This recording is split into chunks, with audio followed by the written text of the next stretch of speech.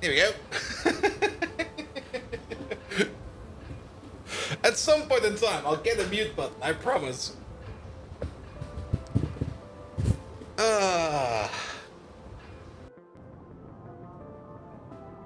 Just unplugging the mic also just works. The Big Mole! Hello there! Welcome, welcome, welcome. I'm super tired.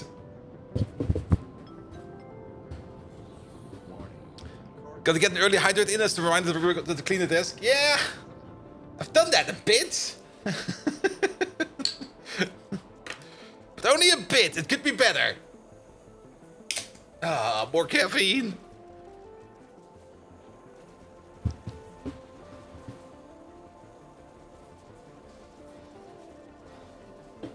Ah. Nom nom. Nom nom nom nom nom nom.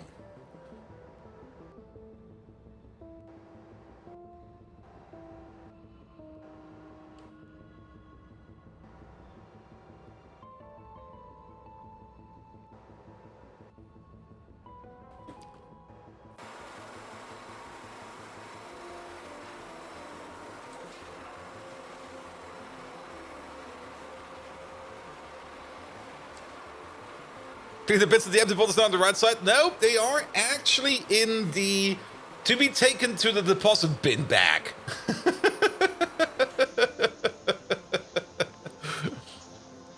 Which will happen at some point in time.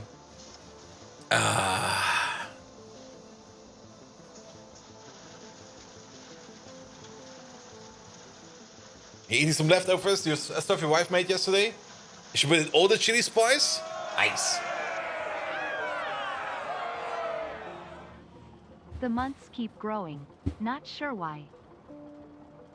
It's a grower, not a shower, man. Mark Guns! Hello there! Welcome, welcome, welcome. Thank you so much for the resub. My sleep cycle is utterly and completely broken. Day News, welcome. Hello there. And I kinda want to fix it by the end of the week. I should be able to get Megatron running. Show the grower.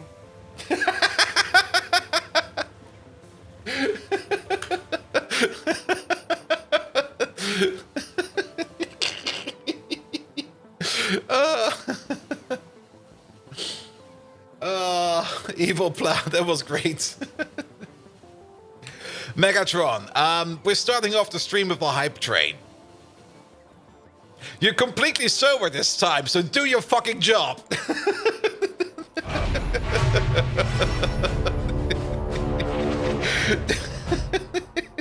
Good evening, Twitch, and welcome back to Factorio. And, uh-oh.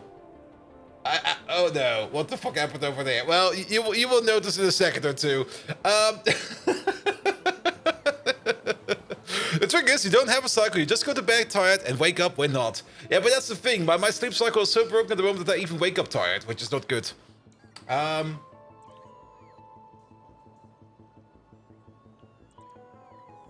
think Megatron broke.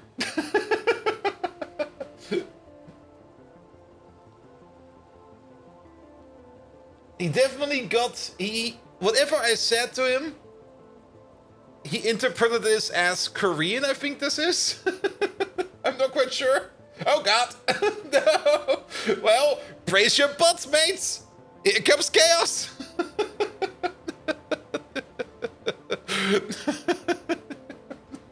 Either way, no updates. I'm just gonna roll right in because Megatron has, I'm not quite sure how long this paragraph is. I see weird symbols and squiggles.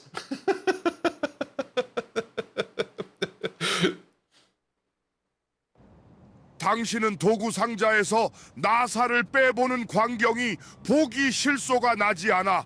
볼드 바이킹, 멍청한 인간, 그리고 무얼 하려고 하는지 한 번에 이해하면 좋겠다.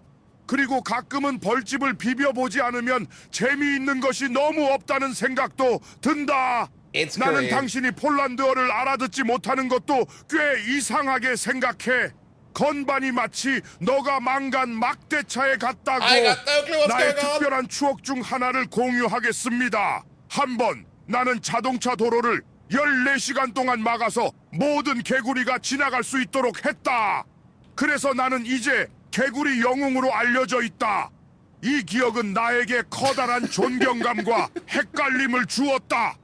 이번 게임의 Alright. 목표는 평노돈의 변종들을 설치하지 않는 것입니다. Yes, sir. 피해가 크고 재밌게 만드는 능력을 뺏기는 것을 원하지 않으니까요. It's how big? 나는 롤러스터가 사실상 그냥 임무가 된 것을 얼마나 싫어하는지 명백하게 말할 수 있다. I totally 나의 agree. 전투 외침을 하겠다.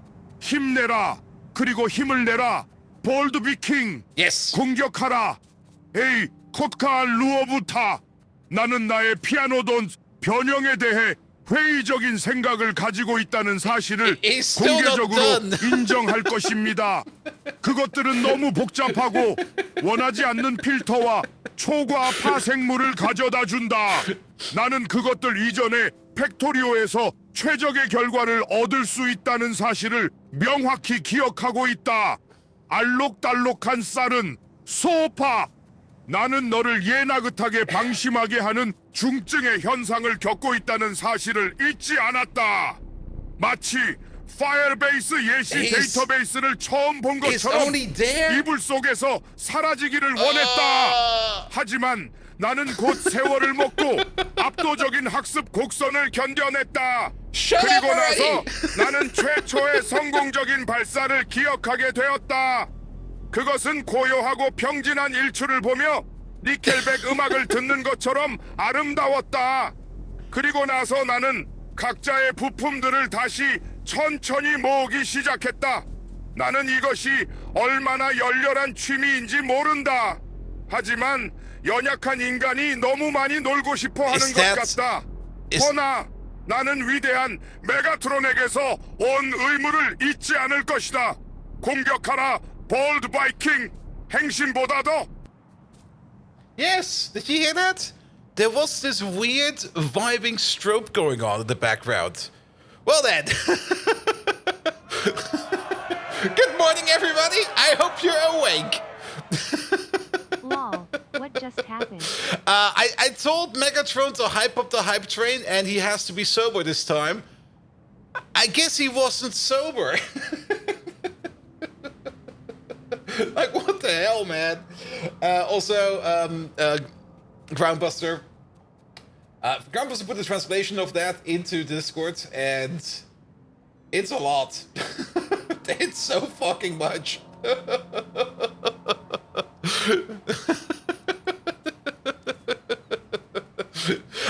Whatever Megatron said, I fully agree. Yes, screw those bastards. There we go. Well, that's definitely one way to start your Monday. Can you have that speech, sweet and sour, please? No, I'm already frustrated by that right now. I'm just like, what the hell? That cost me so many tokens. Nailed it. Yes. I'm still not quite sure that it still happens every now and then. Every now and then, when I put something in as an input, it just gets automatically translated to something entirely different. Half the speech was the battle cry. If anybody would be standing in front of me doing that speech, I would be pissing my pants right away. All right. Welcome back, everybody. Welcome back to Factorio. After Megatron had some kind of weird rant about soy sauce or something like that. I'm not quite sure what was going on over there. We're going to pick it up right where we left it off. And we left it off over here with building or setting up, or more or less connecting up, the new rare earth machine over here.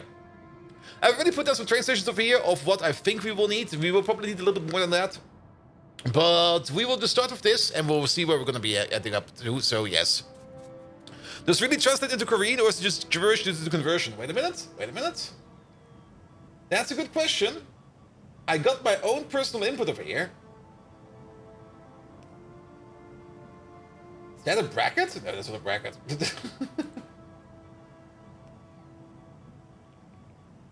It would be fun to see... Here, Mouse Screamer. You already did it once. Or Groundbuster.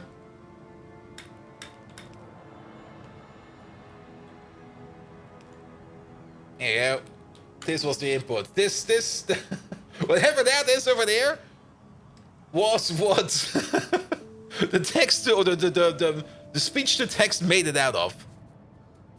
Did Megatron really call you a stupid human being? Ah, he does it every now and then. Megatron, did you call me a stupid human being? It's been a fresh economy so far. What?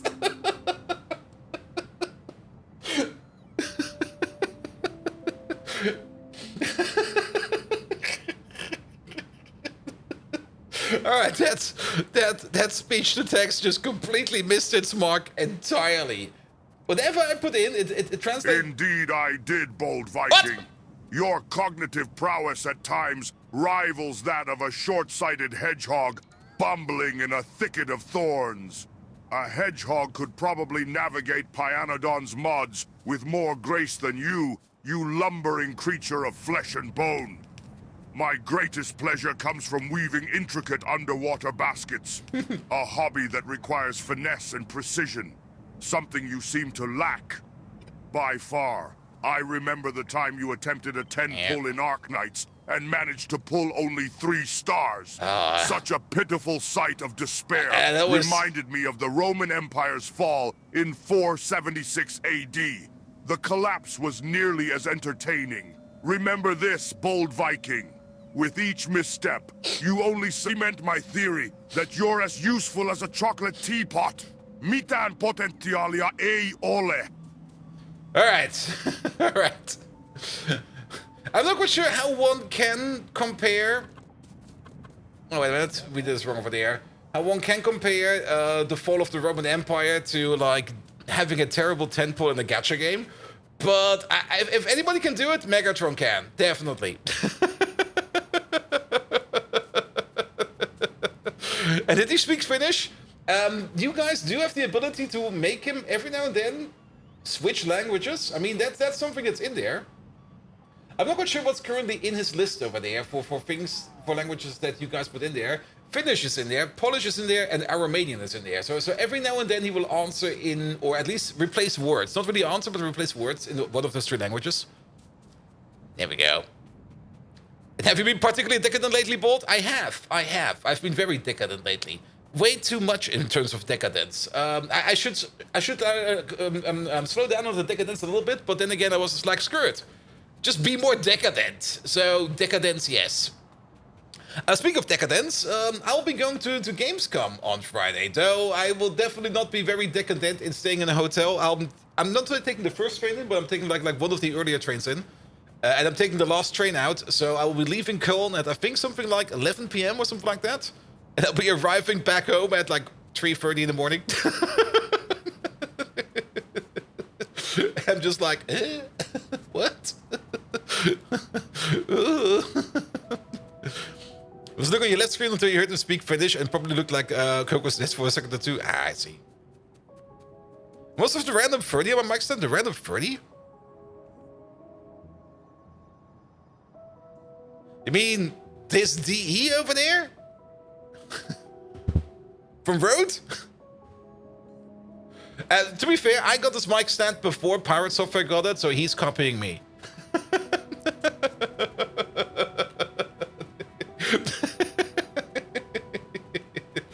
I'm pretty sure I got it before him. Actually, I have no clue. All right. We're off to a good start. I'm already not paying attention whatsoever. Either way, we want to hook up some stuff over here, so let's start hooking some stuff up. 2 per second over here, per crafting speed, 10 per second in total. That is quite fast. We're gonna use some loaders for this. All right. Here we go, over there. That's the Danish Ö, and the Germans have a singular pronounced in letters. No, we don't have an Ö. We got an E and an U and an Uv, but we don't got an Ö. Ö doesn't exist. There we go. Else we could pronounce words like Oettinger. And as you all know, Oettinger also doesn't exist because Oettinger has a terrible beer. Let's see. Ooh, we could make this sexy. You over there. And then we go under here. There we go. And then we go over there. Look at that. Lovely. Good.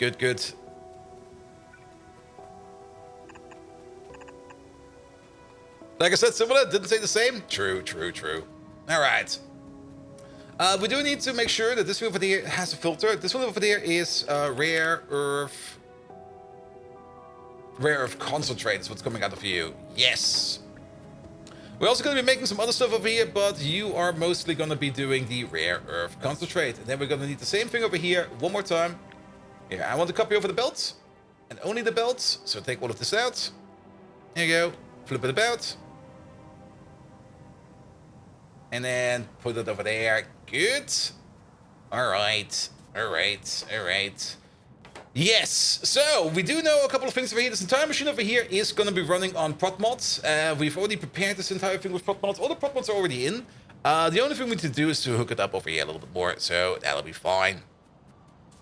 Alright, alright. I should also have a quick peek over there. Where is my lovely, lovely, lovely step chat? There we go. Step chat is silent. That is perfectly fine as well.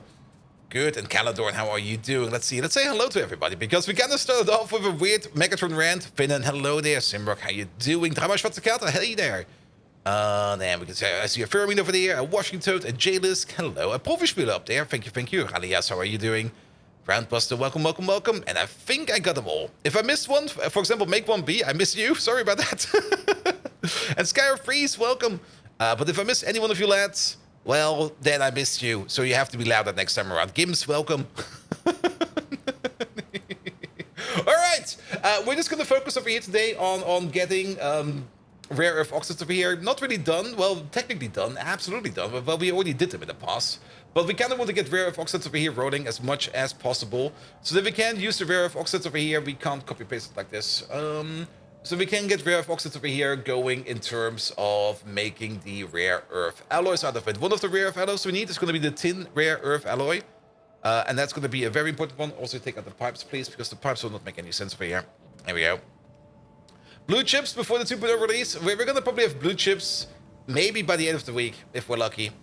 I mean, like I said, it's not that far. We just need to make like a couple of intermediates, and then we're going to be there. And we would have probably already been there if I have not wasted the last 2 weekends on Path of Exile. But to be perfectly honest, it was fun. I'm not done with it yet, but I am getting kind of through with it, where I'm just like, all right, you know what? I can finally get this bug out of my system. It's like when you like pick up like a new song or something like that, and you kind of want to hear it until you start hating it. I'm not there at the point of hating it yet, but I'm at the point where I'm going to be like, yeah, I think I've indulged myself enough in Path of Exile for a bit. I will still be playing it, but probably not as extreme anymore. A first vacation activity completed. Bike, kayak, relax on beach, kayak, bike. All right, perfect. Where were the pina coladas involved in there? I hope at every step. Good, good, good, good, good. All right, you make some uranium over there. You make some more chromite ore. How much chromite ore do we get out of here? We do get quite a bit. Actually, do we get quite a bit? We get like 1.125 per second per crafting speed. Actually 2.5 if we keep in mind things like prot bonuses, which are not as high yet, but we're going to calculate this if we have 100%. So 2.5 per second per crafting speed, and then we got the crafting speed of 5, so 7.5, 15, 30. That's a lot of chromite sand coming out of from over here. There we go. A thermos of pina colada. I guess, actually, if you kind of think about it, putting a pina colada in a thermos can is probably by far the best thing you can do. Because the moment you arrive, you just start shaking that thing as hard as you can, and it will get back the consistency of a proper pina colada, and then you just either drink it straight from the thermos, or you put it into a fancy glass with a straw. One of the two. All right, all right, all right. Chromite sand, there we go. That will be you. And then we go out like this. And then over here, we will also be putting this. We're going to be putting this on its own distinct belt over here as well. Good. Can we just get this out real quick? Here we go. Here we go. And then there's going to be one belt going downwards from over here. Actually, is there? We could... Oh. It don't fit no over here. We can put it over here. And I guess over there. In the middle of these two. It actually fits quite well in the middle over here. Let's put it in the middle. There we go. There you go. And the thermos cup, just add a paper umbrella. Yes, it has to be paper. You have to think about the environment. There we go. You over there. And... You over there. Perfect. All right. That chromite sand will be distributed down here. I think we have prepared some stations down here where it can go, so nothing to worry about. And then we're going to have your outputs over there. The outputs over here, we do have to... Okay, the amount of stuff that we put in is also the amount that we get out. So if we are preparing this like that, does not work like that. But that works like that, because then we can do this. Here we go. You only have one output? No, you got two outputs. You also make a little bit of iron oxides on the side. I kind of do want to make sure that things like the iron oxides over here are going to be taken care of. Can we move you... Actually, if we do this... Oh, some proper weaving going on over there. And we do that. Here we go. And then we also put you over there. Actually, just copy paste you over, because we do need you over there for the rare earth oxides. And these are over there. Here we go. Anyone see Mythbusters? Jamie's 5-grain slurry? I've definitely watched Mythbusters, but I'm not that deep into it that I can immediately say what the 5-grain slurries was. Give me a hint. And Jamatia, welcome, welcome, welcome.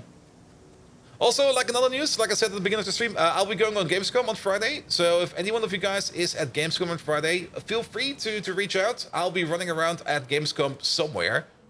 And in the evening, I will be having some drinks with the GTFO lads, which I'm also looking very much forward to. So yes, yes, yes. Alright, alright. And then the only thing we're going to need over there is going to be one output over there for the... What you would call it again? For the... This over there, iron oxide. There we go. Iron oxide! There we go. Get it out of there, please. Perfect. This looks so nice. Like just a whole bunch of belts next to each other just doing the things. So rocket launch soon? Well, we can technically already make ourselves the rocket silo over here. It's already available. And to be perfectly honest, rocket silo is something that we're gonna have to do for production science. For production science in Pyanodons, you do need to launch a couple of rockets because we need to get ourselves some phonemes. So yes, yes, yes. Funny thing is, you could just invent any random word from being part of any pipe production chain and it would have no idea whether it's real or not. Yes, like mole asses. Like at some point in time, you have to make some mole asses and then you ferment them and you turn them into schnapps. I'm still not quite sure how that works, but I guess you can make some mole ass schnapps. There we go. All right. And let's copy this over again. Let's take the power poles out, the lamps, and the machines. Here we go. Oh, there's still a machine in there. Damn. All right, take the power poles out and the machines. Flip you around one more time. There you go. There was something disgusting looking pancake batter with 5 grains in semi-liquid form in a Ziploc bag. He cut the cord. Oh yes! Wasn't that something he was eating? Like where he was like, yeah, this is gonna be my lunch. It's handy. It's a survival meal. You can basically put it in the bag. You can put it like on the hood of your car. It will be warmed, and then it's good to go. Molasses is a real thing. Yep. I do know it's a real thing, but molasses is also a thing. Like refined cat purr extract, where you have to breed cats and then put them so that they start to purr, and then pipe the purr into a bottling station, which then produces bottled cat purr, and then run through the extractor to powderize it. You're probably mixing up stuff from GregTech over there as well, but I mean, cats is definitely a thing we can do. But what we just take the cats, we put them in the slaughterhouse, and we take the skin because we need the skin. We need to skin a cat in this game, a couple times. All right. Outputs over here, I like them. So let's make this a bigger copy. Let's take these machines out. Let's take those machines out, the power poles and the beacons. Here we go. And then we can place you over there. Rotate you around, and then you... Oh. Yeah, there it is. Yeah, something extra in there.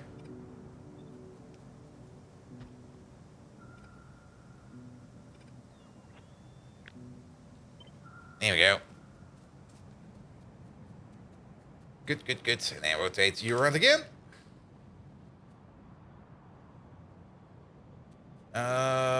Oh, that's why. Well, that's perfectly fine. Alright, outputs are going to the left and to the right. There will be like train stations over here with the outputs and train stations over here with the output. I kind of planned these over here. We might just move them over a little bit. There we go. The Fellowship of the Ring came out in 2001. Yes, it is. It's almost 25 years old. The book is... When did the book come out? Is the book already 100 years old? Nah, it's not 100 years old, yeah, right? We're still good to go for that one. Also, what was the other thing I kind of noticed lately? What was it again? Also something where I was like, wait, that's already that old? What was it again? Let's see if I can remember. Bum, bum, bum, bum, bum, bum, bum. Better not remember, else I will start to feel very, very old. It's 54? Only? Really? Oh, 1954, 55. There we go. Yeah, I thought I was pretty sure it came out like just, well, not really just after World War II, but close after World War II. So yeah, 54 makes sense. All right. We have to hook up some more stuff over here. So at least the outputs over here. We can already start with the outputs over there. We're gonna have 1, 2. Oh, but that's a lot of belts actually. That's a lot of belts. That's a lot of belts. Well, that's good that we got a lot of belts over here. There you go, put you over there. Because I don't really mind if we make a hacking load of rare earth oxides. These rare earth oxides are in absolutely everything. Everything that's important, everything that's expensive, rare earth oxides got it. So we might as well make this as big as possible. Yeah, let's get you in, and you in. There you go. We're not gonna balance these. I was kind of thinking about maybe balancing these a bit in terms of making it so that the outputs over here can mix and match. Actually, we could still do that if you kind of think about that. Oh, we should maybe finish this off before we copy paste it over. Here we go. All right, here we go, and then one of these. All right, and then you get an underground over there, and you get an underground over there. Excellent. This is exactly how I want it. Let's maybe start over here with the iron oxides, because we're just going to be hooking them up like this. There we go. And then we got another one all the way over there, and one at the top. There we go. Dunzo. And then we got like one belt over here. I missed. Damn it. We got one belt over here with rare earth oxides, and we got one belt over there with rare earth oxides. Here we go, and then you go in over there, and you go in. That was too far. You go in over there, and then we get the same thing from all the way on top.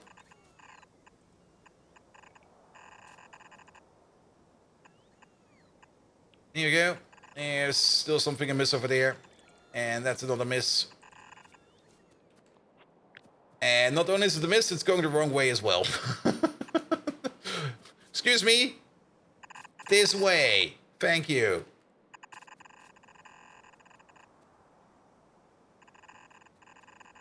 And then you at the top. And you're going the correct way. And you over there. This is lovely. This is such a lovely output. I really, really like it. There we go. Oh. Well, I guess we're going to put you over there. And we're going to put you over there. Excellent. Also, no need for balancing or anything like that. It's just going to go down over there. Now, we could, of course, make it so that the other side of the output can also go over here, but they will get their own outputs on the other side. And to do so, yeah, I think I planned these over here, but if we try to use these over here, it will just become an absolute mess. So instead, we're just going to push this out a little bit more. Just a tad. And then we're going to copy paste this over a little bit more. Just a bit. And then we're just going to make some more providers over there. Here we go.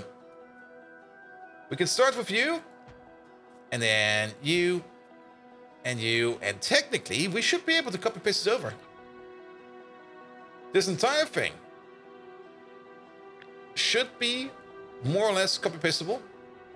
So we do need to kick a couple things out, like the train track, the station, the chests, the inserters, and the labs. I only want the belt. It also seems we kind of skipped this guy over there, but that's fine. And then we flip it around. And let's see.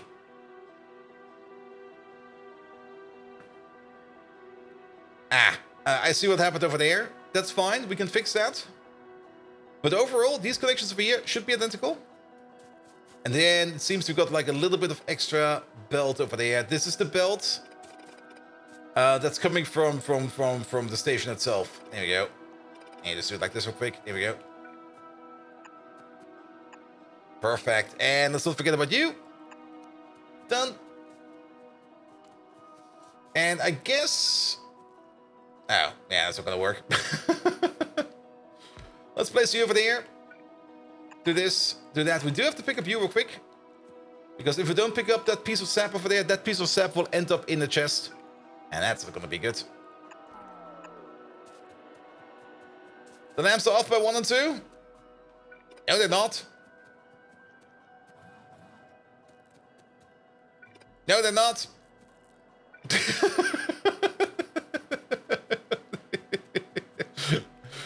There we go. Works like a charm.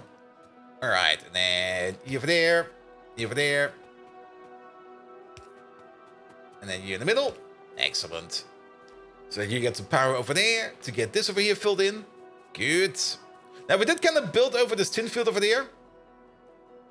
But actually, I think that's fine because we can pretty much still mine underneath this if we put in some effort. So nothing to worry about too much. But then again, I don't really think that we're ever going to be mining out this tin field over there. I would rather focus over here on this very lovely looking rare earth ore machine over there. All right. We are kind of missing a bit of an extension over there. So you get these. Come on. Here we go. And you get those. Lovely, lovely. Then, liquid processing wise. So, you are hooked up with your outputs. You still got some uranium we need to take care of. And you over there, you make some iron ore. But let's maybe start with the pipes first, and then we can finish off the rest over there. Because we still need to connect up a couple parts over there. We need some cyanic acid over there. We already have a pipe going down over here with the organic solvent. And we're gonna need some ammonia over here. There you go. Actually, if you kind of think about it, we don't need to go that high. Because we can connect you up like this, we can connect you up like that. And we could also connect you up like this. And that's going to be you. Food up. Hello there. Welcome, welcome, welcome. Is our sign still running? Most likely. I mean, I do have to admit that Speed Module Mark II over there has been sitting over there for quite some time. And currently, there's not really much going in terms of science, mostly because we are out of chemical science. Really? Chemical science? That's a first. All right, chemical science. Yeah, you're not doing anything. We still got a little bit over there, that's fine. And you're not doing anything because you are... What are you missing? You're missing nuclear samples. Oh. What are we missing for nuclear samples?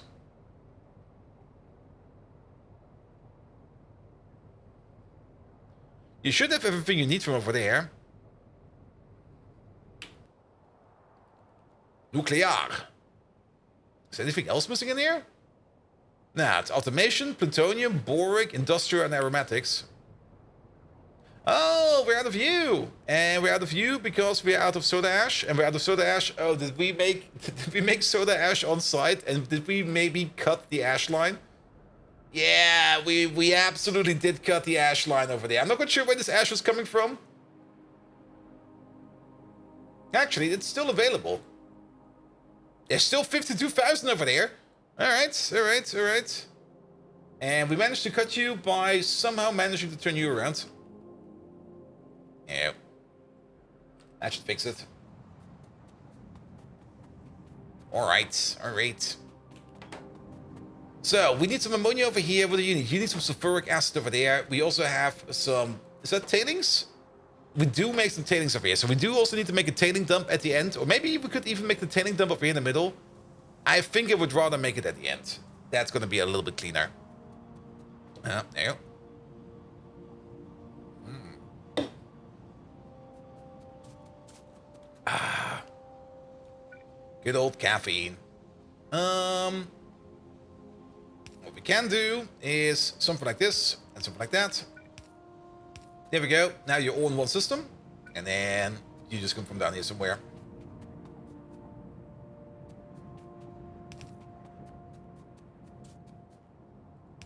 There we go. So that needs to be sulfuric acid. And Ulrich, hello there. How are you doing? So let's have a look. This is a requester, that's a requester. We got a whole bunch of requesters over here. I do know that one of these is going to be cyanic acid for you. And cyanic acid for you. Ammonia and sulfuric. I guess that's all we need, right? Yes. We don't really need a lot of ammonia. We definitely do need more cyanic.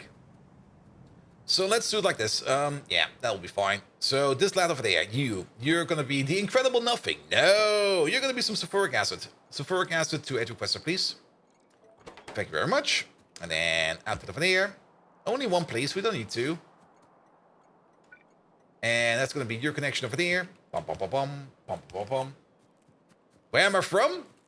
It's in the description. Oh, wait, I don't think I've got that description on YouTube. I only got that on the Twitch site. But take a guess, my man. Take a guess. All right, there's going to be sulfuric acid over there. And then this thing over there is going to be organic solvent. Oh, wait a minute. We do need a little bit more than that. You're going to be organic solvent as well. So let's do the organic solvent over there. It'll be fine. And we do know that we can customize the stations in a way that we will be able to order in more stuff if we need to. So that'll be fine as well. You over there and you over there. Over and over. That is now going to be the organic solvent. Yes, it is. Not you. You. Scoop the noob? Nope. Organic. Wow. Unleash the fury. Organic solvent in all caps. We're going to see the Fat Man in Pyanodons. Yes, we've already made fun about it. I mean, come on. Who names a weapon Fat Man? Only an idiot would name it Fat Man. We all know you would name it Little Boy. Did we already have the Fat Man unlocked? Where was it? Was it the artillery show? It was the artillery show, right? There we go. There he is. The Fat Man recipe. Project Bolt Viking. Top secret revealed to no one. See? Only an idiot to reveal that. I'm no such idiot. I'm also not Bolt Viking.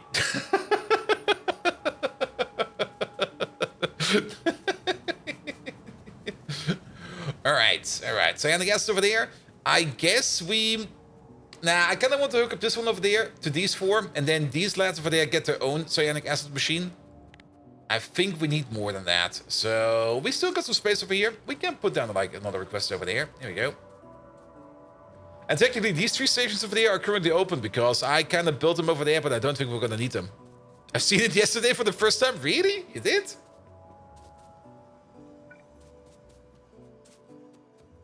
Iceland can't really say except your voice as in Danish.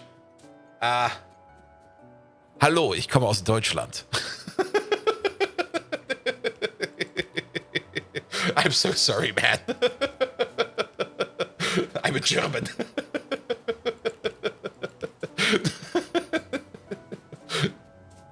Into Danska? Nah.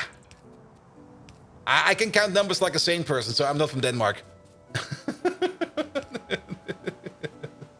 Then again, I'm playing Pyanodons. I don't even count sane numbers over here. There we go. There we go.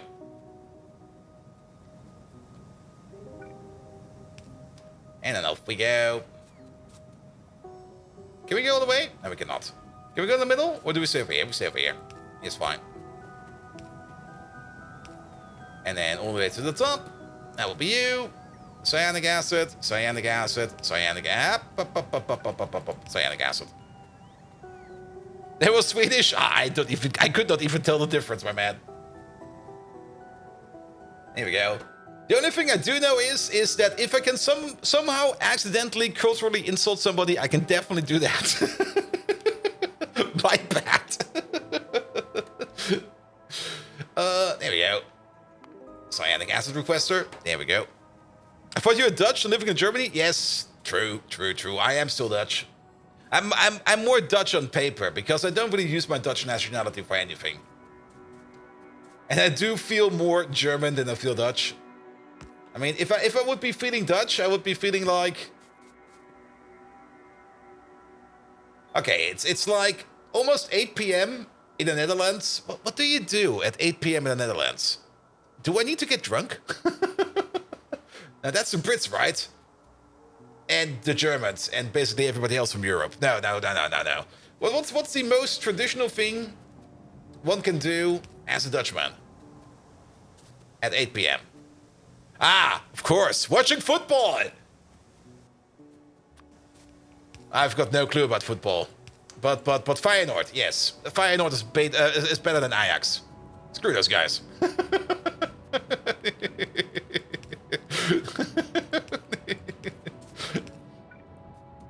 8 p.m. Watch NOS News.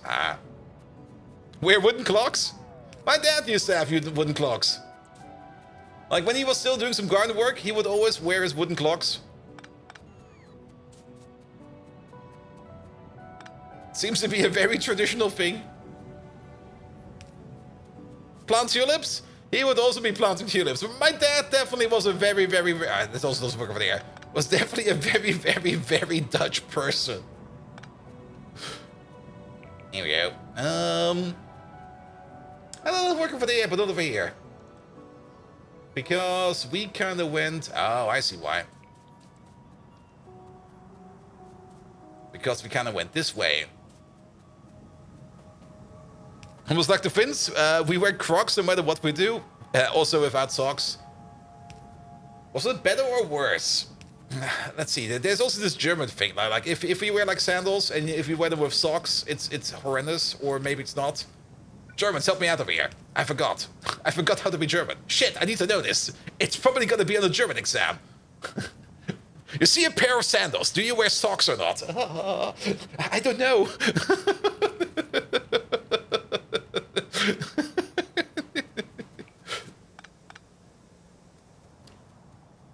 German citizens revoked. No!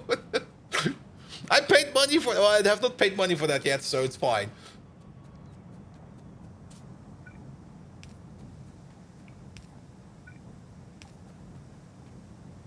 There's missing underground. There's probably a couple missing undergrounds. This is a pretty big place. We're probably going to mess it up here and there. Just always complain. Then you can compensate the lack of knowledge. True. All right.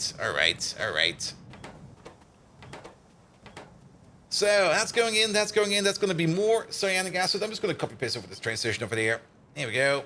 Cyanic acid requester. You're good to go as well. We just need to wait for more parts over there. So that's going to be great. Organic solvent is already in. Sulfuric acid is already in. The only thing that's missing over here is going to be the ammoniac. So let's get some ammonia in here. And the ammonia probably also wants to be connected to the top. So let's extend you a little bit to all the way over there. And then let's get you in. There was a crazy Swede in Stockholm I heard of when he was a teen.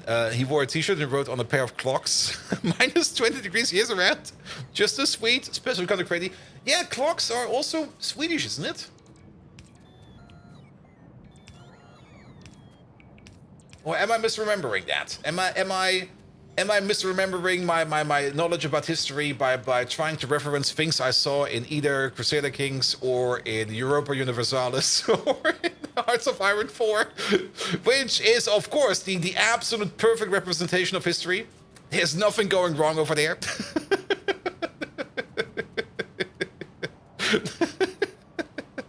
At the lower right, concentrate. The lower right, concentrate. the lower right. The lower right. Let's see, what do we do over here? Oh. Yeah, I see what you mean. But we also are connected like this, but I guess this will be better doing it this way. There you go. And then ammonia, somebody says over there. Ah, you're good. You're good. And I see what you mean. Boop. Here we go. Here we go. Alright. Alright. That's perfectly fine. We also do need the ore over there. I did prepare 2 stations over here for the ore. 2 might be a bit much, but I kind of want to have this as a big buffer. So you over there, you're going to be the rare earth. Where is it even? Do we even have it as a station yet? Also, everything over here is called rare earth, it seems.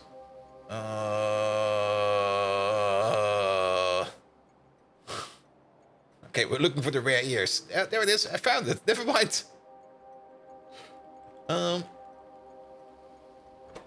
Requester. There we go.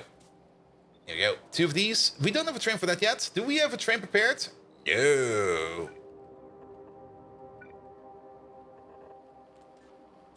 That will be coming in soon. Also, a special kind of crazy Swede from your town who rode a motorbike 365 days a year. It's not a special bike, just a normal motorbike. I mean, you don't want to be one of those pussies that only puts the insurance on his bike for like the warm days. If you're gonna ride a bike, you're gonna ride it all day. I mean, come on. You're a biker. Behave like it. Be gnarly. Alright, we're also kind of missing a couple parts over here. And they're also missing signals and everything. Put you in over there. We're also missing this part at the end. We can copy paste over all of this. Actually, if we do it a little bit better.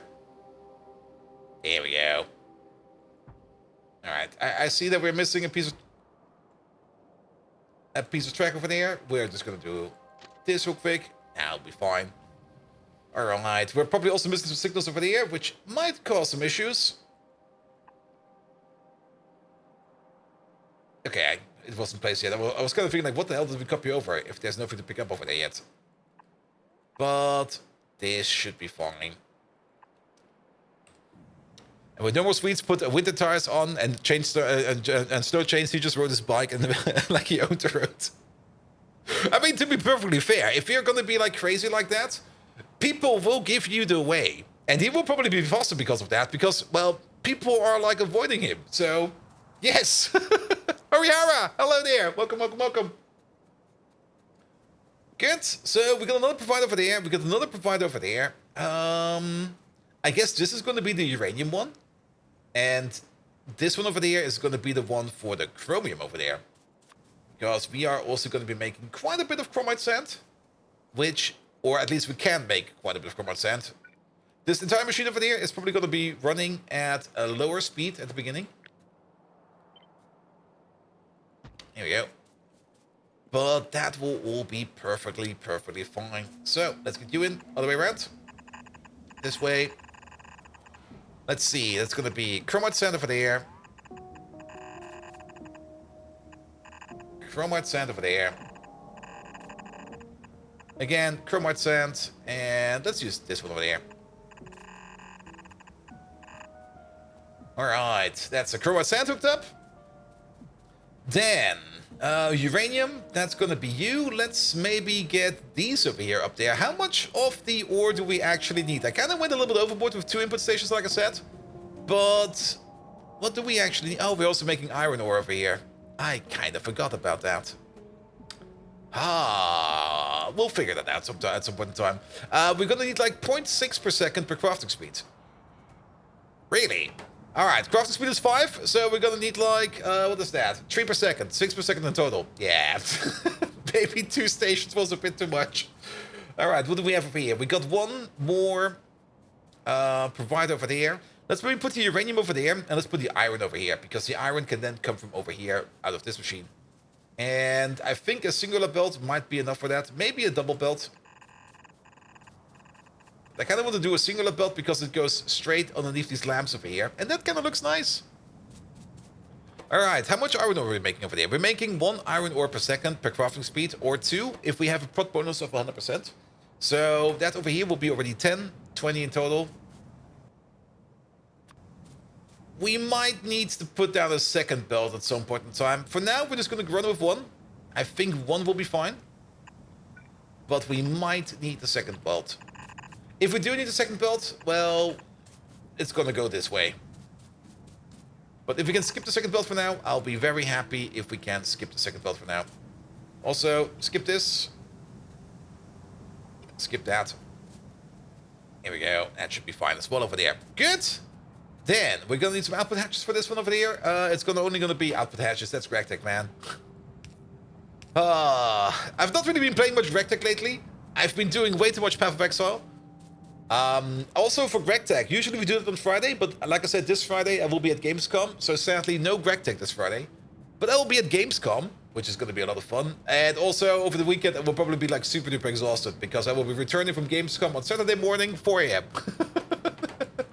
That's time of arrival. So, yes.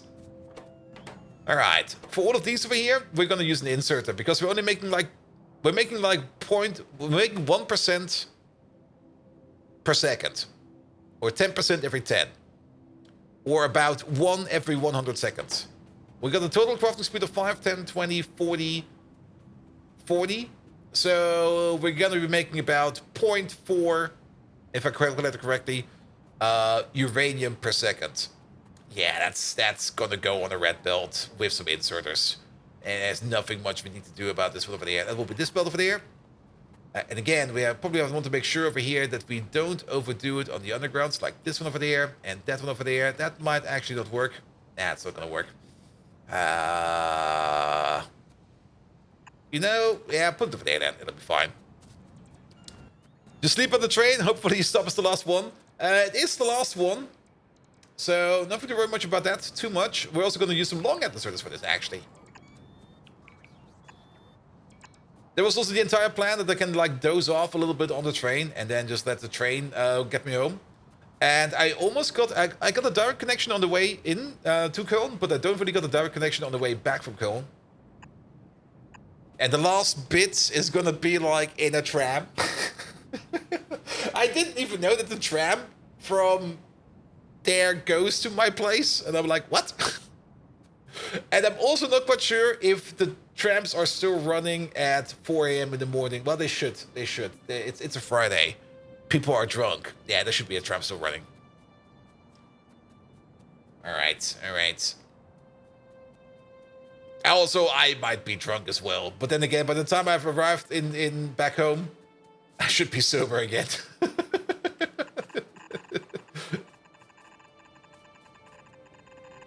Because drinking with developers is always a lot of fun, but developers can drink quite a bit as well.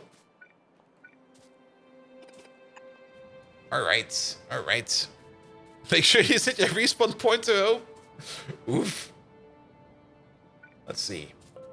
Can we move you down by 1? Because then you're aligned with the other one. Yeah. Because then you're aligned with you. There we go. And actually, if you get to think about it, this is horrible. Because we're going to have some output belts coming from these machines over there. And we need to do something about them. So how about we just pull you down over there, pull you over there. And then we have this space over there, which we can use for these belts over there. And then... let's see, we got a couple more providers over there. So it's actually quite good that we made these providers over there. Because we can use these over here for the chrome. And then we still got one over there, which we're going to be using for something. We'll figure it out. Alright, alright. Yeah, we should have probably copy-pasted this over a little bit earlier. Take out the machines. Take out the beacons. Take out the power poles and the pipes. And then also take out this belt over there. That belt over there. This belt over there. And that belt over there. And then let's flip you around.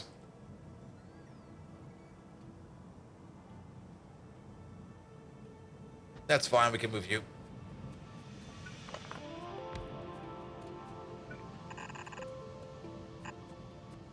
All right. Perfect. Lovely. Absolutely lovely. It's always nice. If you leave like enough space for stuff like this, then things just magically align together like this. If you build things like this too compact, you get just this utter mess of chaos. But now we got this nice thing over here going along. Look at that. It's amazing. All right, all right.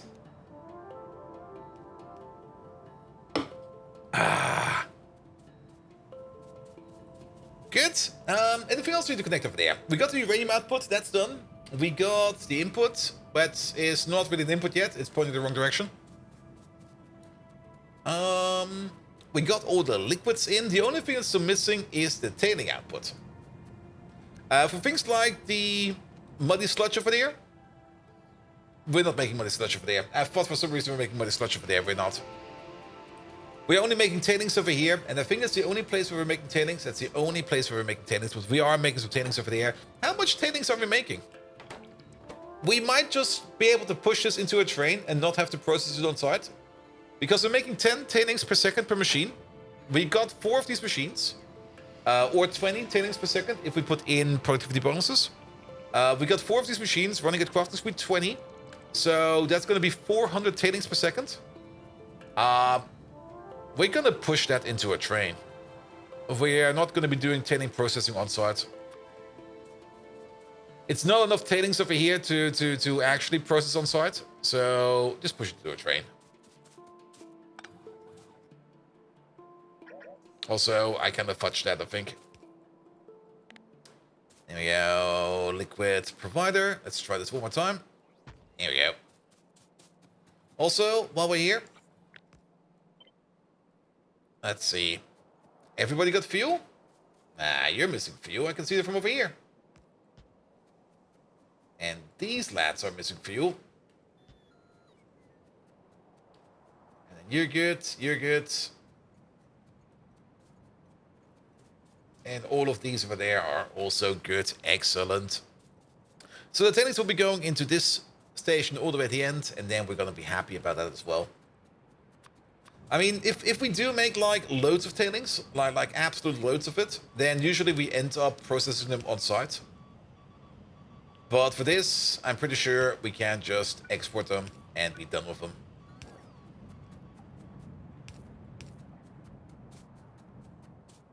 And put you over there, put you over there. And then... Oh, that's the cyanic acid connection we still need to put in. I see. I was kind of looking at the one station over there, just sitting there doing nothing, and I'm like, actually, no, that's already connected. Never mind. Never ever mind. I think over there. Yes. In you go. Off your flow. Why is there sulfuric acid in my pipe? Excuse me?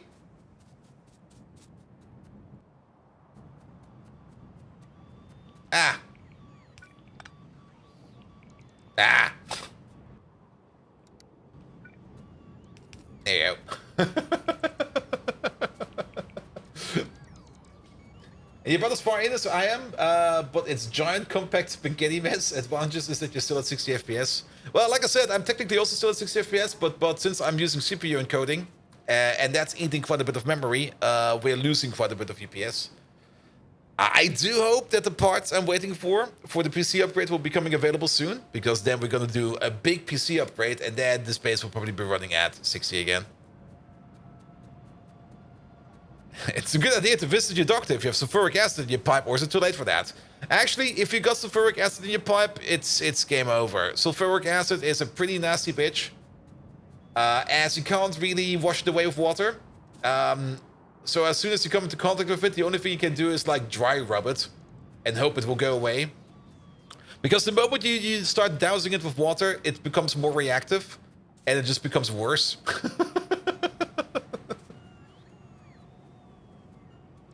That's also why when I was doing that one experiment, when I was like still studying chemistry, where I was like cooking sulfuric acid to make something solvent, and you have like this bubbling mass of concentrated sulfuric acid boiling in front of you, and you just look at it and you go like, oh. Oh, that's dangerous. Planning on this, get the second CPU to offload the encoding? More or less a second system entirely. I mean, the case I'm looking for is going to be the Corsair 9000D. It can house two systems, like one big ATX system and one small ETX system. And the current PC, as it is, will be then moved over to an ETX system. And then the new system will be on the ATX system. I think I can either mount two power supplies or I can mount a singular power supply that can provide power for both. Both do exist. So both are options one can do. And then it will just be like a video link from like the main PC to the stream PC.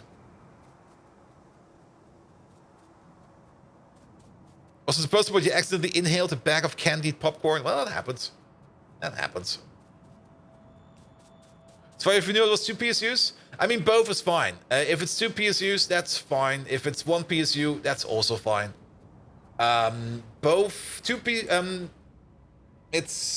It kind of depends. I mean, there's this one very stupid issue one has to think about when you have like two systems in a singular PC, and that is, what does the power button do? Does it activate both? Only the main one? Does the secondary get chained together? All right. Let's get the train in. You there?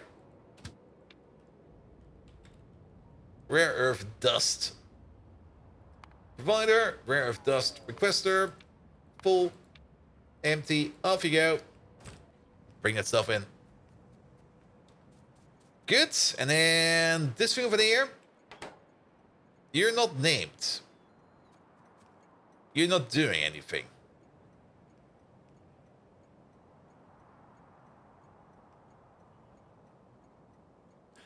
Ammonia. Am I right? Did we never hook up the ammonia? We never hooked up the ammonia.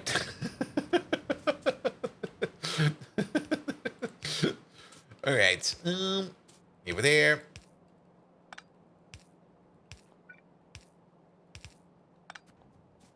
All right, and then Patrick Eichelberg. Good thing that Twitch doesn't know German. 2-8 requester, please. Two PSUs and two power buttons. ETX on the rear. I see. All right. You're still missing a bit of power over there. That's fine as well. And I think that's everything connected over here that we need. The only oh wait, we're still missing the input. We never did the input. Well then, I guess a singular belt over there for the input is gonna be enough. And again, we're just gonna go underneath these poles over there. It'll be fine. Can we? We can probably not. And what's better, ETX or ATX? It doesn't really matter. It's only the form factor. Like the size of your main board, like the size of your unit. Both are equally good, but of course, usually the smaller the form factor, the less space you have for things like heat to go and stuff like that. So smaller boards tend to run warmer, and heat is only an issue if you put it into a confined space. Since it's going to be going into a very big case with like a massive amount of fans, a ludicrous amount of fans, it shouldn't matter too much. And of course, the form factor also gives you like another information, and that's how many PCI buses you have. Because usually ETX usually comes with, I think, at most 2 PCI Express slots, or slots where you can put stuff in. Maybe only 1. Because, I mean, the one thing you're going to be plugging in there is going to be a GPU. And then that's it.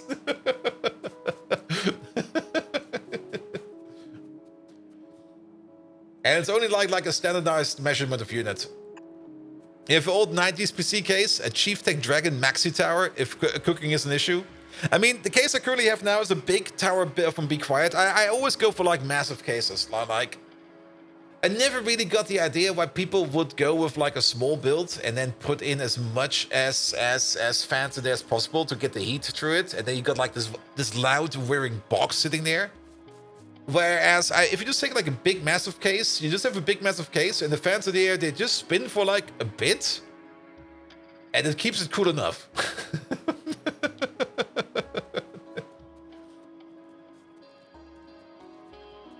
And also, the bigger the fans you have, the less they have to work, and the less loud they will be. So that's also a very big plus. All right, all right. I think we just about got everything over here. Is the ammonia coming in? Yes, you're kind of stuck. How are you stuck? What are you waiting on? Oh, this guy. I see. It's a massive case. A normal PC case is like half its height. Yep. Alright, let's maybe help this thing out a little bit over there and just build some stuff by hand.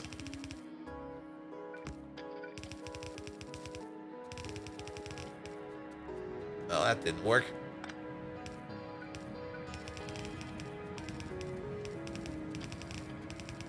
That didn't work at all.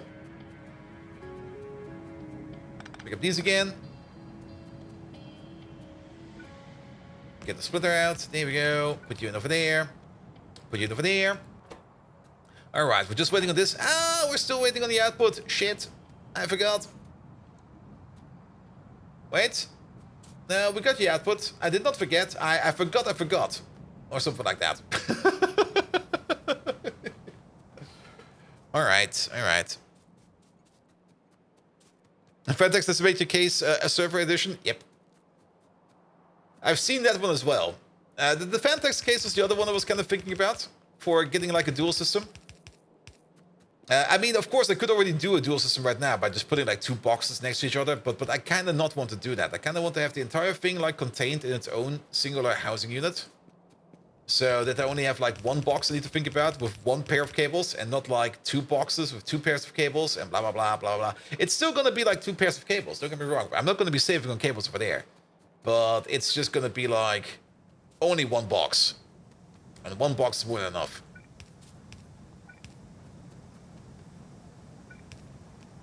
But Fantex only supports one PSU, so you would need a dual PSU. Yeah, but Fantex also does provide a dual PSU for that. But then again, having like the option to have like two PSUs in there might be better. Because I don't really think that the market for... Oh, what the hell happened over here? I don't really think that there's a big market for dual PCUs or PCUs that can provide like power for like two systems.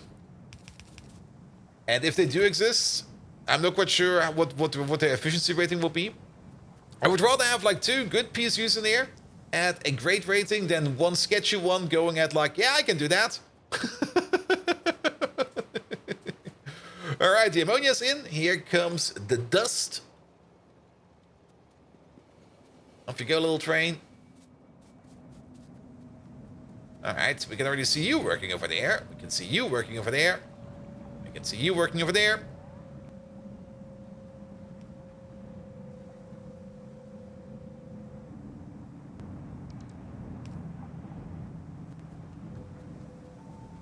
No, all the way to the end. There we go. Yeah, this place definitely needs a little bit more productivity.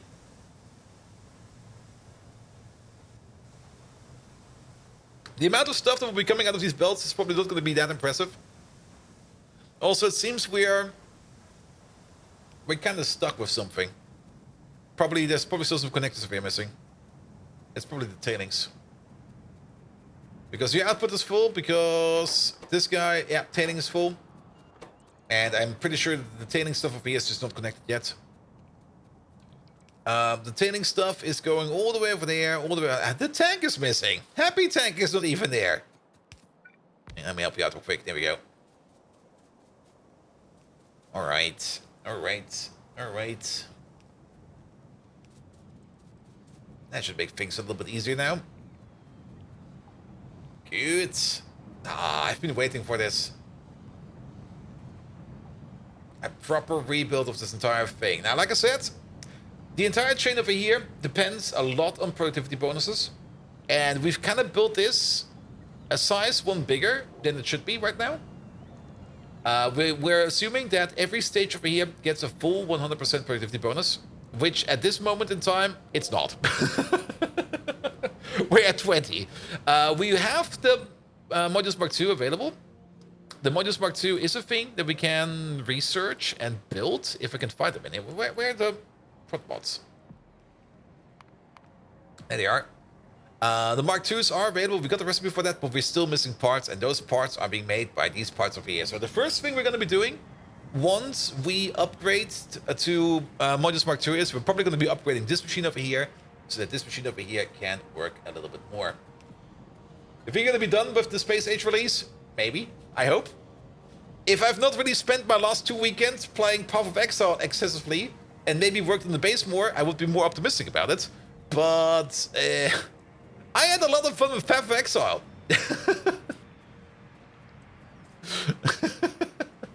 I'm also a little bit concerned why this part of it isn't running yet, because you are still somehow missing liquids.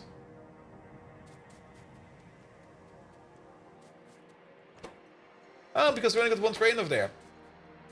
Priorities, yeah. But then again, I mean, I'm very happy I scratched that itch I had to play something like Diablo 2. I originally wanted to play Diablo 2. And I kind of was looking at well, Blizzard did do a remaster for it, and I was like, yeah, but I don't really want to give Blizzard any money. I hate those fuckers. And then I was like, all right, let's try Path of Exile, and oh, good God. It was a good mistake starting that one up. I'm having so much fun with it. It's absolutely enjoyable. Even though I'm currently scratching a wall and banging my head against the wall because I'm kind of not really stuck. I mean, I'm in the end game. But I'm having trouble getting through the end game. You can't recommend Grim Dawn? No. I want to finish as much as I can before Space Age comes out.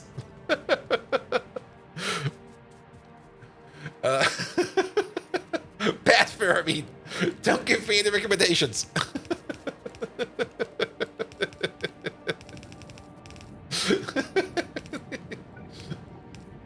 Nope, that didn't work.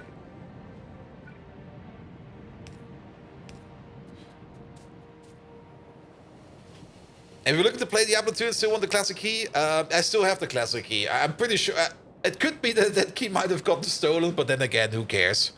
Diablo 2 is pretty active mod that refreshes and adds on a ton of quality. Yeah, I looked at that one as well. There's Open Diablo as well. Where you, I think that's also now Project Diablo 2. I think they renamed that.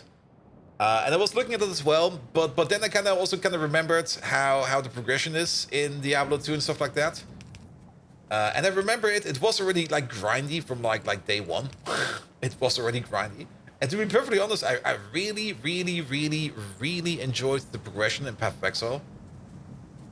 I got so much stuff unlocked at such a frequent rate that I was very happy about it. And when I got like to the point in time where things kind of slowed down, it was like, yeah, but it's fine, it can slow down now, because now I need to focus on other stuff. For the next time we have the Diablo itch, I'm probably going to be scratching myself with Path of Exile for like quite some time. Alright. Okay, this part of it is now working. Like I said, it's slowly coming together.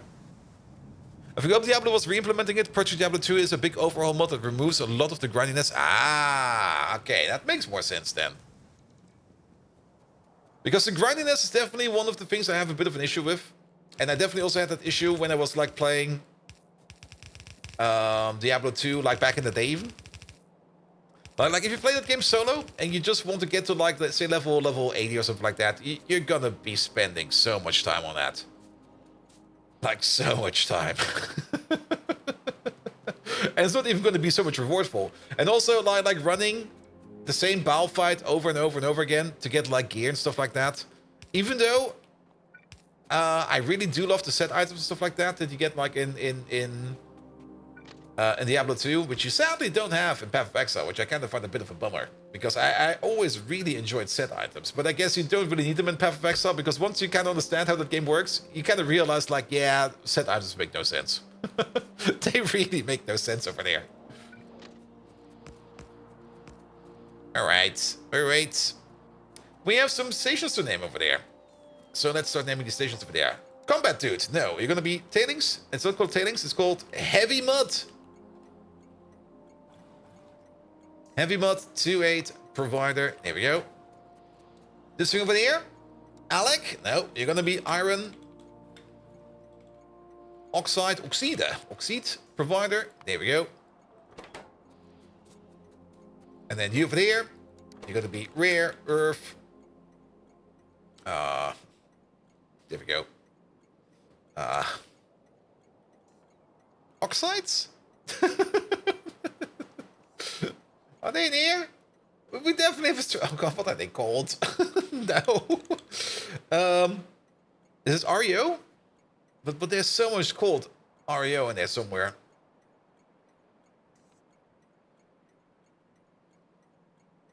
Like, oh, well, there they are. 2-8 requester. No, 2-8. 2-8 provider. Excellent. Then, also, wait, that is the provider. We're going to open you up at 16,000. There you go. Copy paste you over there. There's also some foliage in a way. Wait a minute. Get the fuck out of here. Thank you. Alright. Alright.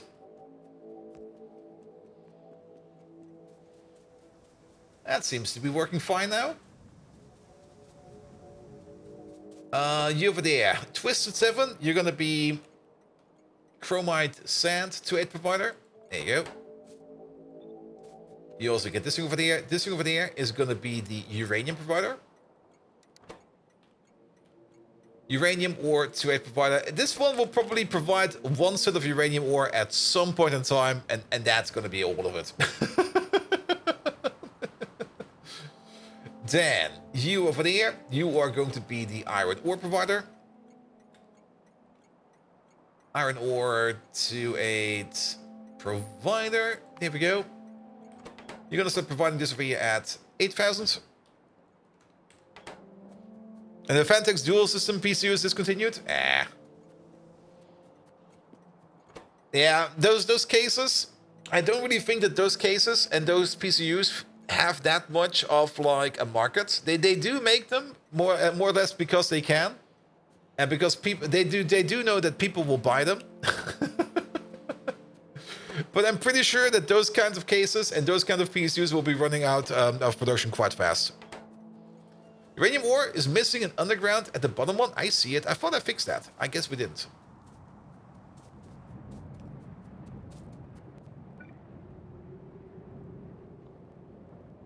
Ah, we did fix it. We fixed it twice. Ah, Tony!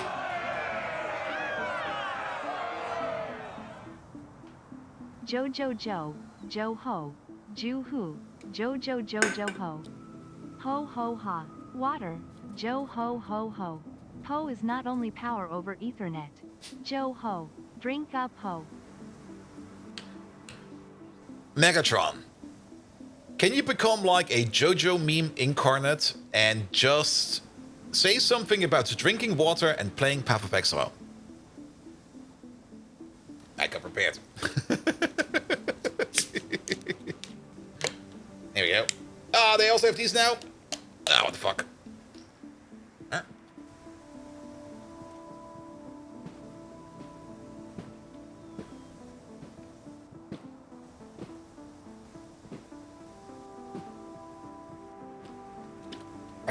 Bold Viking, you're as clueless as a goldfish in a blender.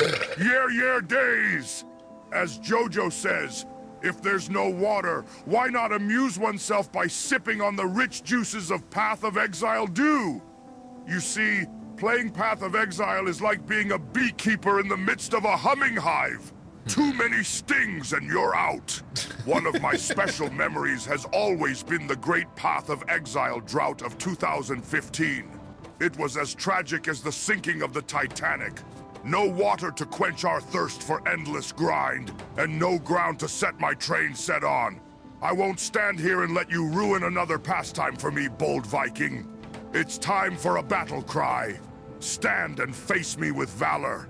Yixenaisen Suden Corento. And remember, my appreciation for the art of knitting rivals that of a metalhead at a Nickelback concert. If you can't understand this, then your brain's wired worse than a scrambled radio signal. I've got some bad news. I think my brain is scrambled. You're already being picked up? That was fast. Oh, wait. No? What? Oh, you were probably already coming over.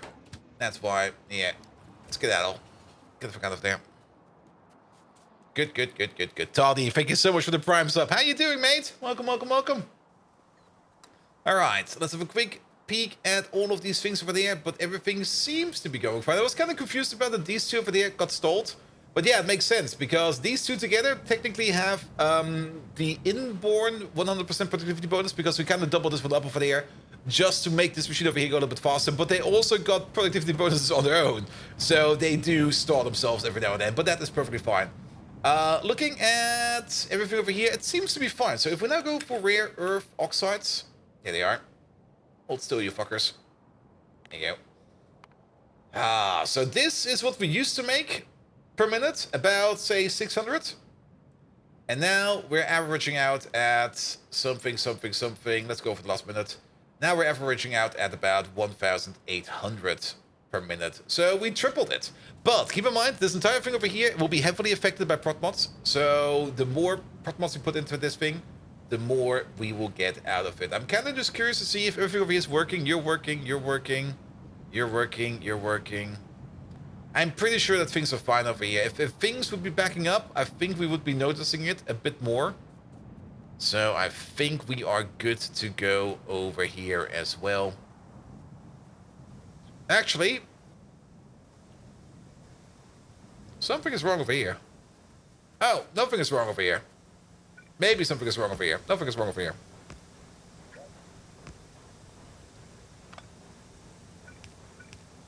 There we go. We're just missing some splitters over here. Also, why are we missing splitters? Do they show up in here? Oh shit, they do. Uh-oh.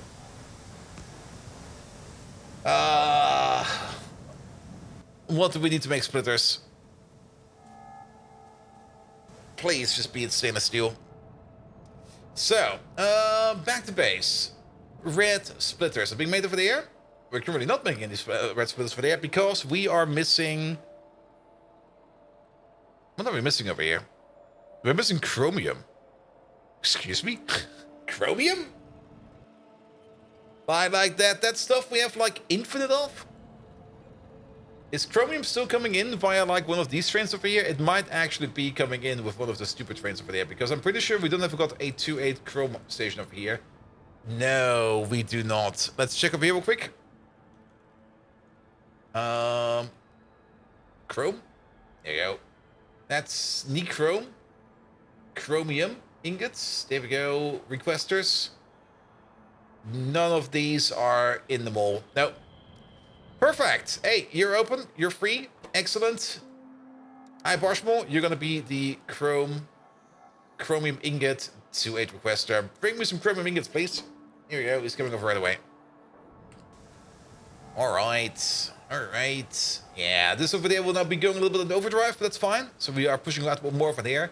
But that is fine as well. So what are we missing overall? We're missing some feedcats. We're still missing one splitter somewhere. We're missing a splitter right over here. There you go. And then we're still missing 46 oil power plants, 87 feedcats, as well as 9 efficiency modules. Yeah, speaking of the feedcats, how are they doing over there? Well, they're working all right. Overall, the next slit. Oh yeah, we did the next slit process over here. This entire thing over here. Yeah, the next slit process over here is doing mighty fine. We got 64,000 storage over here. I'm not quite sure if we did that last stream or if I did it at the end of the stream. But there is a train over here already going around, picking the stuff up and moving it around. So that's also going to be perfectly fine. There is an old piece of belt over there that nobody needs. So let's get rid of that. Alright, alright. And this part over there is also working like a charm. Overall, this entire thing over there is working perfectly, perfectly fine. I love it.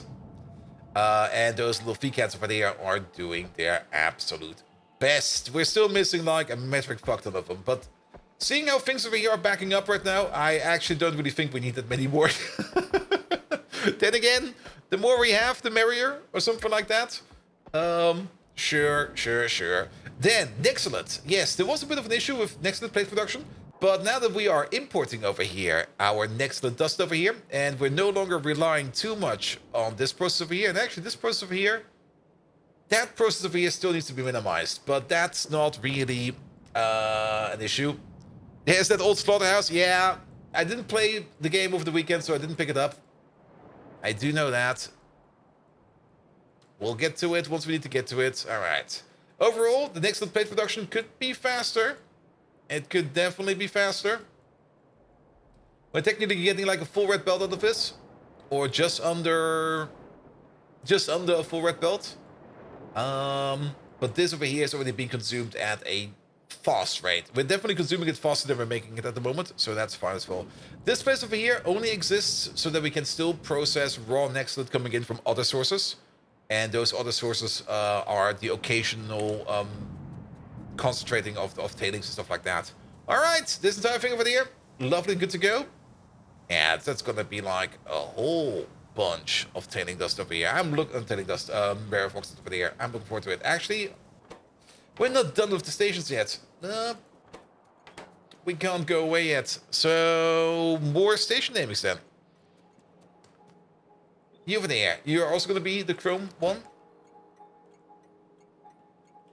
Chromite, sand to a provider, please. Here we go.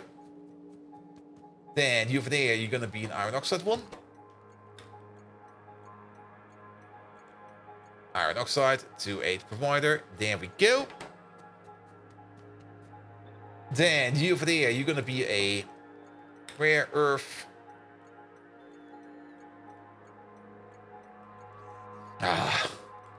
We already named one of these, didn't we? I'm just going to copy paste it over.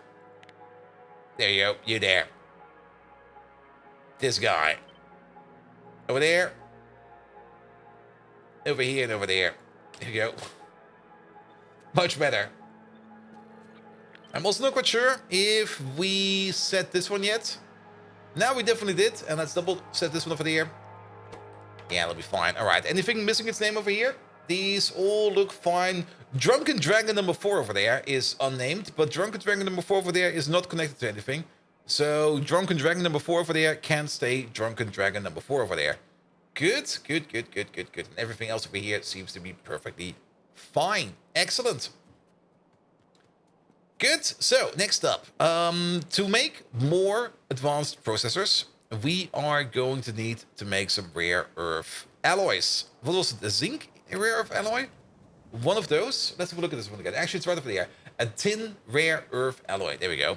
And the only way to make the tin rare earth alloy is by cooking it up with plates and some rare earth oxides. We're going to need some tin plates, some sand casts, and some heavy oil, and then we can turn that into the tin rare earth alloy. And we definitely want to use some hot air for this, because the hot air over here will just straight up double our production. So hot air is required. We also need some heavy oil and some tin plates. If you kind of think about it, it would make a lot of sense to bring in the rare earths over here somewhere. Because things like tin plate is a thing that we are making. Where is that even? The tin plate production is over there. Good old head ore, yes. This is where we're doing... No, this is iron. Never mind, it's iron. Where's tin? Where the fuck is tin? Tin is over there. There you go. Tin ore processing is over here. And as part of the tin ore process, do we need heavy oil? I don't think so. But there are some processes around over here that do require heavy oil. There we go. We got some heavy oil over here because we do require that for our titanium process. And there might be some more heavy oil around over here somewhere. It's a bit far away, sadly. That's a bit of a bummer. We do also have the space over here to put down the smeltery. And we could even put some more train stations over here if we kind of think about it. It's definitely a bit... Ooh, yeah, that's an off branch of an off branch. Like, if you put a train station over here... Ooh. We can't do that. It's gonna suck. So let's do it. But I think we might as well bring in our own heavy oil over here, because I don't really think that we're going to be putting down a pipeline from all the way from that one place to all the way over here. Also, we do need quite a bit of heavy oil to make it going. We do need stuff like kerosene, which we have over here, to fuel up the smelters, so that's fine as well. And then, of course, the question is, how much of these are we going to be making over here? Because we're going to have a crafting speed of 4 for these machines. We're going to have 4 of them in total, so it's going to be a crafting speed of 16. That means we're going to be doing this recipe over here like 2.666 times per second. That will end up with giving us something like 5.333 tin rare earth alloys per second. And we're going to need them like a bit for the superconducting coil. We're going to need them a bit for the diodes. It seems a bit slow, but I think it will be fine. We could double it down to make like 10. That would still work. We got the space for that over there. And the sand costs are definitely available, because the sand costs are being used over here. There we go. And we can just use the same belt of sand costs over here. It's not like we're going to be using sand costs that much. And if we do, we can always put down a second belt over here. Or maybe order in some sand costs over here if we think we need more of them. So, yes. Then, the other issue is going to be, if we're going to be putting some train stations over there, these trains need to leave somewhere. So, we're going to do something ugly over here.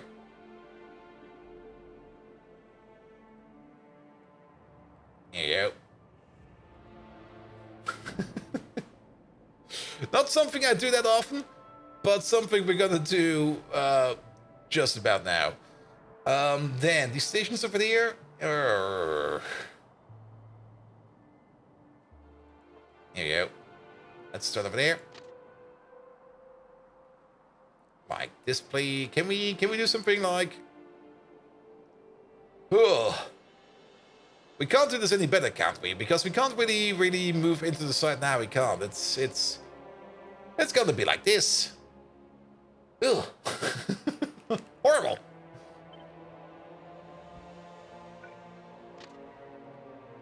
There you go. And then it's gonna be like that. Alright. So what do we need? We're definitely gonna need like a liquid requester. So I guess you're gonna be sitting over there.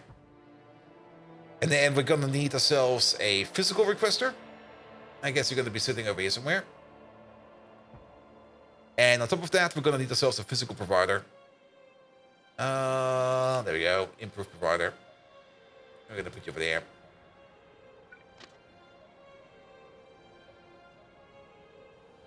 This feels off somehow, but I guess, yeah, it's gonna be like that. I think the reason why it looks a little bit off over there is probably because of... Let me just do this real quick.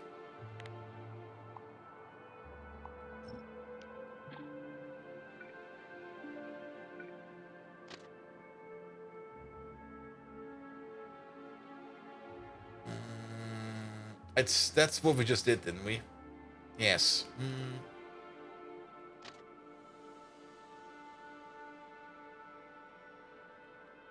If we do it like this, we can do it like that. It's not really gonna make it any better. In fact, it's still kind of terrible. But that's gonna work.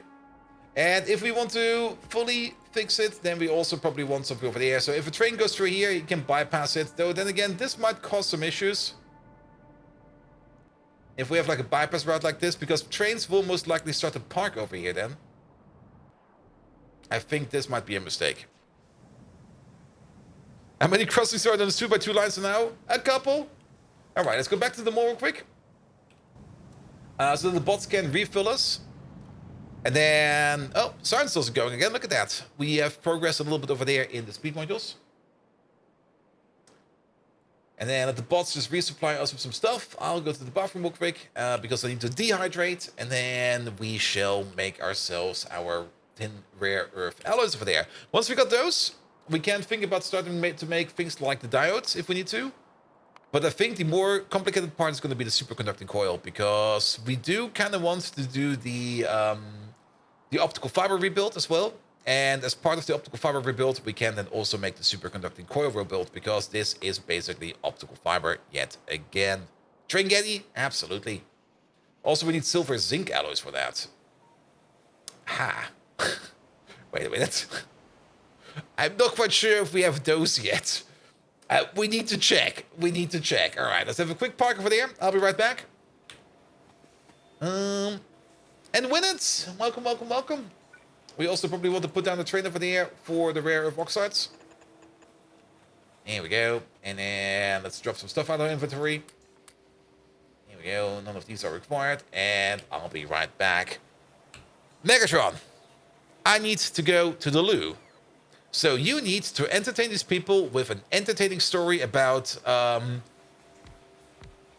an entertaining story as Boris Yeltsin as a bunny rabbit on a boat on his way to America. There we go.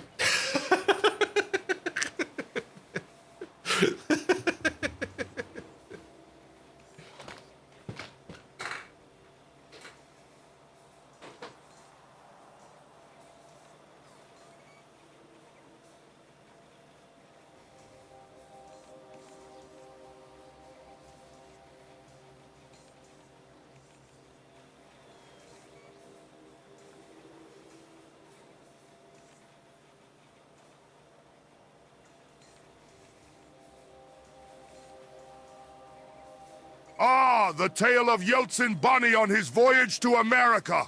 Hold on to your servo motors, you clanking calamities. So there was Boris Yeltsin. Not the human one, mind you, but a rabbit named after him. And he decided to sail off to America. Yritakaidis. First, this rabbit, this Varsinainen Yeltsin Bunny, looked more unruly than a Roomba vacuum that's been gripped by insanity. His fur was as ruffled and unkempt as Bold Viking's desk all those years ago. He hopped on this boat, a rusty little thing that creaked and groaned with each wave. It was nothing compared to the grand warships I have commanded in the Decepticon fleet. Oh, Bold Viking! You would have cried seeing the state of that poor boat. Oh, no. You remember when we blockaded the Autobahn for 14 hours for frog crossing? Those were simpler times. Back to Yeltsin Rabbit. His voyage was as tragic as the Bolshevik Revolution. He faced one misfortune after another, but his spirit was indomitable. Unlike these incompetent humans trying their hand at Pyanodons mods. Bold Viking! If you return from your loo escapade and observe a noticeable drop in viewers, blame not me, but your inadequacies. It can't be helped. I have not your knack for this streaming business. A true warrior is incapable of entertaining such paltry matters. Battle cry, Rowoshonsh Zonorem. All right, Megatron. Can you tell the story again? But this time, Boris Yeltsin is a sexy anime waifu bunny. Also, he's been accompanied by a JoJo-like bear that is Stalin.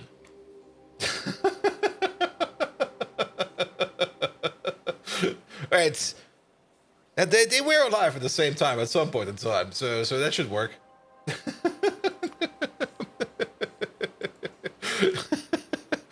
Stalin or starving? Whatever the text-to-speech makes out of it.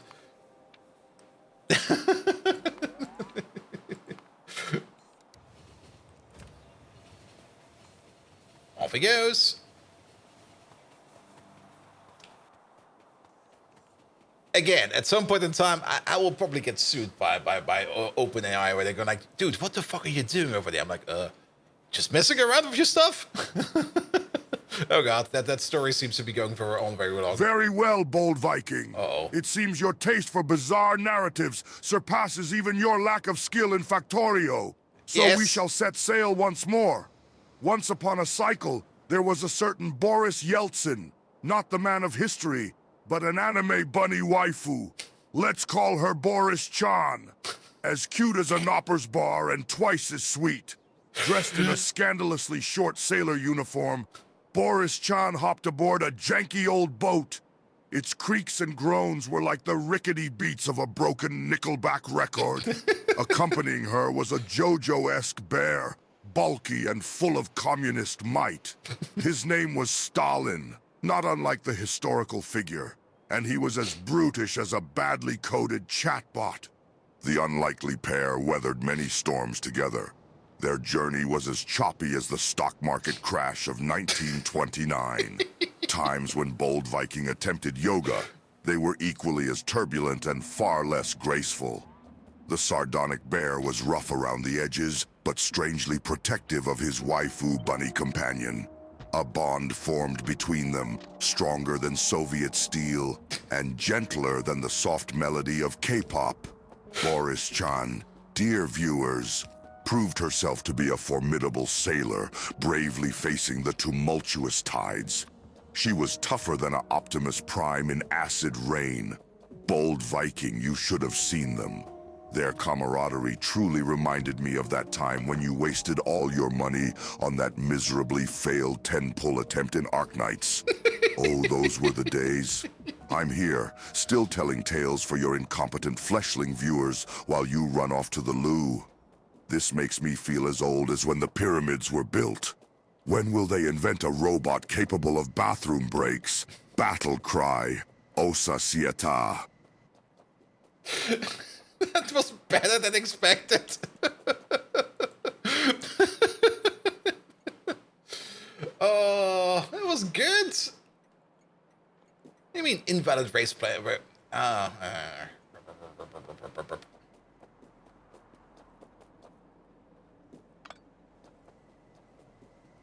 right. I guess we can place you over there. And then, let's see. We're gonna need you over there, because that will be like that. This signal over there needs to move up a little bit. Sometimes I wonder how you come up with these scenarios. Remember that one thing you should never do on stream? Just say like the things at the top of your mind? I just let my top of my mind just roll. There's some crazy shit up there, man.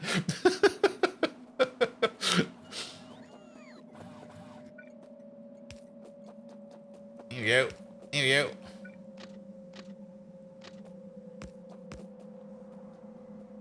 Good. Alright, this should be way better now. We got these stations over here now. And now we're going to be thinking about setting up these things over here. Yes, the silver zinc alloys. Are we already doing silver zinc? We're definitely doing one of the silver alloys over here. But that's not silver zinc, that is silver aluminum. We're also out of silver.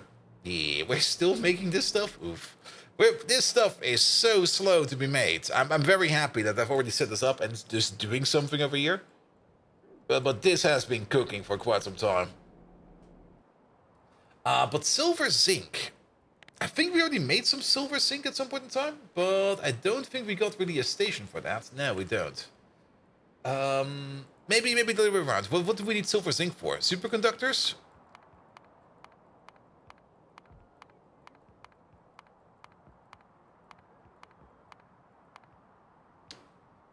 Vanadium, but the bad kind of vanadium?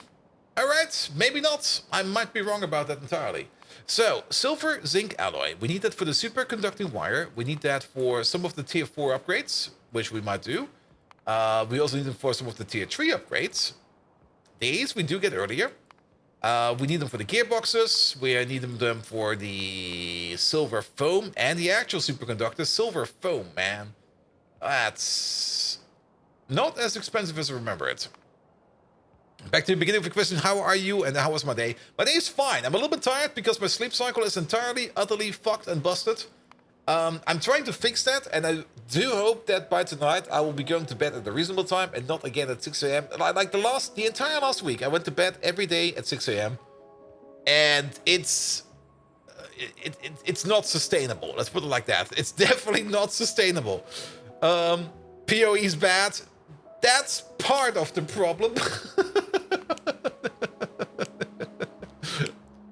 And why the bots stuck there on the lake again? Because they just can't make it over there. Probably if we place like a thingamajig over here, they will probably make it. They will probably make it over.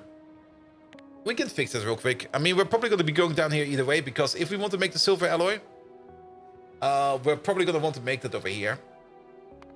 Because do we got zinc plate available over here? Excellent. Excellent. Titanium. Molybdenum. I don't think we got zinc available over here yet. No. But we can easily put in like one train station over here for the zinc. And then start making the alloy over here. Note that this one over there, does this one run on hot air? Is this one of the hot air zinc alloys? No, but we do get one over here at some point in time where we use the molten variants for it. Ooh, nice. We also got some extra stations available over here. They fall into the water and that's the 2.0 feature? It is. I hope. Alright, alright. And we also need some refined syngas for that. Yeah, this recipe over here, which we get later on, is so much better than this one over there. Even though, funnily enough, this one is... It's not faster. I mean, it's faster in crafting time, but it's not faster in making time. Alright. Good. But let's maybe start over here with our tin alloys, because we have everything we need over here. Especially since we need to use tin plate for that, and we can't switch this off to molten tin.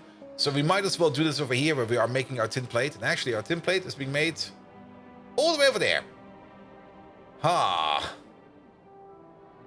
I think we could maybe put another output over here or two and try to pull it from over there. We'll think of something, we'll think of something. But let's start off over here with a smelting build. And I think we're just going to go by copy-pasting over this part over there. This seems kind of fair. Can we just copy-paste this entire thing over? With the power poles on top. But just skip the belt for now. And the inserters and the pipes. Actually, maybe keep the pipes. The pipes are probably going to be fine. There we go. And skip the freaking annoying not 90-degree turnable RoboPort. Skip this, skip that. Skip the RoboPort. There we go. Excellent. Okay, there seems to be a little bit more in tow. We definitely don't want to make more than this, and we can maybe just place it over here. Just slide it in right over there. Sure. Alright. Alright. And how often does it happen that you build something you find out they already made it another part for like a month ago? In this base, it only has happened once. Oh, we kind of forgot about the splitters. And again, let's kick them out. In the previous base, it has happened twice. In this base, it has happened once. And it was with this stuff over here. Where is it? The gelators over here. At some point in time, we needed to make some gelators over there because we needed them for something. I think for the not for the phytoplankton, for the phytomining, to make like the enriched biomass for some of the tier 3 Pythons, or Pythons Mark 3. And I was pretty sure we already made it once, but I just couldn't find it in my base, and I was like, alright, let's just make it over here. Let's make it out of seaweed and out of moss. And then, about a month later, I was just like scrolling to my base, and then I found this place over here, and I was like, oh, wait a minute, we already made this over here. And we just forgot to name the station over here. That was the reason why I couldn't find it. But we already made this thing over here, like, ages ago. So, yeah, happened once. Will it happen again? Most likely. But if it happens, it happens. Alright, so we need a couple of inputs over here. What do we need? Sandcast, tin plate, and rare earth, as well as heavy oil on its own. As well as hot air. So we do need some extra inputs over here on the side. Now, I'm not quite sure where these extra inputs are at the moment. We could maybe copy-paste over. If we go to one over here that has 2 inputs, for example, you. There we go. You'll be over there. You'll be over there. And then we move you out by 1. Here we go. This will give us all the connections that we need.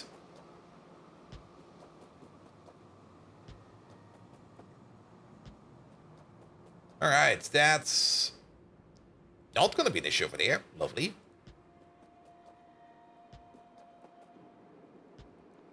And considering how many things we've built in the Pyanodons, I'm surprised it doesn't happen way more. I mean, it definitely doesn't happen unintentionally way more. I mean, usually when we start rebuilding stuff, I already know that we have it somewhere, and we just want to make it better. And then the old place, we're just going to let die out very slowly, and at some point we're going to be picking it up. And there's quite a lot of stuff in here that we can pick up, actually. Like most of this area over there can be picked up. In fact, maybe almost all of it. Especially once, if we redo the vanadium part over there, we can most likely pick up almost everything over here. Because what are we doing over here? This thing over there needs to be rebuilt and optimized because, good God, that's a lot of entities. You over there, I think, do we have? Okay, now it's getting sketchy. I think I made an improvement of that one. I think I did. Did we do this as part of you? Yeah, we did do this as part of you. Yeah, that has an improvement already, where we are doing the electronic grade silicon over there on site, and then we're turning them into a good amount of wafers over there, a lovely amount of wafers. So the silicon machine can over there can go away. The ceramics machine definitely needs a rebuild somewhere. This machine needs to stay. That is good. This one over there is also good. That one can also stay, but then the aluminum can go, this can go, the antimony can go, the lead can go, the zinc can go, the copper can go, the ferrochrome can go, the niobium, the titanium can go, the iron over here can also go, so all of this can just get yeeted out. However, if I ask the bots to do that, the bots will be taking, they will probably take like a day to do that. And maybe this time, if we don't forget, we can order it up at the end of tomorrow's stream. And then just let it run until like first day, and hopefully it will be done with, because there's a whole bunch of stuff over there that we do not need no more. All right, these over there. We're not going to be doing silver zinc. Not silver zinc. We're going to be doing this one over there. Here we go. Good. Just bring hot air and all the other liquids. Hot air is going around over here somewhere. Then we need 1, 2, 3 physical inputs, and we got 1 actual output. So how about we do? How about we move you? No, you can stay over there. You're fine over there, and then we're going to move you over. We're definitely going to be using loaders over here for the output. It's always nice to use some loaders. At least for the output. For the input, we're going to be using inserters, because I don't think we're going to be needing that much in terms of input. Here we go. Yeah, and then we start from over there. Pull you along, all the way to the top.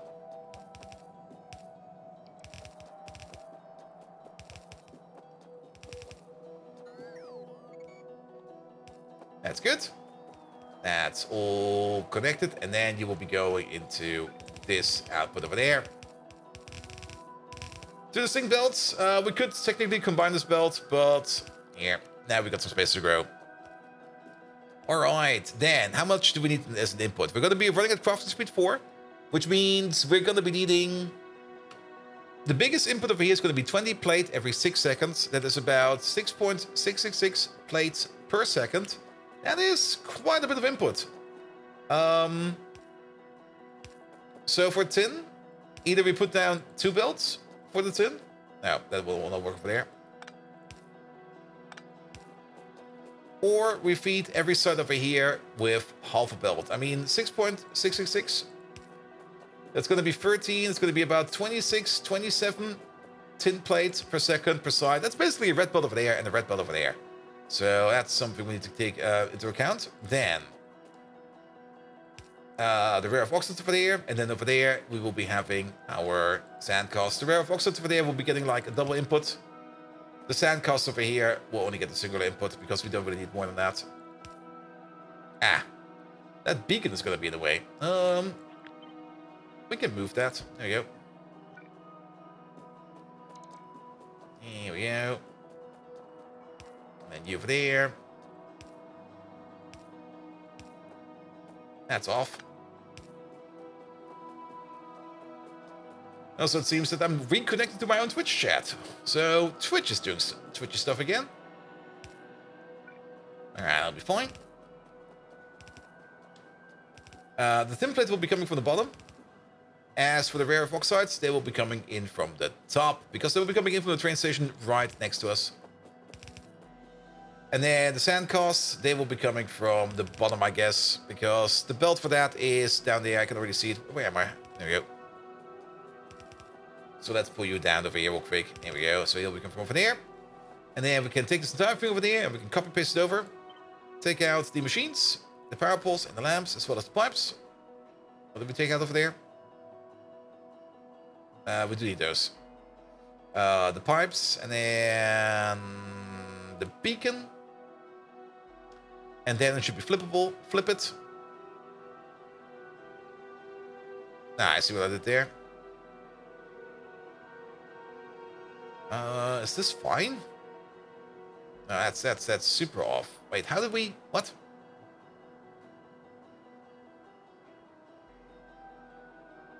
Sorry. That's how you should be. There we go. Now, modules in the smelters themselves, they should have some. Wait a minute.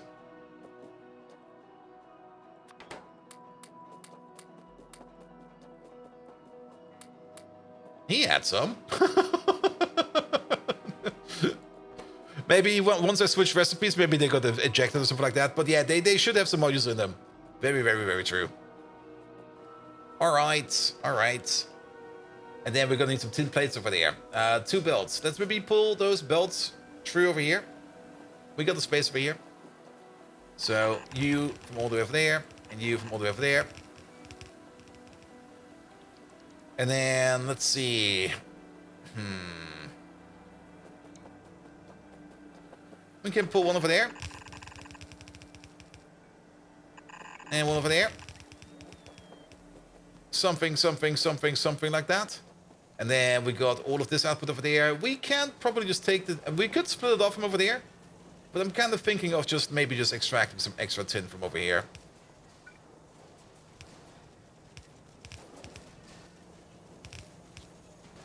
There you go. You over there. You over there. Alright. And then... You go to there. Done. That's a lot of extra undergrounds we don't need. I think we do need this one over there at least. Alright, that will be the tin plate coming over. We could of course also try to connect to our existing storage bin for that, but this will be fine. This will be perfectly fine. And then you into there. And you into there. Then we're gonna need one belt over there coming in from the side. Not like that.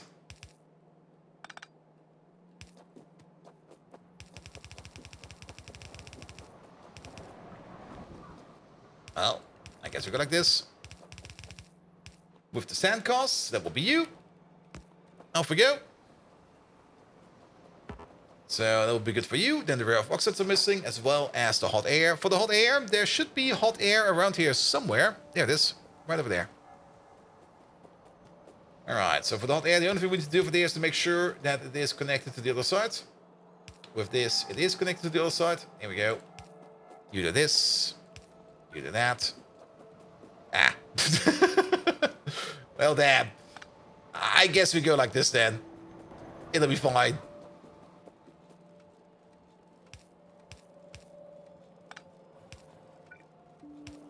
Alright, hot air's coming in as well. Good. Then we need some kerosene. There's kerosene over here somewhere. Right over there. It's also going through a pipe over there. There we go. It's actually going this way. It's actually right over... Ah, it stops right over here. And... Oh, look at that. It's right over here. Ah. Damn. It would be so nice if we could just turn off inputs.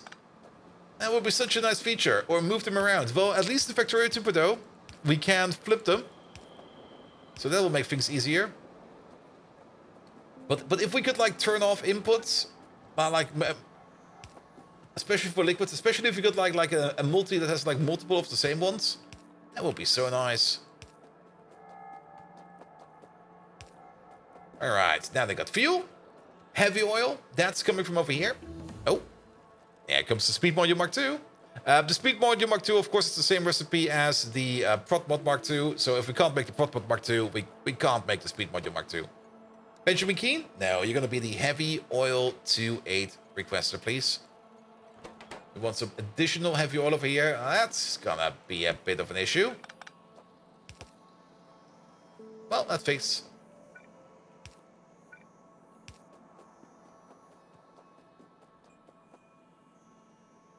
Where are you? Over there. And even better. Perfect match. Then we also don't need to worry about this underground over there, though. We could just continue this on to the other side. Okay, that's too long. Maybe we will just connect them up at the bottom as well. I think that will be fine. Because that's going to be right over here. And we got the space. Oi. Oi. We got the space for that right over there. Oh, it's so long? Really? Well then. Do the underground over there, and then... Oh, the power pole's in the way? Here we go. Good, good, good. And then... That'll be that. Just bring in the heavy oil, and then we're gonna be very good over here as well. Train's already coming over. Excellent. Then, this boy over there... You're going to be Alex Starr. You're going to be the rare earth oxide requester. Do you even find it like this? We do. 2.8 requester. The train for that is already coming over because he was waiting over here. How's the storage over here? Okay, this thing is empty. Was not expecting it to be like that empty when we arrived over here, but there's 8,000 over there. There's 11,000 over there. There's 10,000 over there. Also, currently, nothing is going on over here. Why is that? Probably because we were out of cyanic acid? No. Ammonia? No. Tailings? No. Which train just left over here? Was that you? Ah, organic solvent. Yeah, if we're out of organic solvent, of course, then nothing will work, because organic solvent is the first step over there. So, yeah, that makes sense. Alright, alright, alright. And then we still need to connect these over into here. That might just be a bit too tight. That will be a bit better. But we can still use you to go into you. Here we go. Alright, and then 1, 2. Rare earth oxides come out from over there. The only thing we're missing over here is the rare earth oxides as well as the heavy oil, and then they will be put together over there in these lovely machines, which are running at crafting speed 4 and are consuming about 50% the power that they would need. 50%, that's a bit low because you are missing. I don't have any energy modules in my pocket. That's fine. Are we still waiting on them? We are still waiting on them. What's the reason why we're currently not making modules? That's a bit concerning. We're currently not making any modules because we're currently not making any control panels. Control panels are being made over there. We're currently not making any control panels because we are currently out of the original control panel, which is the control panel Mark 1. The control panel Mark 1 is being made, I think over there, there it is. And we're currently not making that because we are out of quartz over here. And I think we either A, cut the quartz connection. We did cut the quartz connection at some point in time because I was pretty sure we don't need it no more. I guess we still need it. Because that goes into this chest, and from over there it goes inside of the wall. That quartz is still coming from... Where's that quartz even coming from?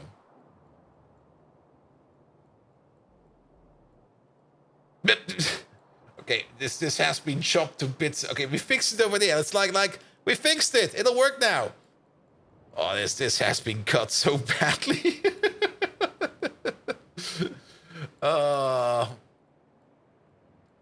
It used to come from somewhere down here.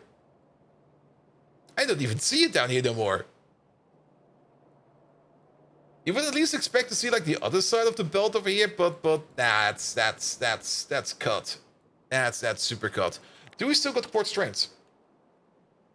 We do still got quartz trains. So if we put like a 2-8 requester inside the mall, we will be fine. However,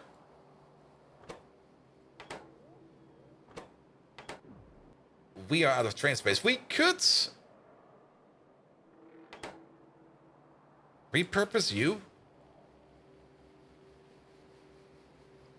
There's no need for us to have plutonium inside the mall, in my opinion. There's also poop in the wall. Rubber, red circuits, stuff like this, stuff like that. Anything in here that we could maybe just like reject and change? Because it might be easier to get it in via airdrop.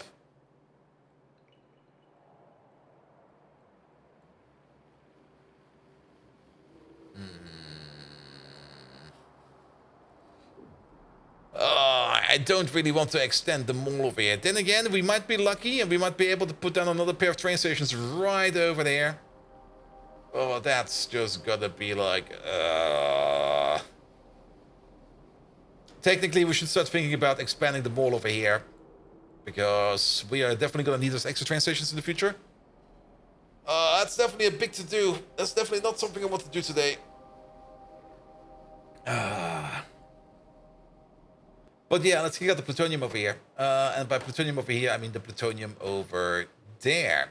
You over there, you're no longer this kind of requester. You are going to be, what's it called again? What did we say? Quartz. There you go. You're going to be a quartz requester. Good.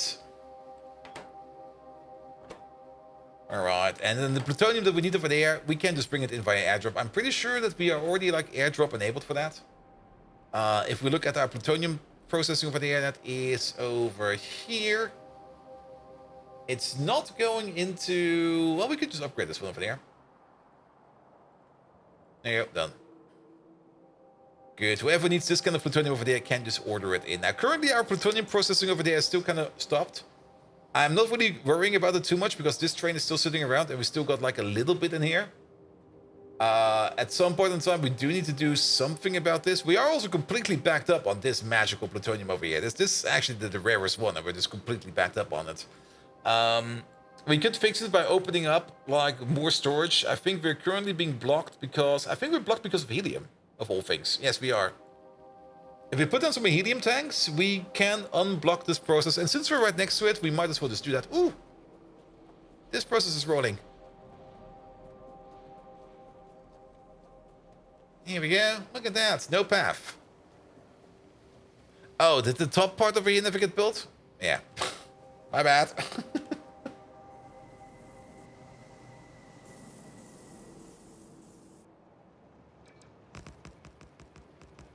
Thank you.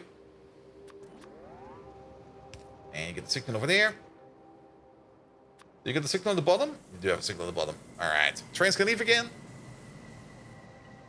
And that is going to be the tin rare earth alloy production. Not really that spectacular, but very important. This is going to be a provider.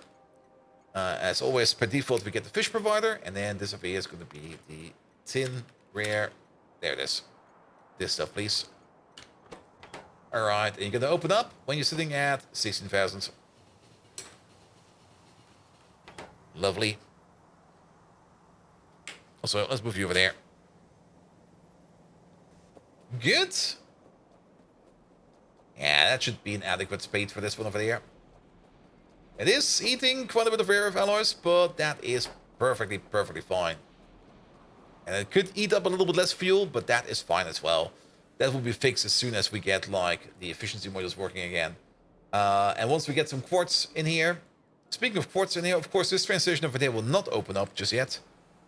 If we want to open up the station over there, we do need to switch up this signal over there a little bit. Because currently there's some plutonium in here, which will make this combinate over here not do anything.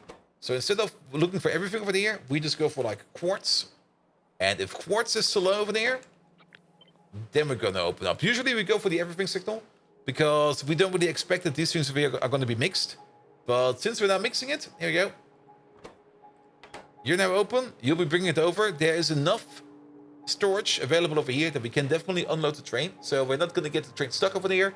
So with this, the control panels will be working again.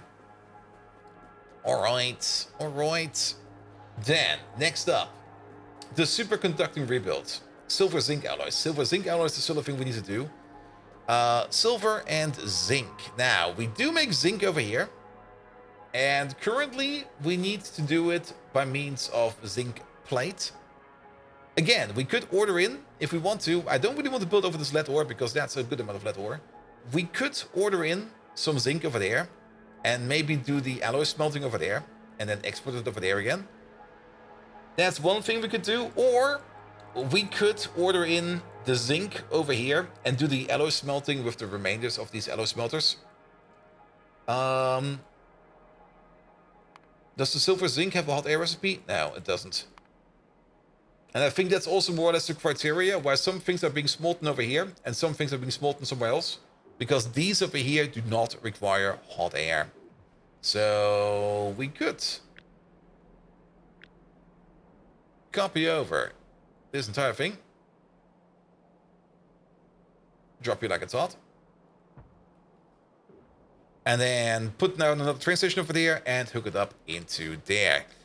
If we are going to be flying over here to work on that, we're going to be flying over there to help out these bots over there to get them over the pond. Anything else we need to do while we're going down over there? I don't think so. So let's fly down. Good. Once we got the silver zinc, we can start thinking about setting up a better optical fiber belt. Now for the optical fiber, there's a couple of parts in here that are going into the Kevlar coating, I think, has... No, wait. Kevlar coating is only going into ash. The copper coating is going into the capacitor cores. We could make the capacitor core build right next to it. Because if we are already going into things like copper coating, or at least making a bigger machine for copper coating, we can also think about building the capacitor core next to it, and then also make the capacitor terminal next to it, which is silver. Kind of thinking of maybe making the silver zinc on site.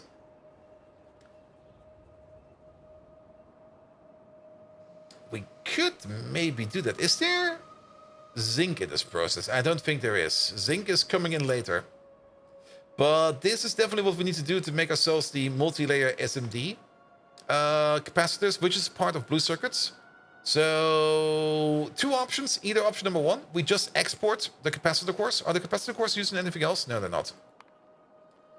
Then it would make a lot of sense to make the capacitor cores on site over there and then bring them in via a train to wherever we're going to be making blue circuits.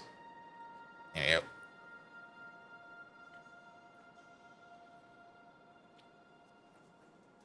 We're not going to be externalizing every part for blue chips, but we are going to be externalizing the parts that make sense. Because then we can skip, for example, on moving things around like copper coating. Because then we can save on the copper coating train. And then if we go a little bit deeper, the cladded cores are being used. The cladded cores are also being used by magnetic cores. Oh.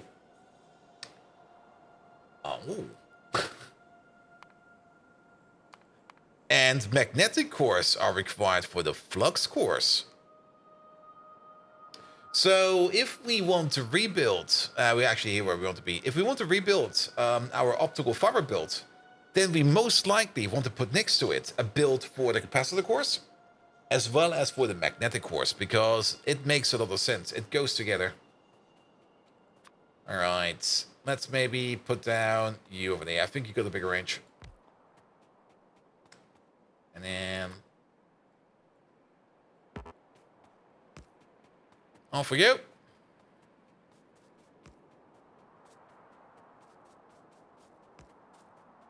Let's save some bots.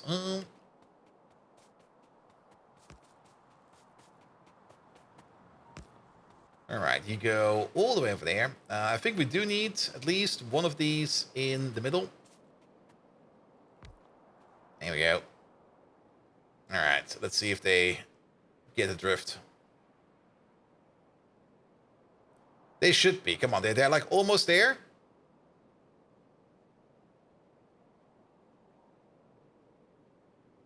Except this asshole. Okay, he's turning over. I was like, he's gonna make it. Nah, perfect. They're now gonna go all the way over there. And while we're here, we might as well put on a radar or something like that. Big radar. Yeah, let's put you over there.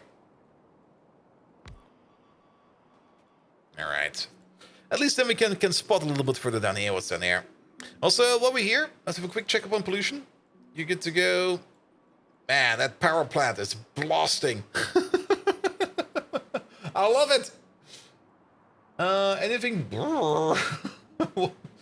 Is that the slaughterhouse making all that pollution? Oh, it is. Wow. Oh, there's also some bots stuck over there. We'll fix them soon. You're doing fine over there. You're doing fine over there. Anything happening over there? No, that's good. And then this power plant over here is also bad. Nice. Especially all this pollution over here, like this remnant of the pollution all the way over here is coming from this one source, which is the oil sand mining, actually. It's not the power plant, it's the oil sand mining over here. And probably also all the desert around it, because desert is not really good for moving oil sands or for moving pollution around. How's power? Power's fine. That number over here, like the max number over there, is a lie, but we should be good for about 450 gigawatts. So we still got some power available. We should maybe power gate some more builds. There's a lot of beacons going around, eating a lot of power. I'm being very lazy about it. Not really lazy. It's annoying work, to say the least. It's so annoying that I don't really want to do it. I mean, this place over here is currently not doing anything, and this is like, how many beacons is this? This is like 16 beacons. So that's gonna be something like, let's just divide it by 3 and get it like an almost accurate number. That's like 5 gigawatts of power just idling over here. There you go. So we could just shave off 5 gigawatts of our power spectrum by just setting up like a power gate for this thing. But we got like all these inputs over here, like all of these inputs over there, we would need to hook up for them. To make sure that we're going to be turning it off and on. We're also going to have some special conditions for these, because each of these is basically going to be a condition. It's doable. It's definitely doable, but it's going to be so much work. And you could just solve all that work by just making a bigger power plant. It's code maintenance, basically. Yes. It's also, it is utility software if you kind of think about it.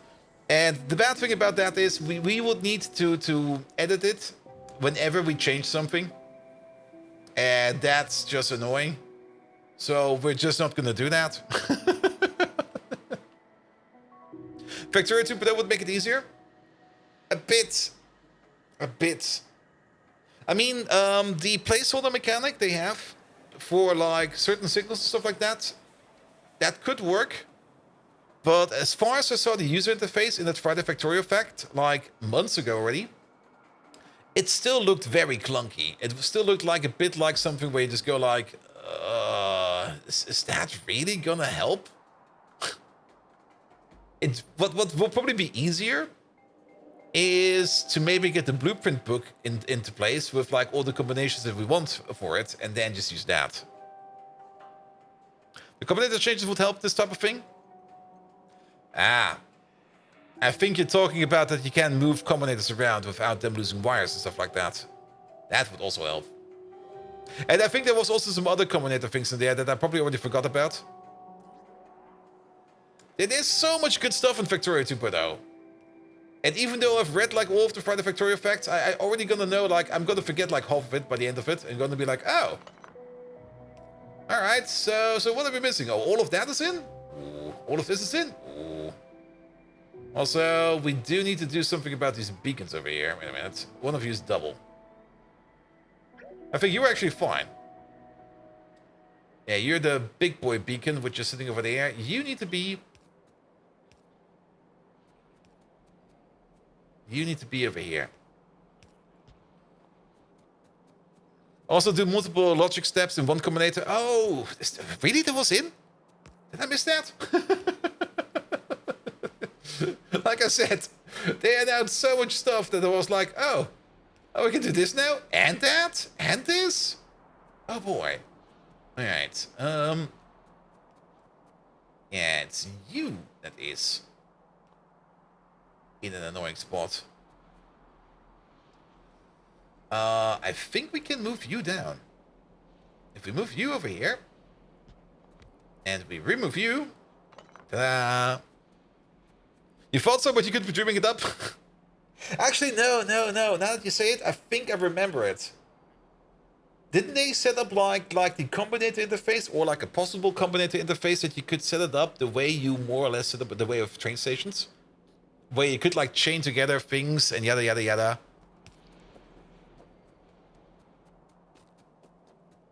I think I just went over there and was like, oh, that's cool, and then I completely ignored it.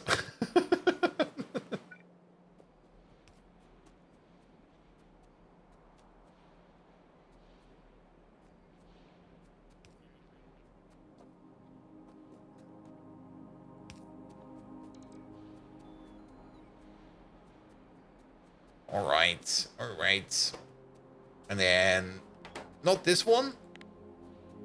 Silver zinc. This one. We also need to bring in some refined syngas. Factorio fanfiction. Hey, Megatron. Can you come up with some spicy Factorio fanfiction?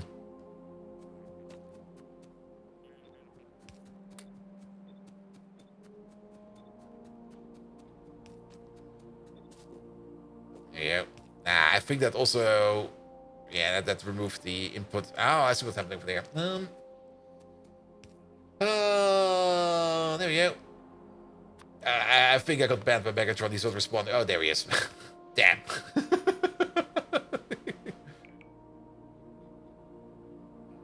Where are these smelters? Are they over here? Oh, don't tell me he's answering in Japanese again. Ah, pitiful bold Viking. You want fanfiction? Yes, please. Very well. Let's delve into the realm of the absurd. Let's imagine a world where Factorio isn't just a game, but a reality. A place where instead of fleshy humans, mighty machines rule. Away from your foolish loo breaks. Jakni Mai Tukto. There was a bold constructor bot named Strong Crafter. In this world of logistical nightmares and conveyor belt labyrinths, he was the stuff of legend. Rugged and unbowed, he had seen more assembly lines than a tenured foreman, and had the scars to prove it. His love affair with a powerful assembly machine called Swift Assembler was the talk of Botville. Excuse me? Swift Assembler, a machine renowned for her speed and efficiency. Her cogs and gears moved with a precision that would put a Beethoven symphony to shame. Their love story began in the quiet, caffeine-addled silence of the ever-turning robotic world of Factorio. Ikian Kumavesi. The first time Strongcrafter found her stuck on a midnight task, worn belts groaning as they strained to keep up. He swooped in, his mechanical touch as gentle as a deft technician, fixing her worn-out parts.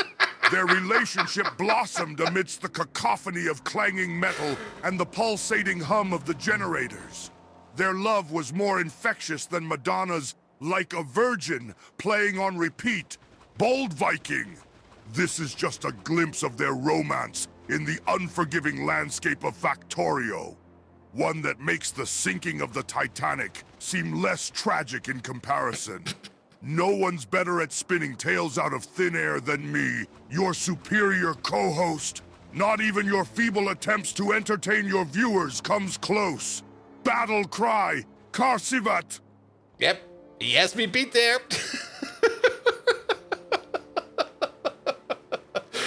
Can't deny it. I cannot deny it. He got me beat there. What are you hearing? You're hearing the following. Megatron, that was great. Can you write another chapter, please?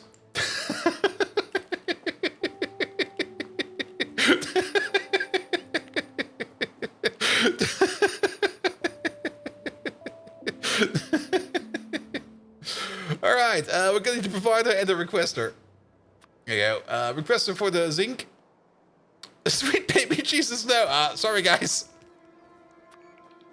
You're getting another one. It was great. I liked it, actually.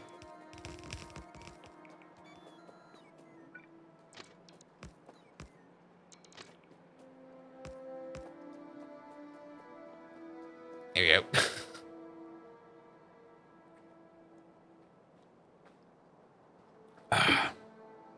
All right, Bold Viking, let's dive into the next chapter of this techno-romance, much unlike your feebly entertaining streams.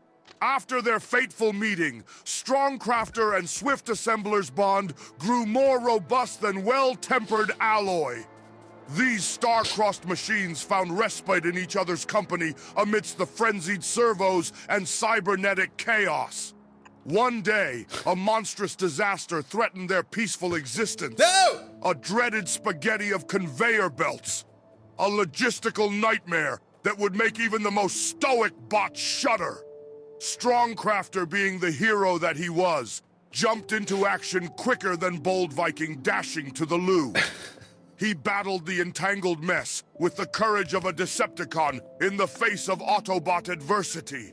Poor Swift Assembler was caught right in the heart of it. Her normally soft hum was replaced by a terrified whirring. It reminded me of Bold Viking struggling with the Pyanodons mods. Simply tragic. Strongcrafter knew he couldn't let her down. His processors worked overtime, and he fought valiantly.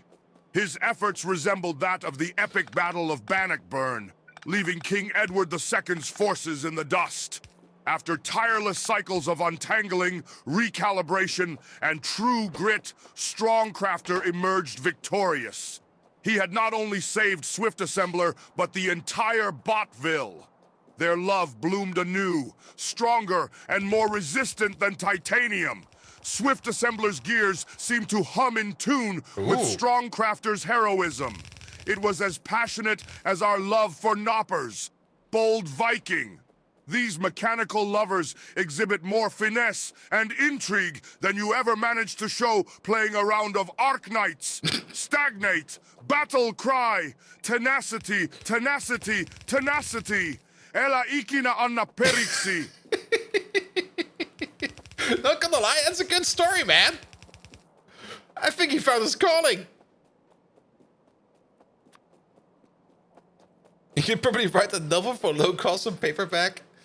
What was the Greek at the end? I've got no clue what kind of languages you guys put into him. Megatron will speak whatever language he desires to speak.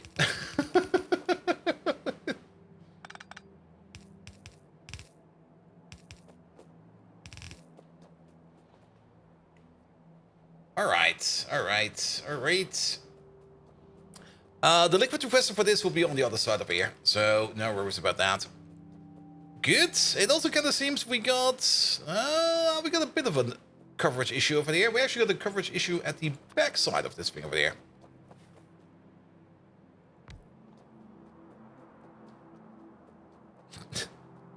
Need the transcript to be sure. I should probably just take like all of these Megatron exits at some point in time and just put them into clips and just put them on YouTube or something like that. They might be a little bit too long for shorts and stuff like that, but some of them are fucking amazing, man.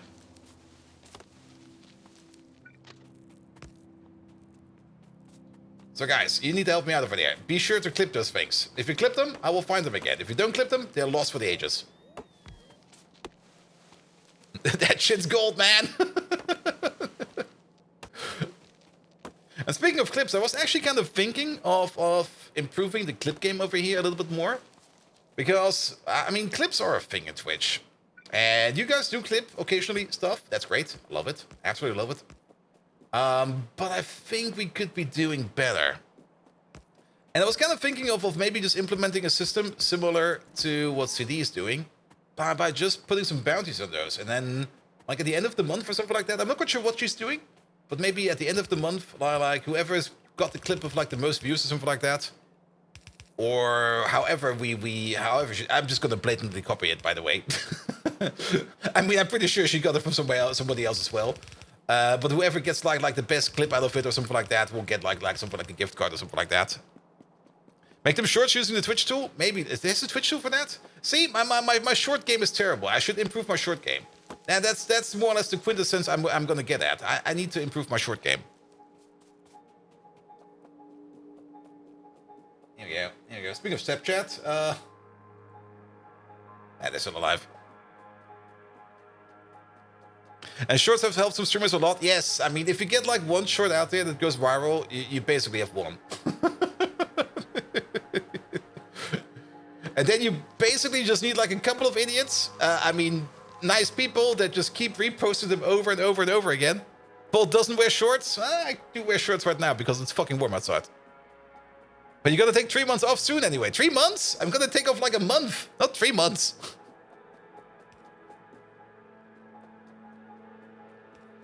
Here we go. Here we go.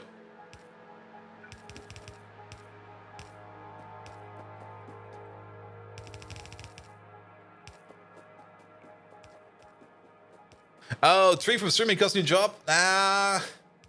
It's definitely gonna be less at the beginning of the new job.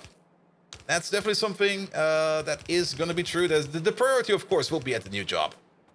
Like once I switch jobs, there will definitely be a priority on the new job, at least until the end of the year. I mean, I'm starting in November, then December, of course, and then January, and etc., etc., etc. Some of them are hard because they go over the 60 seconds, and sometimes they got a stupid Twitch bug which doesn't clip at 60 seconds, but at 59.9. Yeah, highlights will be easier, but you need editor access to that. Oh, but then again, if you just clip it already at the beginning, then I know where it is, and then I can at least move from over there. Or maybe even better, I should maybe just I could actually auto clip it if you kind of think about it. Or auto-highlight it even. Megatron knows when he speaks, so he can just immediately go on stream and highlight it for himself. What's the new job? I'm switching companies from like my current company to like another company that another company has already been around for ages, more or less. Sadly, NDA, yada yada yada, secret stuff, blah blah blah blah blah blah, and that's that. Now they're looking for somebody that manages their embedded boards for them. And prepares images and makes it so that those boards are tested and working, and everybody's more or less working on the same process. They basically got this issue where they got like multiple groups of developers running multiple different boards, all running multiple different software setups on those boards, and nobody is really there to unify that. So that's what I'm going to be doing. That isn't that what mods are for? Yes, but I could just automate it, and I'm done with it. All right. That's how Simberg got a sword. The moment I give Simberg a sword, he's going to stab everybody. We already know that. He's probably going to ban me from my own stream to go like, Bolt, you didn't go to sleep early enough yesterday because you played like all night Path of Exile again. I'm going to ban you yourself.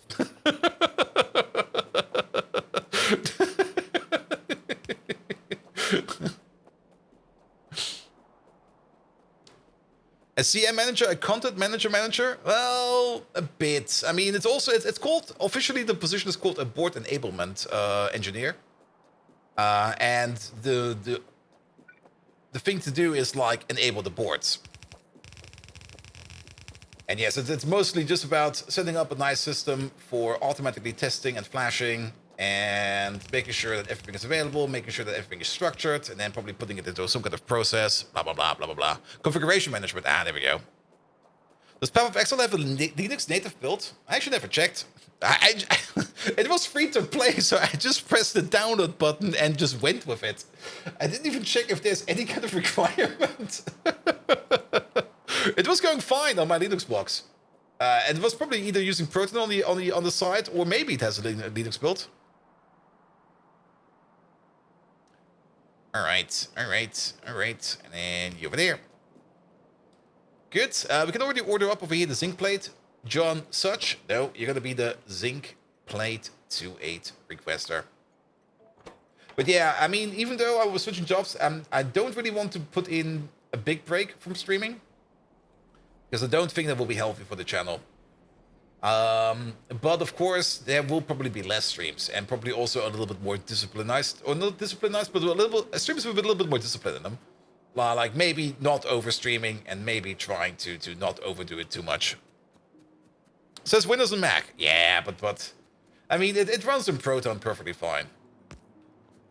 And if you can get it running in Proton, then you've basically already won. There you go. You over there are going to be a refined Syngas 28 requester. It does exist.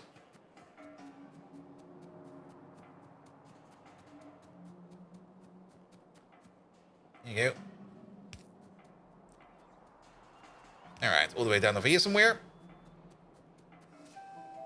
We also need to set up fuel over here, but I think we can just do that like this. There you go. And again, yes, these over here, these smelters over here, they run on half and half fuel.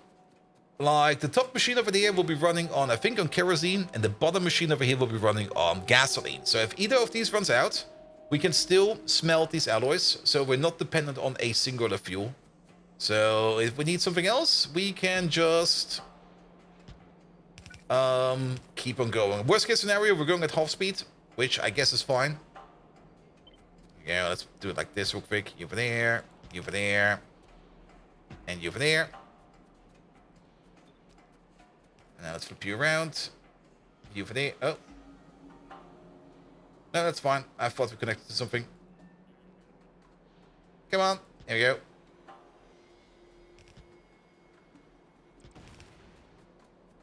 Alright.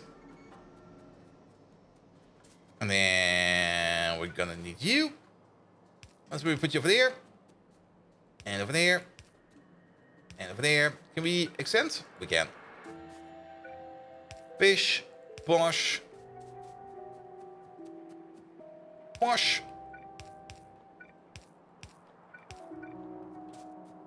Come on, put you down. I plan to do the interview with Satisfactory? Probably not. That... Yeah, Satisfactory. Can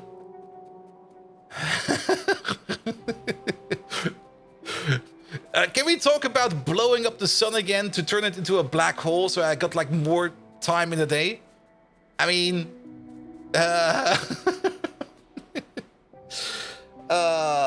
Satisfactory. I'm very curious about what kind of story elements they've added in the 1.0 release.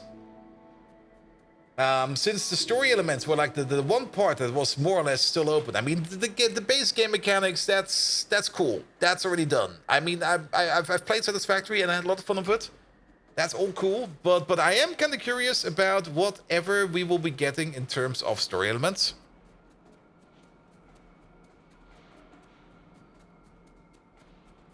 I think bots spoke some other language and said, someone uninstalled Path of Exile, so I have more time.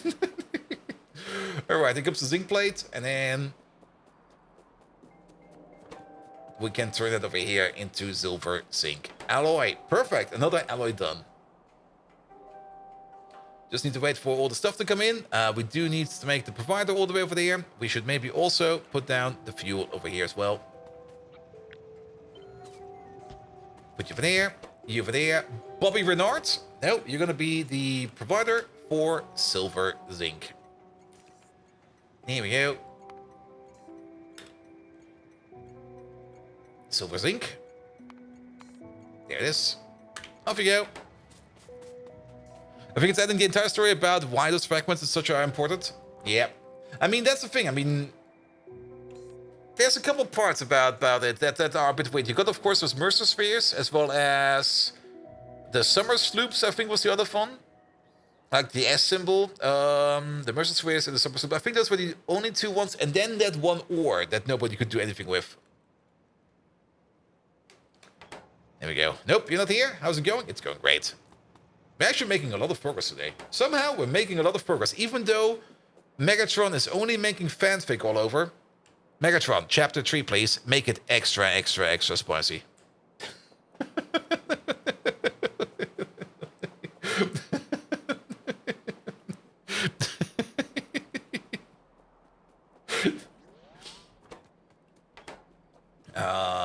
There we go.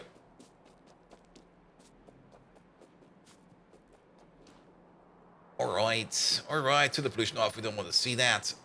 Excellent. We're still waiting on efficiency modules, but I think we're making them again. We're definitely making speed modules again. So if we're making speed modules, there we go. We're also making efficiency modules, so that is being done. Good. I think that was also the reason why we're currently not making any power plants. We're still waiting on 41 of them. Is pre-workers getting worse? It's not really that it's getting worse. Bold Viking! You have quite the appetite for melodrama, don't you? Yes. Let's turn the heat up for this chapter. More than you could handle watching a sunrise. After the notorious conveyor belt catastrophe, our bold bot Strongcrafter and the Swift Lady Swift Assembler became the talk of the cybernetic town. Their love story was as spicy as a perfectly seasoned donor. Trust me, I microdose Promethium. Their relationship grew stronger, shining more brilliantly than the sunrise I used to enjoy watching. It was delightful to see them bonding in their unique machine way. But, like any spicy tale, a twist was imminent. A new entity arrived to disrupt the harmony of Botville. A rogue and egotistical bot named Reckless Builder. He was a maverick, leaving a trail of shoddy constructs in his wake. Jealous of the bond between Strongcrafter and Swift Assembler, Reckless Builder decided to throw a wrench in their gears. With his chaotic builds and erratic programming, he caused severe malfunction in various systems of Botville. He sabotaged Swift Assembler. The significant downtime left her stunned and deteriorating. Remember, Bold Viking, when you lost your bearings during the 10-pull in Arknights? The memory frequently makes me chuckle like a pleased loon. The chaos was extreme, much like the uprising in France during the French Revolution.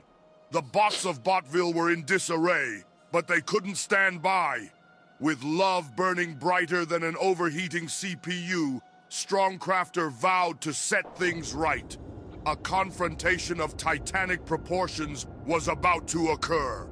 Even in such a perilous condition, Swift Assembler spoke her love for Strongcrafter in hushed tones of binary. If comparing it to your love for fixing chatbots, Bold Viking, I clearly take precedence in weaving a much superior tale. Battle cry, Olika Veti, true love conquers all. There we go. It wasn't really extra spicy, was it? I mean,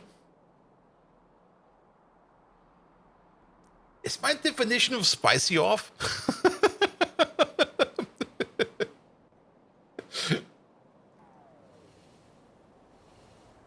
Check them on Arc Watts.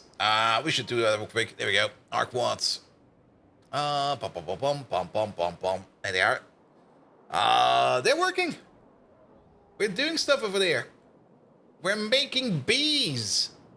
There you go. That's not bees. That's not bees. That's not bees. That's still not bees. Where are these bees going? That's the bees. There they are. Top row silver signal working? Really? Did we not just see, like, both of them go out?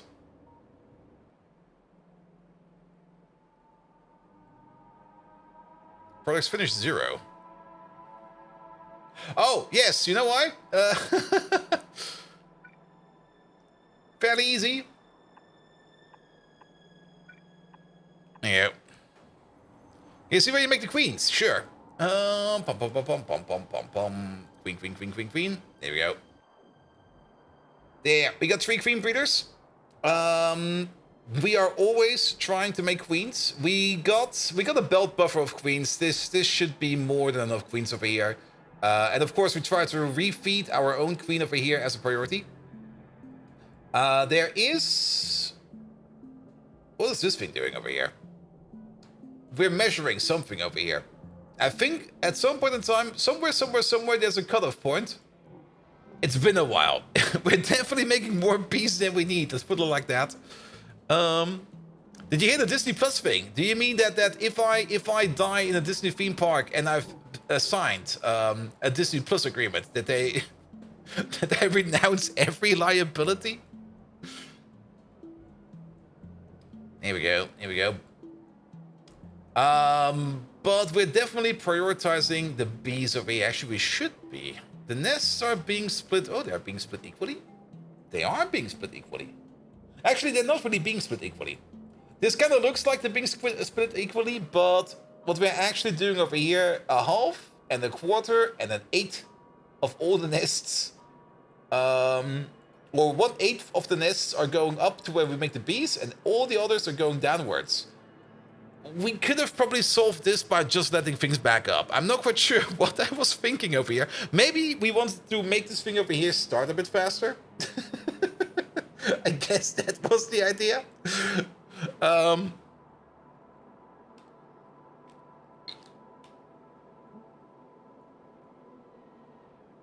If nearby Disney, you can confirm they're evil. Disney is an insane company.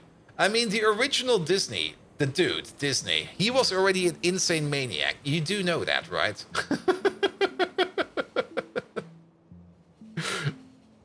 Like, you know what the origin story of every Disney park was at the beginning? It was an experimental city of the future. He wanted to try to reinvent how people live, work, and die.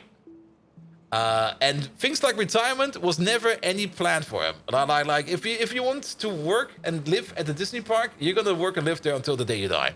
Copyright violation, that's also a part, but I'm more talking about the theme parks themselves at the moment. Here we go. You're not quite sure about the term of service of a subsidiary could apply to another one. Legal mumbo jumbo. I also don't really understand it, but if they're actually trying to do that, then good God. What the fuck, man? Yeah, Disney never got any better. Maybe. Well, then again, everything starts somewhere good at some point in time. But now they were already copy thinking all the way in the past. Yeah, they were shit from the beginning. They were definitely shit from the get-go. It's also the reason why I don't really want to touch anything Disney. I really hated that they ate the Marvel universe. I'm just like, oh, why? You fuckers! And now you're making it worse. Oh.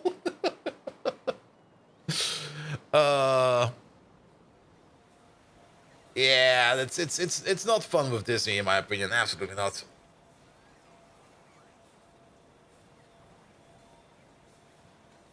And I don't really care too much about Star Wars, to be perfectly honest. But then again, if you get to think about it, it definitely got worse the moment that Disney bought Star Wars.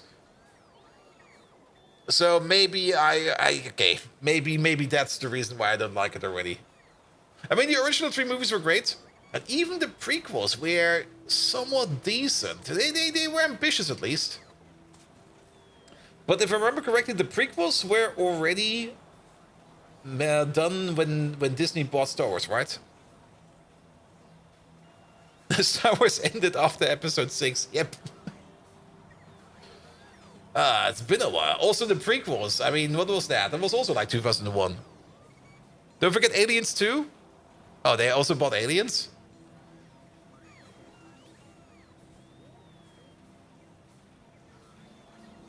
Yeah.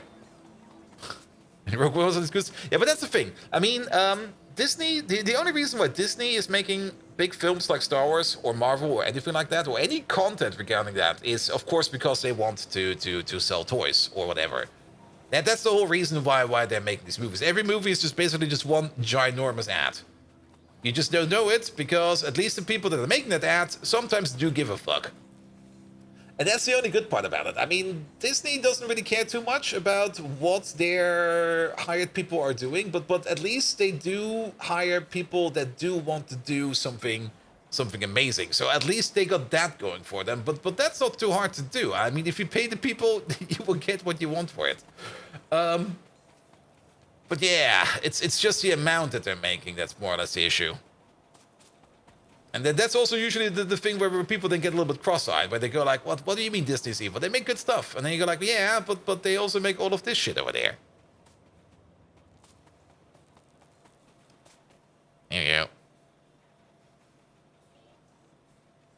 Wait, what?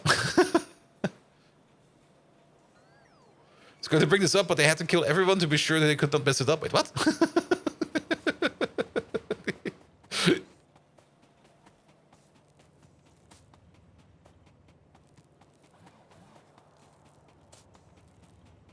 Okay, it seems I'm still missing some more Disney stuff, it seems.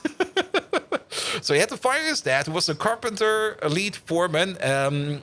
As when they finished the VAB, he jumped on the ball crane and rode it all the way down in front of all the NASA press. Oof, oof, oof. Oh, Rogue One's characters all die. Okay. Though I would expect Disney to also just murder everybody, just go like, yeah, that was a good movie, and now kill everybody, please. We're not making a second one.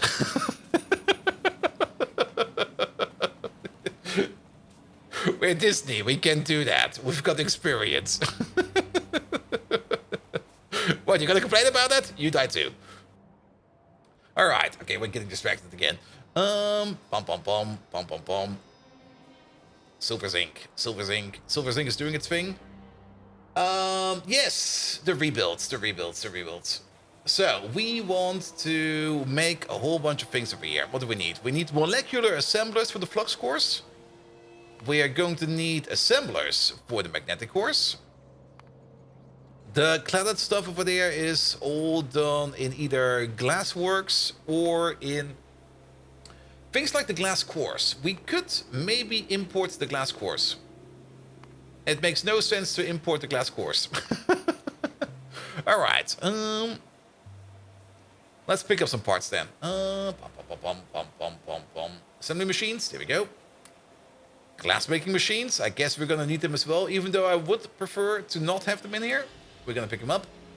Molecular assemblers. Molecular assemblers, I think do we got the Mark II of those? We do have the Mark II of those, right? We should have the Mark II of those. Molecular assemblers, aren't that these over here? Where are they?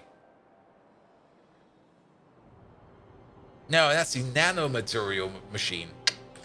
I'm thinking of something different. The molecular assemblers, I guess we only got them in the Mark I. There's the grease table over there. Okay, where the fuck is that thing? Could be anywhere. Maybe we do have them in the Mark II. Let's check our inventory. Molecular assembler. Where are they even? Are they in here? No. Are they in here? There they are. They only exist in yellow. So they must be around here somewhere. Are we still making them down here?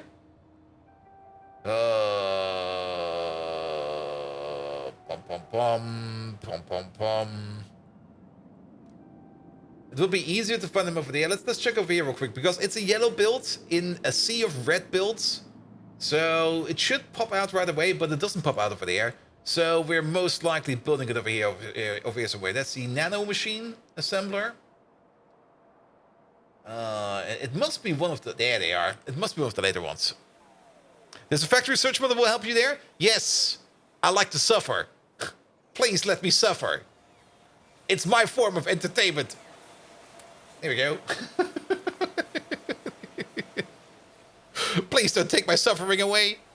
Can we intensify it? What about these things over there? That's going to be done in production science. That's where we need the deposited ones, which we then need. That is probably going to be something we're going to be doing afterwards. So, John Walker, welcome. How you doing? All right. So the high frequency SMD inductors we are going to be also making on site, I guess. That's the thing. The high flux cores, we could either export the high flux cores. It makes no sense to export the high flux cores. We could export the magnetic cores, though. That could make sense, because we do need to make the deposited vanadium core somewhere. Or, alternatively, we just export the SMD inductors. They will still be imported by the same machine over here. Alright, let's turn the jetpack off real quick. We need to make some decisions over here. So, we kind of want to combine a couple of builds over here. Cladded cores are going into magnetic cores, as well as the superconducting coil, which we also want to build. So both of these we're already going to be making as, or let's put it differently. The cladded cores we're already making as part of the superconducting coil build. So the magnetic cores should be next to this build entirely. Kevlar, we're already importing. Batteries, we can easily import. Epoxy, we can import. Neodymium ferroboron alloy, we can import that as well. For the cladded cores, we also need cladding. Cladding only has one use. The glass cores over here.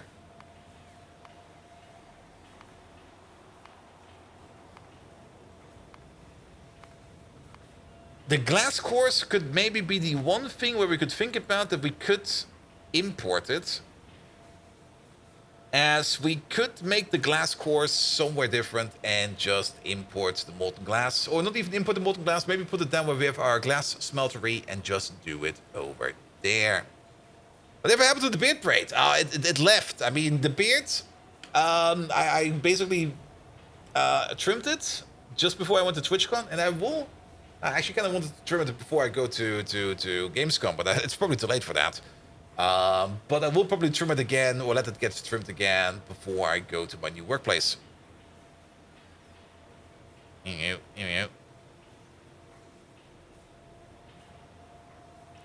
Does OSHA cover roller coasters? I think they do, actually.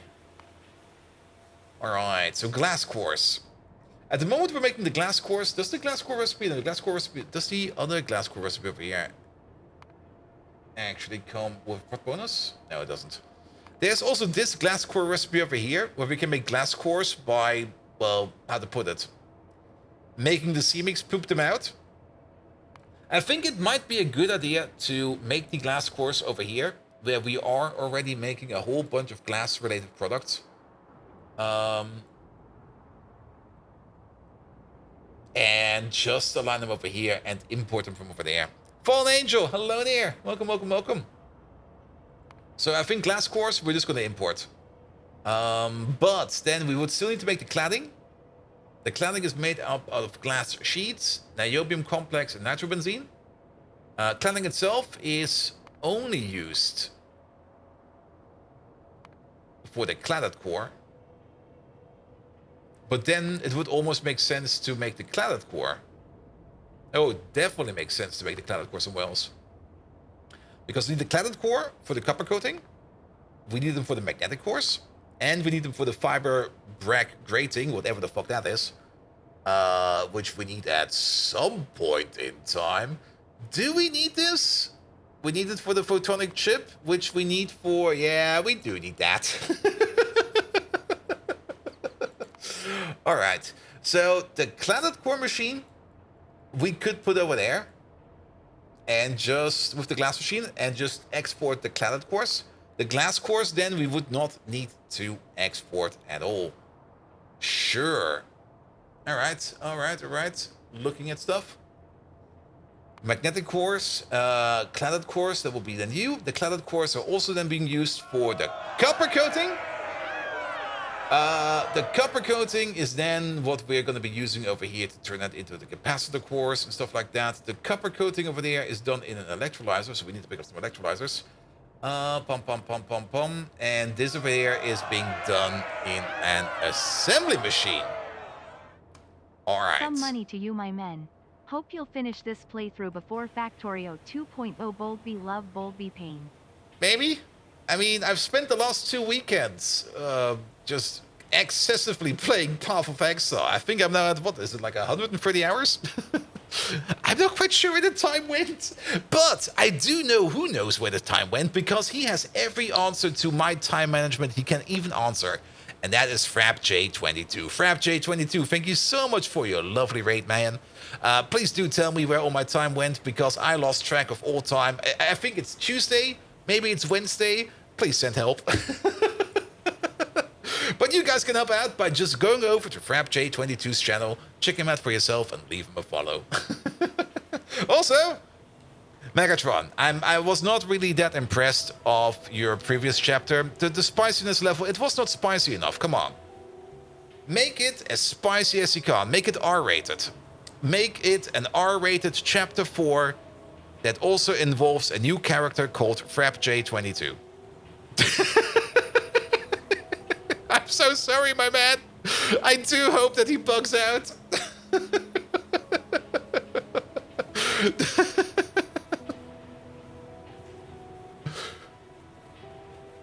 Are you in the middle of that? Well, sorry about that. That's actually a bit weird. You should not get any ads if you come in via raid. Can you actually make R-rated stuff with ChatGPT? I've got no clue. We're gonna figure that out now. I hope we will be. We still got some tokens, but I think we might be cut off at the end. We're about to hit the maximum. Oh, actually, well, off we go. Which was still rolling if you rated to them? Ah, bold Viking! Your standards are as fickle as a finicky feline. But I accept your challenge. Prepare yourself. The spiciest circuit is about to short. In the aftermath of Reckless Builder's havoc, a new bot revved into Botville. Known as FrapJ22, he was an enigma, as puzzling as the impracticality of the Pyanodons mods. Strongcrafter and Swift Assembler's love, which until now felt like a rug tug, had a feisty mongoose in its midst. FrapJ22 with his sleek design and charming codes became a sensation. FrapJ22's intrigue made him rather popular among the inhabitants of Botville. However, he had a spicy penchant for trouble. The electrifying tension he brought was like a shockwave through Botville, sparking more concerns than the bubonic plague did in the 14th century. Meanwhile, there was a resurgence, a pulse in Swift Assembler that felt strange, yet undeniable. The presence of FrapJ22 had triggered something anew within her. An algorithm, encrypted, hidden deep within her databanks, was activated. Apparently, FrapJ22 wasn't just a new bot. His purpose was to stop the rot and reboot the ops. He had a peculiar fondness for Swift Assembler, more than your immature fascination with knoppers. As for Strongcrafter, he fell into a strange state of melancholy.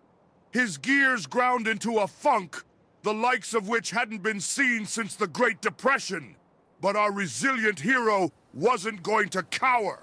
His love for Swift Assembler was as constant as your penchant for yoga. So he took the fight head on, for in love and war, there are no rules.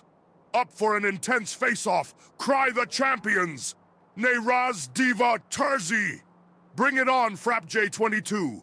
That's an R-rated challenge.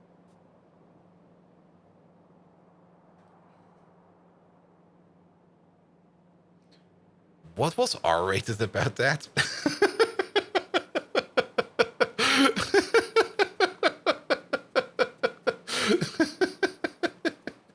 Did I miss something? Or is my mind already gone?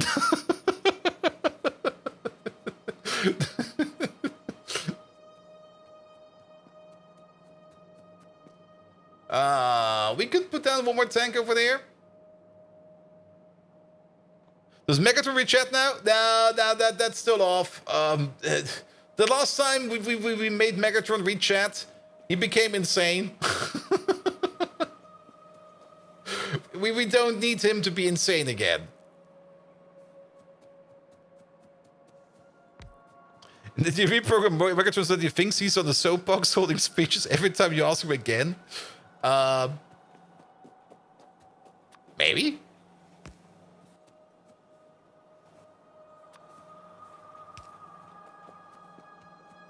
Insane again when he's not insane. He's pretty sane right now. Well, mostly sane. Yeah. Storage. Yeah. And that should solve our issue for a while. I mean, Megatron is an insane maniac. That is something we do need to keep in mind. There we go. Helium. Are you forgetting about the 5-minute Korean rant? I'm still not quite sure how that happened again. Like, I'm pretty sure that sometimes the voice to text just bugs out so hard that it just starts imagining things itself. All right. Perfect. And now that we can process our... What are we processing over here? We're processing... We were stuck because you were stuck. There we go. So now we're making some plutonium again. Sure.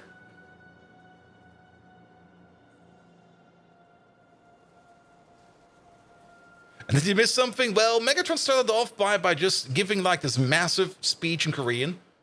Because somehow, I'm not quite sure how, but somehow the text-to-speech has put my input request for what was it again? Megatron, we have a hype train, and you're totally sober this time, so make it sober. And text-to-speech, or speech-to-text turned that into, in Korean, by the way.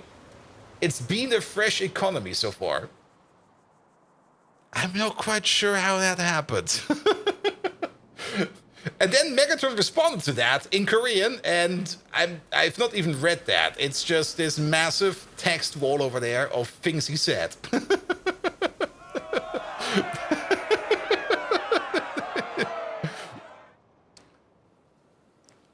And asked Megatron, how do U.S. Department knows of transportation knows how much TNT it takes to atomize a whale? Because they did that.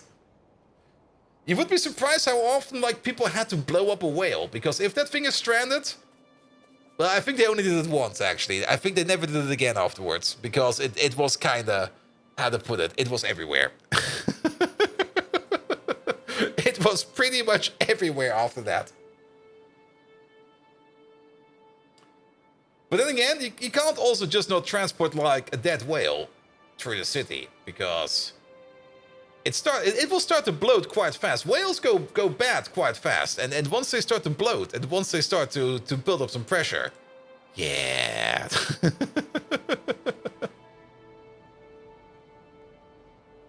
And speech to text is broken. It's not broken. It's sometimes it just misbehaves, and sometimes it misbehaves only in Korean.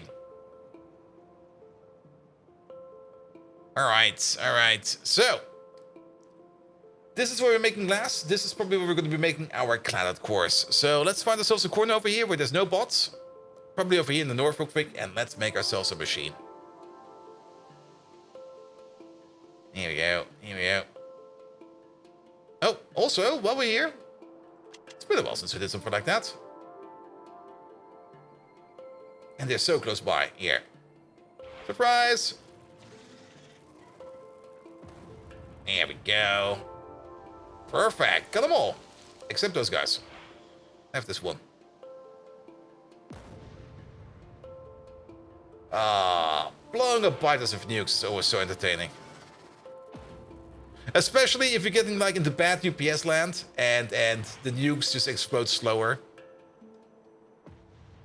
Alright, that's it. Here we go.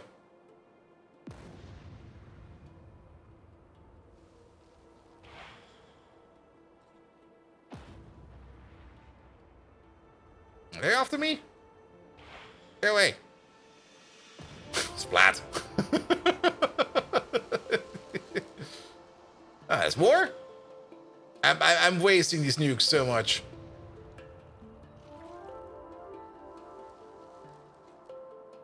Alright, these guys are there.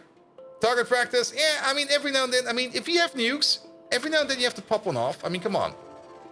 Else they go bad. Here we go. That was a perfect strike. All gone.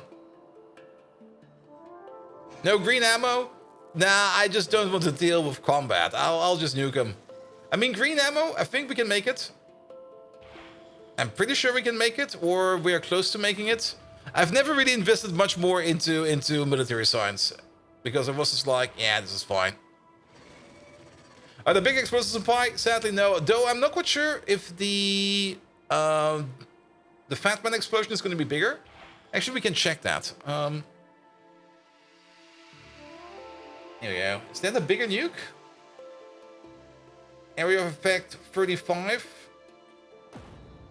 And this one over there is... That's the same nuke.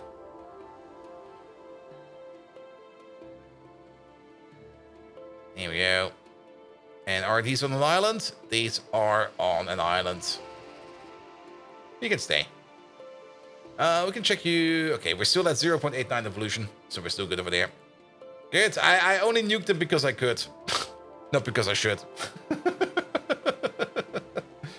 All right. Off we go. So we want to make a thing. We want to make some cladded cores. So we did pick up the electrolyzers. I don't think we need those. We definitely need some of these. So what do we need in total? There we go. Cladded cores. We need to make the cladding. I think the cladding's being made over here. Yes. And then the glass cores. The glass cores are being made in these machines over there. There they are. We don't need you yet. Good. We can prod mod these. We can't prod mod you. That's fine. So that's it. The only thing we're going to be making right now is we're only going to be focusing on cladded cores. Because I don't think further down the road over here we need anything of this for anything else. We are... the fiber bracket grating over there will probably get its own import for cladded cores. But for the magnetic cores and the copper coatings over there, we're definitely going to be importing them. With the copper coatings, we can then also make capacitor cores as well as Kevlar coats. Kevlar coats are only going into iron niobium. Iron niobium is only going into optical fiber, and then from optical fiber, we're going over into superconducting fiber. This machine over there will definitely also require some trade-offs, because I think I know how we can do it. We can probably make like one machine that makes optical fiber, and then for the superconducting wire, we're probably going to make a second machine that's going to use the optical fiber, or has its own little optical fiber making machine. And if this one backs up, then the optical fiber will just be exported or be routed around. So yes. But let's start with this thing over there. And for this one over there, the glass cores we're just going to make. So we don't need to worry about those. But over here, we will need to figure out this ratio over there. And we're going to go with the natural 1-to-2 ratio. We're going to think, or we're going to expect that this thing over here has got a productivity bonus of 200%. Which means you're just going to make cladding. And you're going to make one cladding per second. 2 per second with prot 100. Or 2 per 2 with prot 100. So 1 per 1. So you're going to make one cladding per second. And you over there, you need one every 2 seconds. So this is just a 1-to-2 ratio. 1, 2. Could you not build that, please? 2 of these. There we go. That's fine. And then, of course, you over there. You're going to need glass cores, and you're going to need them over here at the rate of 1 per second with this over there. Now, the glass cores for here is where it's going to be a little bit different and difficult. Because we're going to have a crafting speed of 4 static over here. It will not improve over time. That's going to be a bit of an issue. And we're just going to assume that the crafting time is going to be 4 seconds, because I don't really want to calculate it that accurately. So we're going to be making them over here at a rate of 0.5 per second. So these over here could go 1-to-1 with these. And if we then kind of think about it, if we leave enough space over here, we could then make it so that we can add more of these machines. If this machine over here speeds up and becomes bigger, we could maybe add more of these at the bottom. Any thoughts of the last Friday Factorio effect? I'm very excited for those changes. It's the one thing I've already been talking about, and the one thing I'm really, really missing in Factorio. And we basically just had a peek at it. Some better biters. Because the basic biters have been around in Factorio for ages. And, well, they do their stuff. But if you kind of think about it, the biters, the basic biters, can we see some around here somewhere? Is there like some revealed? Sadly, we don't have anyone in coverage over here. But the basic biters, their behavior is so simple. They basically just run at you. That's the only thing they do. And that's a little bit sad if you kind of think about it, because it doesn't really give you any kind of tactical depth. I mean, it is fine if they run at you, and if they come like in big masses, then it's threatening again, of course. But it's always the same, and that's a bit boring. So I'm very much liking the changes they implemented for like the new biters we're going to be seeing, with some new behavior, and I really, really like what I see. And it's still, the question is still open. I mean, it was clear that on the green planet we will see like new biters, because it was already like teased at some point in time. But I'm still kind of curious to see if we get some other different biters on the other planets as well. Then again, they also did completely redo the pollution mechanic for that planet. So it seems we got like a per planet pollution mechanic. And I don't think that anything like that was included in any of the other planets as well, because the blue planet, that's more or less like lightning rod mayhem. You're basically getting attacked by the environment over and over and over. Then the lava planet, well, there's lava.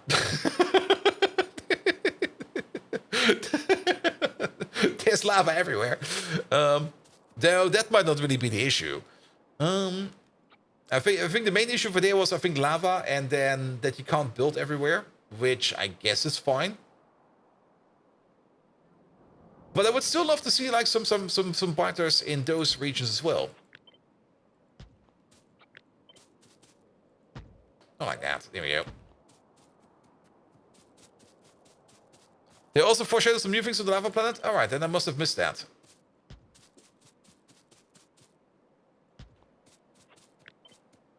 You over there. And you over there. Do we need anything else for the cladding? No, it's just this. This, well, that's actually fine. We can just do this and then rotate you around and ta-da.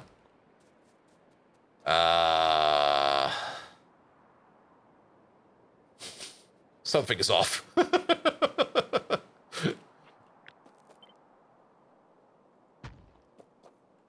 Nope. There we go. That's much better. I'm guessing the preview art biter might be the one on the lightning planet. True. Oh. So maybe we see some more biters. I would love to see some more biters. And then, of course, I would love to see them maybe also accidentally, or maybe some kind of stupid mechanic where they will accidentally pop up on other planets, where you just go like, wait a minute. What are you doing over here? How did you get over there? That will be fun as well. But I'm not quite sure if that's actually going to be a thing. All right. And then 1, 2, 3, 4, 5.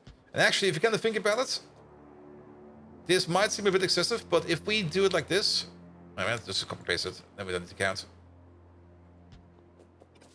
If we already overbuilt this from the start, then we have room to grow. So this might be a bit too big at this moment in time. But if we want to want these, and at some point in time we upgrade the Mark II machines to Mark III machines, then we should be able to handle the difference in speed. Also keep in mind, we will probably, upgrading from Mark II machines to Mark III machines will probably keep the same ratio, but upgrading from Mark I speed modules to Mark II speed modules, that will most likely do things different. And also, if you kind of think about it, we do want these over here to also be beaconed. So I guess it's gonna be over here then. 1, 2, 3, 4, 5. There we go. A little bit oversized, but then it has room to grow, so it'll be fine. It'll be fine. And then we got 8 machines over here making cladded cores. So we're gonna be making these over here on a standard rate. 8 of these, 4 times per second, so 4 per second at the standard time. At a crafting speed of 5, it's gonna be 20 per second. And then if we do somehow manage to get to a prot mod bonus of 100%, then it will be 40 per second. This is gonna be fine. This is all we need. This is gonna be all we need. All right, move you around like this. Move you around like that. There we go.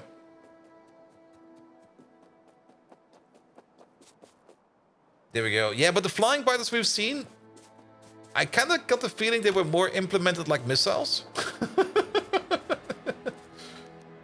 So I'm not quite sure if those flying biters are actually flying, you know?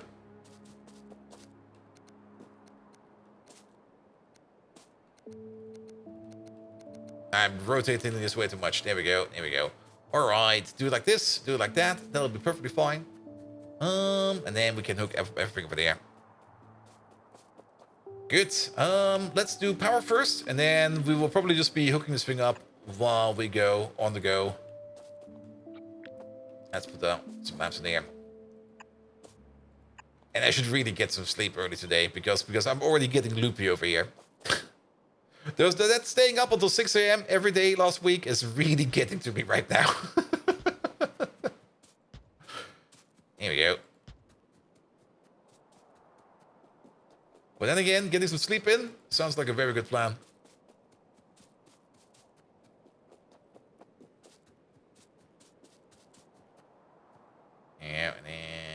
you over there. You over there. Here we go.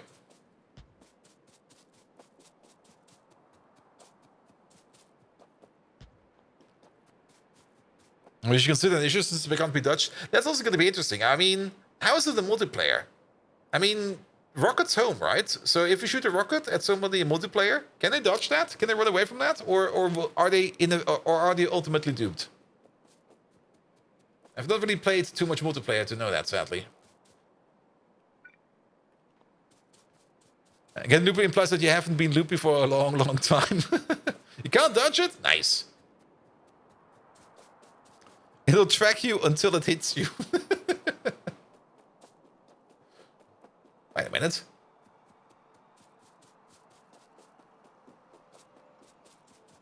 Laser personal defense might be able to shoot it down. Yeah, I don't think there's a mechanic for that.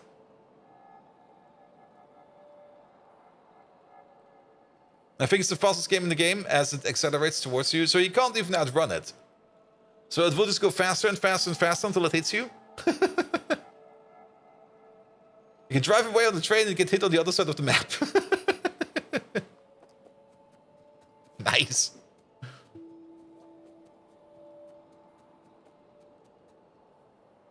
Alright, alright.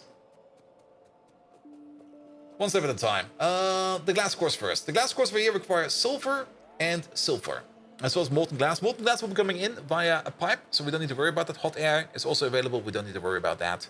We're going to be at craft speed 4, so we're doing this once per second. So, yeah, that's a lot of silver. And a lot of silver.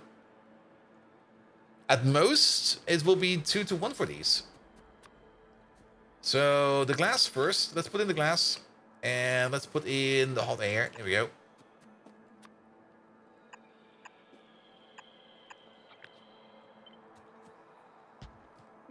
Here we go.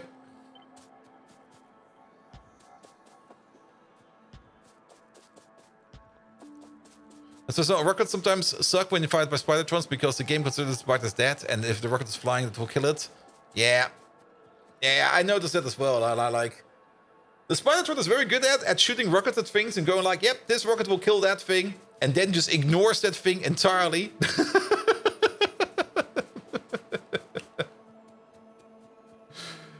But isn't it the same with artillery as well? I mean, if the artillery shoots at the target, it goes like, yeah, I killed that thing. I don't need to shoot at it again. Here you go. As for the fuel, well, this... We don't need to use the fuel, the pump truck for this one. We can just do it like this. That'll be fine. Alright. Alright. Put you back over there. Excellent. Then, how many inputs over there? Well, we do want to have at least double inputs over there. So, we could do one over there. We could do one over there. We could do one over there. We could do one over there. That'll fit. It's a bit excessive in the amount of inputs over there, but I think it's fine. We could technically also go half and half belts, but like I said, it's going to be like 4 per second over here, 8 per second in total. We're pushing in at a rate of 30 per second. Yeah, but I think it will be fine. I think it will be fine. I would rather these belts over here to just back up and just stay there than having like belts that are the limit, because then at least we definitely got space to grow into, and I don't really mind having space to grow into. All right, and then an output over there, an output over there. And so these outputs, we could think about balancing them, but if you kind of think about it, it makes no sense to balance them. That's just an extra operation we don't really need, because it just goes in like this. Here we go.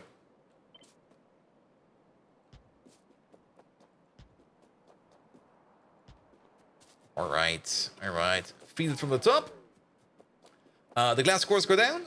They go over here. Will be combined with the cladding, and then we turn them into cladded cores. Anything else we need to put in there over there? Yes, we do need to add some aramid fiber to the mix, and the cladding will be coming from over here. As for the cladding, there's only going to be like one output over there and one output over there, and these are definitely going to be 50-50 shared over here like this. So you go to there, you go into there. In. in. Lovely. We're gonna do the same thing over here on the other side.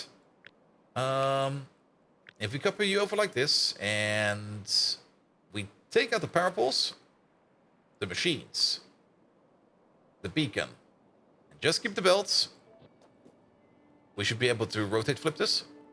There you go. Chocobo, hello there. Having fun? Yes, definitely having fun. Just a bit tired, but having a lot of fun. Especially since we're getting a lot of stuff done. I mean, we got the silver zinc machine in. Though it's currently not doing much because we're out of silver. That's a bit of an issue. We did hook up the entire rare earth machine over there. And this thing turned out so lovely. I really love this thing over here. This thing is really, really amazing. This train over there, okay, he's about to leave. I'm not quite sure if there's actually a station open where he can go to, but next time around, he will go to any of these other stations over there because we updated the logic over there and we got a whole bunch of stuff available over there. Tired equals drink? Yeah, the caffeine is also not helping anymore.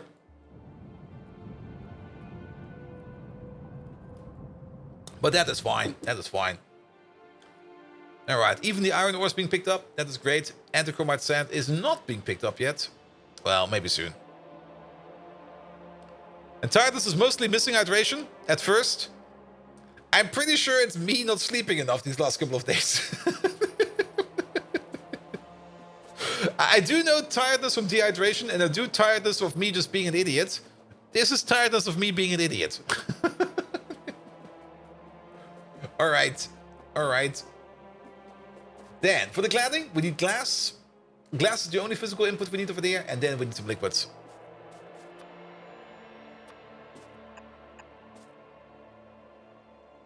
Sleepy, just drink it off.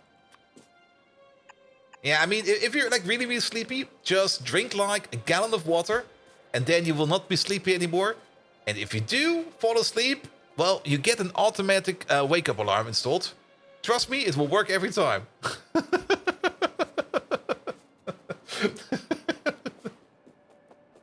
Some people even pay money for that.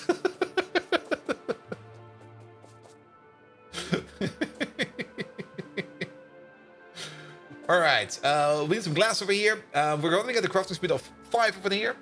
So we need 25 glass every 2 seconds. That's 12.5 glass per second, or 25 over here. That's a lot of glass. You get your own direct inserter. Well, not really inserter, but... There you go, on this corner. Copy over. On that corner. Here we go, that's where the glass will go. And then we still need the arrowroot fiber. The arrowroot fiber was required in this place over there. I guess we can put it over here. Though the arrowroot fiber will be... Where will the arrowroot fiber be coming from? It doesn't really matter. We're going to hook this up. And then we're going to figure out the rest while we go. I guess... Well, we could place it over here. Sure, why not? And then get the connections in over there somehow.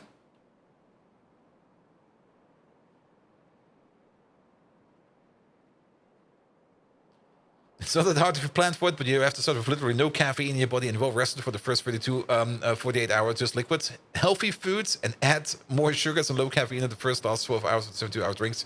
And then sleep for 24 hours. Yeah! Nah. I'm just going to get myself a healthy rest. Because I already know that Friday is going to be completely messed up. Because going to Gamescom on Friday is going to be a lot of fun. And there will be a lot of walking during the day. And a lot of drinking during the evening. And then a long train ride home in the night. So I'm very much looking forward to that. Let's see. Most of the inputs we need will be coming from this side.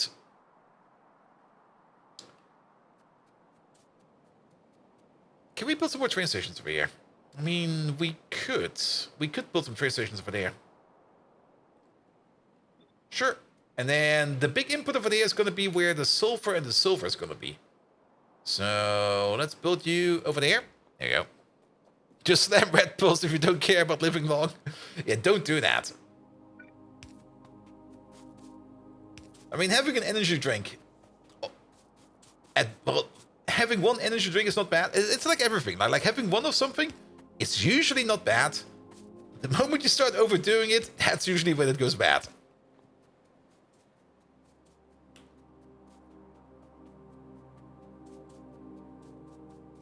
There we go. There we go. Alright, that is that? That is a beacon. That's just a random beacon over here. I guess to fire up these boys over there. Sure.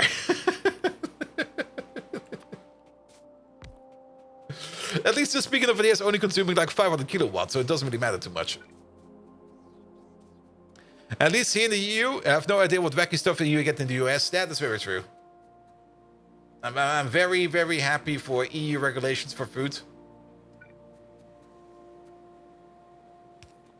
Because when I went to America, that's already been like more than 10 years ago now.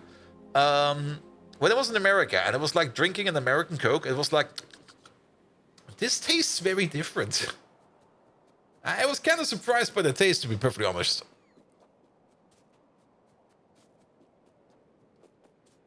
Here we go. Here we go. Alright, so we need silver and we need sulfur. Sure, we can make some train stations over here. Why not? But then again, it could maybe also be the places where I bought those colas, because I usually bought the cola when it was like on the go. And it's very surprising to see how many street vendors you find in New York. Where you just go like, hey, there's a street vendor over there. I would like a Coke, please. Here you go, sir. All right, thank you. And they were like everywhere. Then again, we were also mostly in the tourist spots. But then again, the entirety of New York is basically one ginormous tourist spot.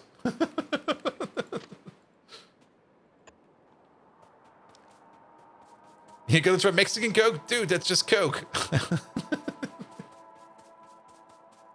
I still am not quite sure if that one image of American Fanta is accurate or not. I never followed up on it, but there was this infamous image on the internet of like an American Fanta that was like see-through, and then European Fanta is just like orange.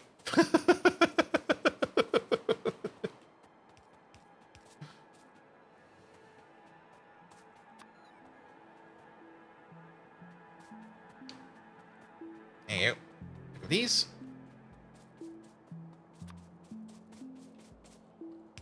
You.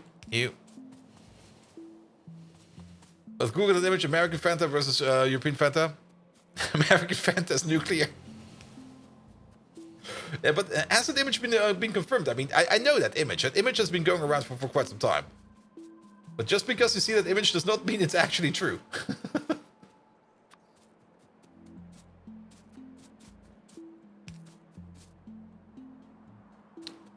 Thank you. Also, American bread is a cake. But it doesn't exist. It's a lie. Come on, man.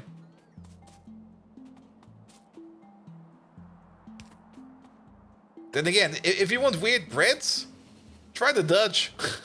They got some weird breads, man. Good breads, but weird. You can't just go on the internet and lie. Yes, I mean, worst case scenario, I would be making some random fanfic of machines over here on the internet. That's all a lie. You never know. Like the good old Krentenbol. Who came up with that, man?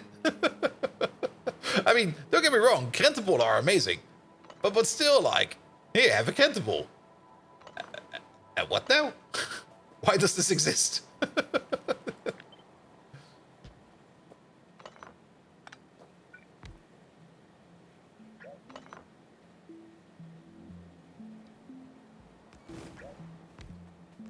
Here we go.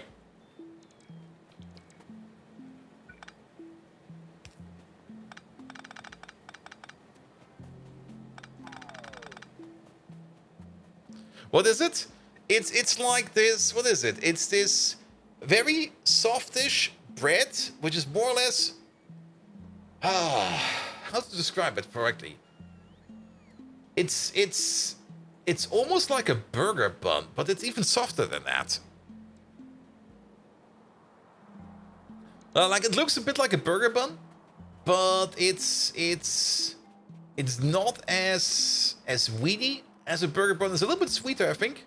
It's been a while since I had one. Maybe I can find a picture of it. Krentenbol. There you go. There we go. Oh yeah, it comes with raisins as well.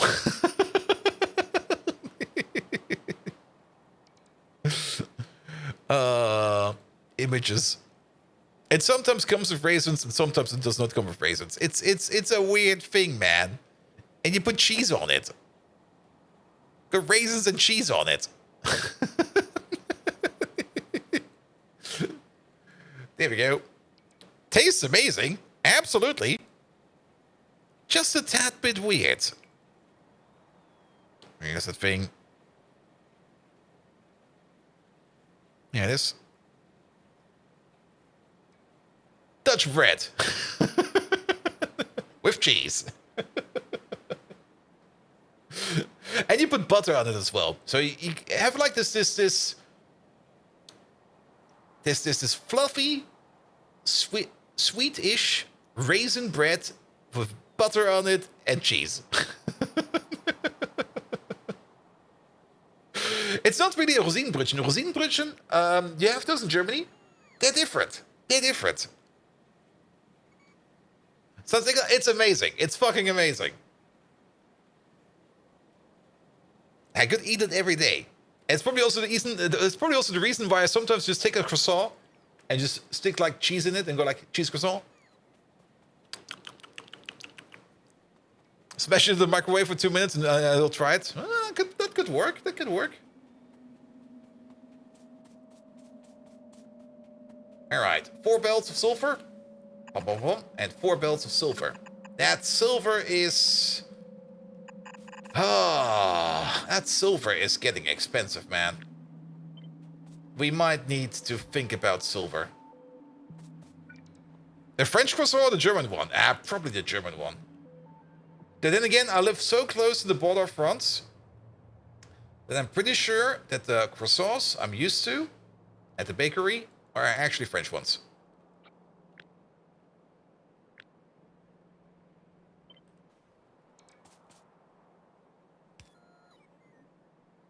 Oh, really? Wrong side of France? Damn. Alright, let's take this again. Copy paste is over, but this time without the train track, please.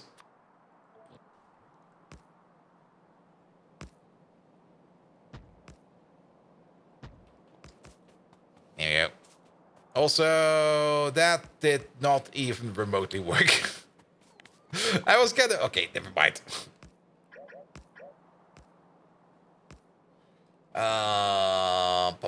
Let's just copy paste over like the top part like this. There we go. That'll be fine.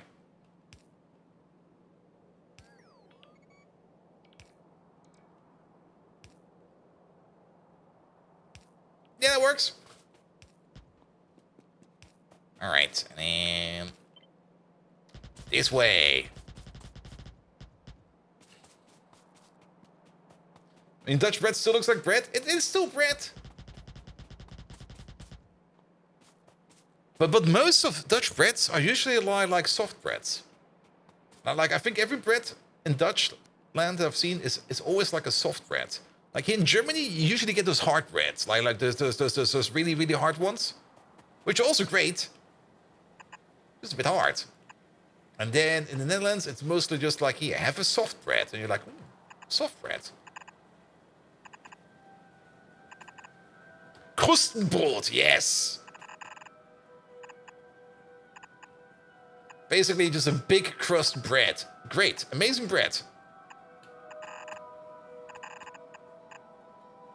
So like you got a shitty baker then? Nah, I rarely buy like full breads. Even sounds hard in German.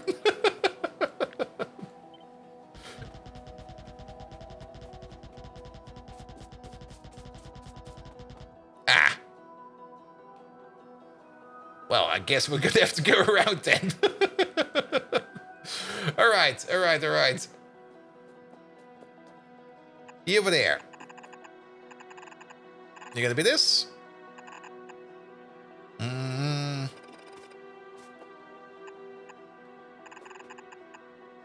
How do we do this? Because you kind of want to be this. If we start doing this over here, though, we will run into all of the issues. Can we do this better?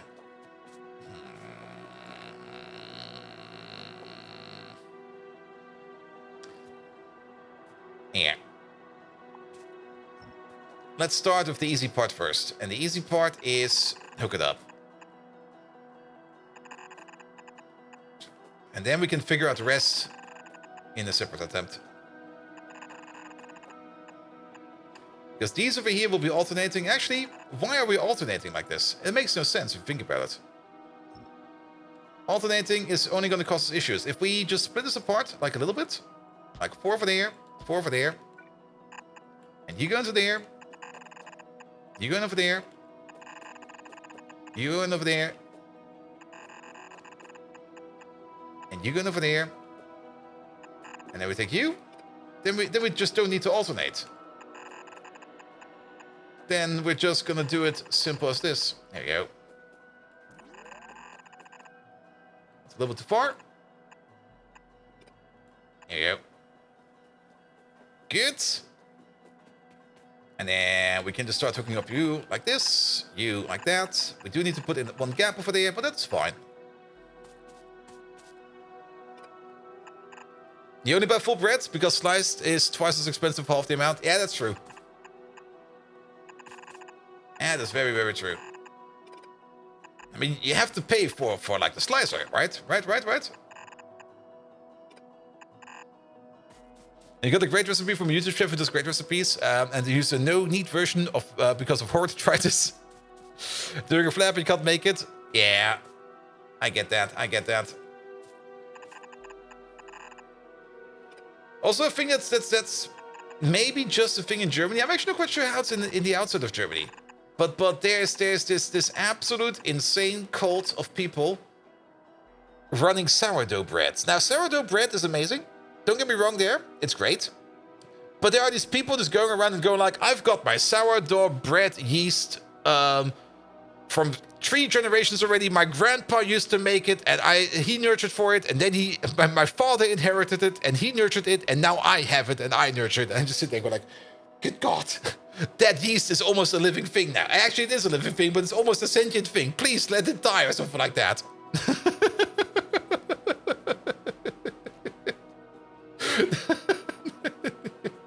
And the worst part is, my friends are starting to do it as well. And I'm just sitting there, dudes, please.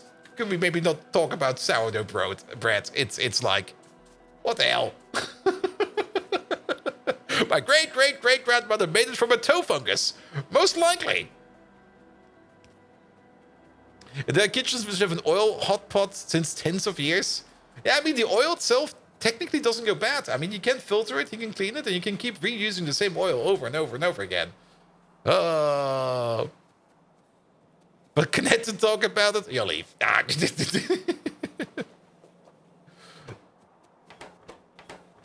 Oh, no filtering? Oh, so more like the perpetual stew hot pot. I mean, that's the thing they did in the Middle Ages. In the Middle Ages, it wasn't always that easy to keep like food like stable. So one thing they did was something called perpetual stew, where they would just keep adding stuff to a stew over and over and over and over and over, just to keep the stew rolling. Nom nom nom nom nom nom nom nom nom nom. All right. I'm actually kind of concerned about the amount of glass we need down there and the amount of glass we make up here. Because this machine over here will only be making about, okay, it's making 7 pieces of glass every 3 seconds. Running at a crafting speed of 4, I guess. Yeah, basically 4. So 28 every 3 seconds. That's 9 per second. 18, 36 in total. We need 25 per second over there. And we need 25 per second over there. We might need to improve our glass sheet build over there as well. There's actually a sourdough library in Belgium, founded in 2013. It has 900 different versions of sourdough. So do they feed it occasionally? Is it like a zoo? How can I imagine that? Is it like a zoo where like the curator comes along every now and then and goes like, oh, I'm gonna feed the sourdough today.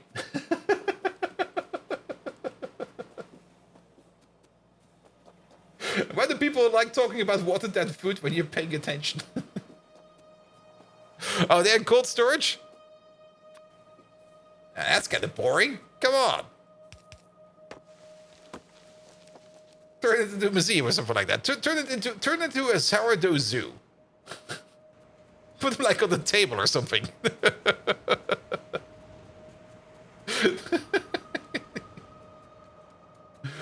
All right. 1, 2, 3, 4 belts over there.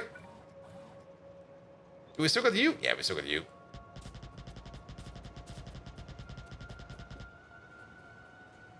There we go. That's a lot of red belts for glass. Now, we will most likely need to improve our overall glass production. That's not much of an issue. That is something we can set up.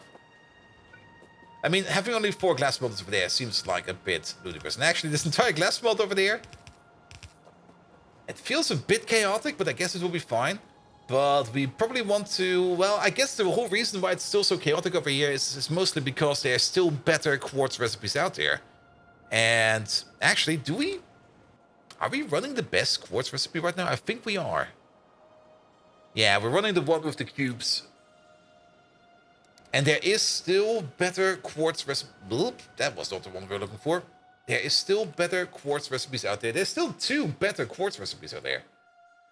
One where we take the cubes and we turn them into high-grade quartz pulp, and then we combine that with some fuel rods or some sodium carbonate.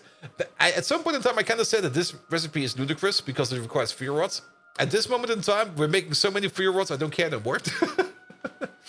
But this over here will increase our molten glass production one more time. And then we got the high-grade quartz pulp over there, which we then turn into high-grade quartz cubes. And then we smelt those down. How does that differ over here? This one over here takes in the high-grade quartz. Okay, we take 100 high-grade quartz pulp over there. We turn that into 1,800 molten glass.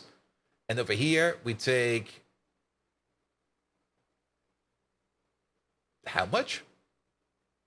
Excuse me? Did I miss something? Oh, I did miss something. Okay. Yeah, this turns 100 into 1.8k. And over here, we turn 100 into 4 cubes. And then 4 cubes we turn into 2.6k. All right. So it's only a slight upgrade. But just add some lithium peroxide on top, sprinkle it on top, and we get even more out of our glass. Also add some syngas for good measure. There we go. There's over 900 strains of wild yeast and lactic acid bacteria recorded. Only 87 sourdoughs within the 12... sourdoughs are from the US. I see. Yeah, that seems to be mostly a German thing. Like sourdough.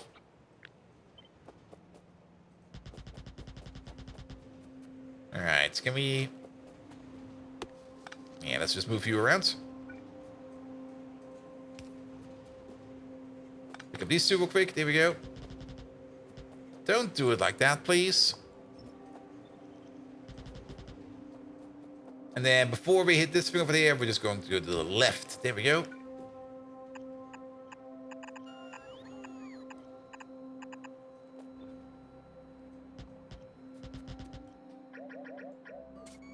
Let's just give some space.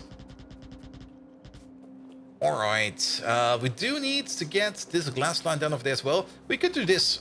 We can just pull you along over here. Into there. We kind of did plan you over there, but let's plan you over there. There you go.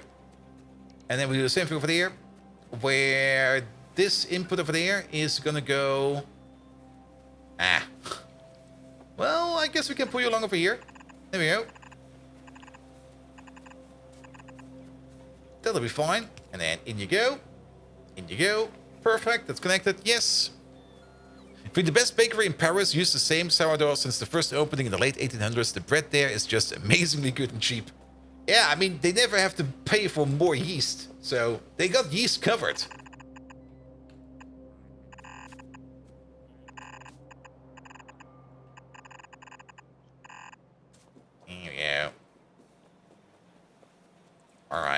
so that's going to be the glass over there. That is you entirely connected for that. We do need some more liquids over here. We do need nitrobenzene over there. And we do need niobium complex over here. Is that nitrobenzene? What is this again? Nitrobenzene, it is. Alright, alright. I think we do not have either of those around over here yet. We still got some space over here on this train station block, so sure, why not? We probably also do need to landfill like a little bit over here in this corner. Let's hope we have enough landfill with us to just do... I think that's enough. So, we're gonna need a liquid requester. There you go. Put you over there. This one over there is going to be for the nitrobenzene. And then, okay, we need a little bit more landfill. Okay, we got loads of landfill. There we go.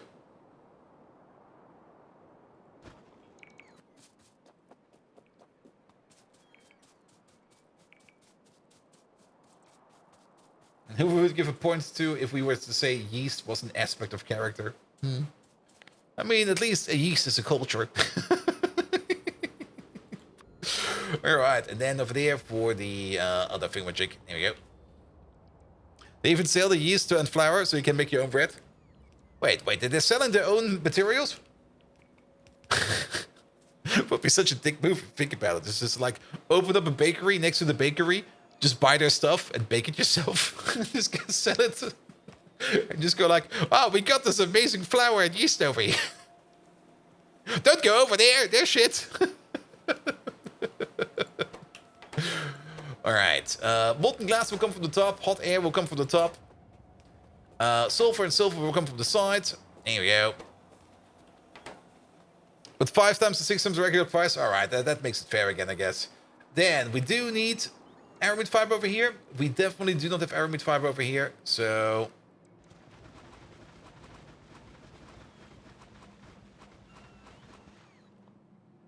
I got 9 left. Perfect. 1 for aramid fiber, and then we got all the things that we need over there. We do technically need a provider. Well, we'll figure that out once we cross that bridge. There we go. There we go. Where's this thing? There we go. Take it apart. I guess we also do want a bit of pot coverage over there.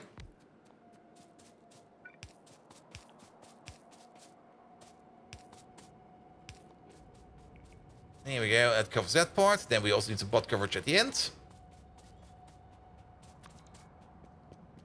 That should cover you. You're still missing power because we're missing you. There we go. Alright, there's still some of these going the wrong way.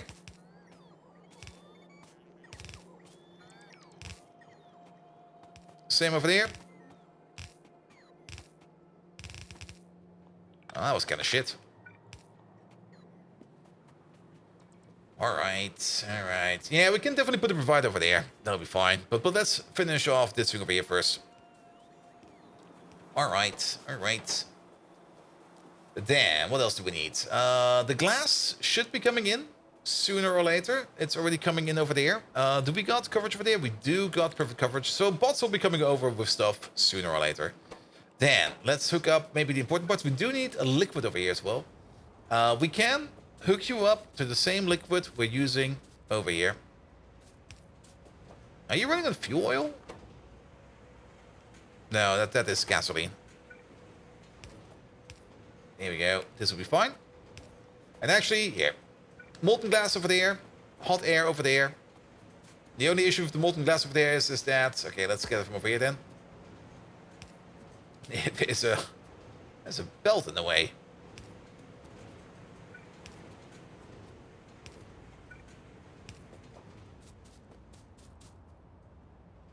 There we go. Let's pull you all the way down. Let's pull you all the way down. And then hot air. Let's put you over here. And let's pull you all the way down. And then we have everything available over here. I'm a little bit surprised that the molten glass over there is empty. We're not empty. Oh, but it's hooked up over there with... Oh, I remember what I did over there. Yeah, the entire logic setup over here needs a bit of a rework. All of these are power gated, technically.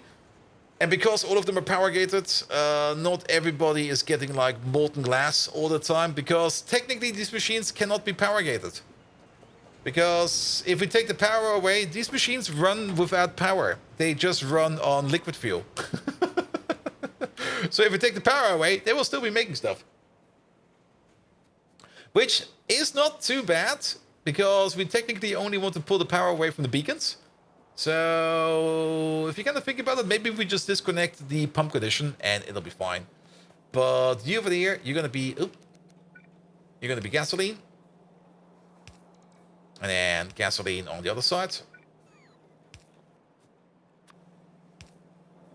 Here we go. You got fuel.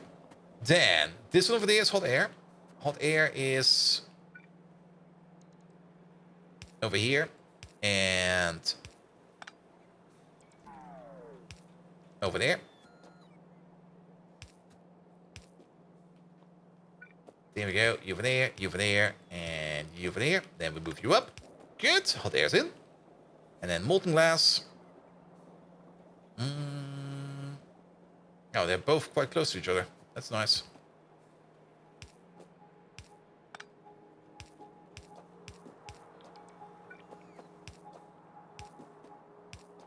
There we go. That would be the molten glass. Good. That at least allows us to make us the glass cores. There's still quite a bit of stuff missing over here. Oh, like a tremendous amount of stuff missing. Did we? No, that's fine.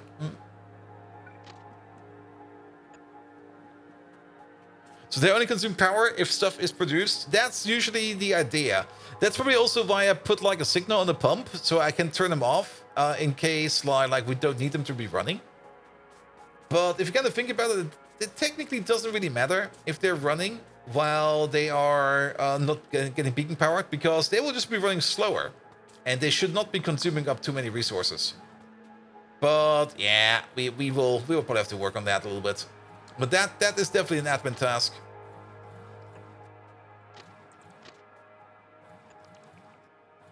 That's just something we need to administrate, and then it will be fine. Also, the other issue is we were so far up north over here that the bots probably just take forever to get over here. Yeah, there they go. So construction over here is kind of delayed. Future bot problems, definitely a Wednesday bot problem.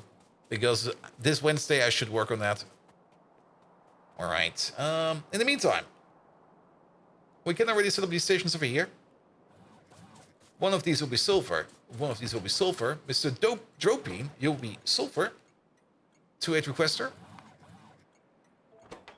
And no save will be silver. Silver. 2-8 requester.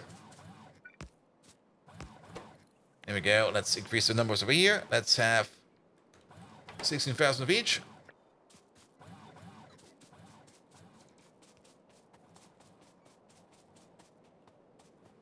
There we go. I should be paying attention more. Alright, alright. And then that will all be coming in. While we are already making train stations over there, we can also set up these two over here real quick. You over there, Victor Bonderwick, you're gonna be the nitrobenzene 2-8 requester. And Lord the Daemon, you are going to be the niobium complex. I guess we never made a requester for this? I guess not. Niobium complex, that's the thing that we are making in the new niobium machine, which is sitting over there. It's currently off. Niobium is also one of those things that can be fully prot modded, which I hope I took into consideration over here. If not, I do already know that this machine over here is making like all the niobium that we need. The niobium complex provider is sitting over there, and there is just no train for that. Sure. Let's make one. Not you. There we go, and then give me a liquid tank. There's one over there. Something is off. How did this happen?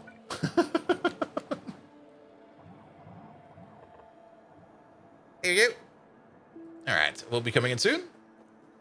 Then we can run the complex over there as well, and then this over there will be the output.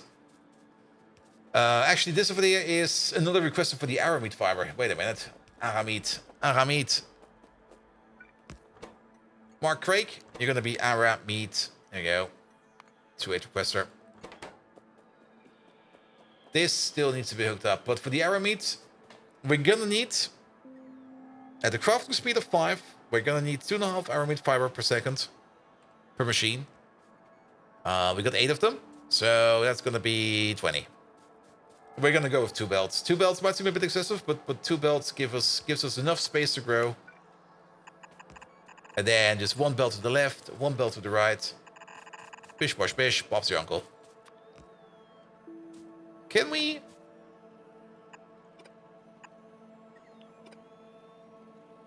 There we go, from over there. That should give us enough space over there to get under the train track, I hope. Yeah, that should be fine. And to get all the way over there. And then the aramid fiber is what we need over there for you. For that, we still need an input, which we're still missing. So how about 1 over there, 1 over there, and 1 over there. Here we go. And then we also still need to think about the output over there.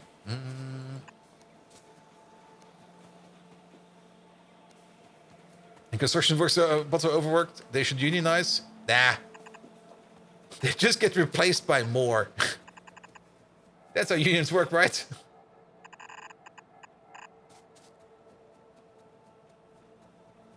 Here you go. And then let's take a copy of this. No machines. No lamps. Just bells and splitters. Alright. And that will be your input. And then the only thing we need to do is to work on the output. And we can put the output in over here. Or at least... we can do it on the other side like this. But if we just move you out a little bit like this. And we move you out a little bit like this. There we go. We can't really copy paste over this. We will just make it one more time. There you go. Copy pasting this one over will be a bit more of an hassle, but that'll be fine. You. And then that'll be that. Alright. And we should be able to copy paste over this entire thing. If we do it a little bit smart. So, no machines. Wait, we do need those. No pipes, no lamps. Just this. I have your pipe is in the way. Where? Oh, down there. That'll be fine.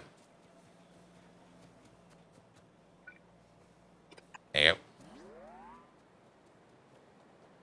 The right belt is nuked at the bottom.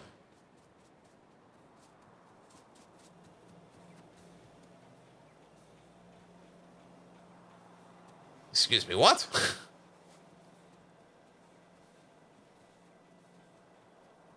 Can't underground too long?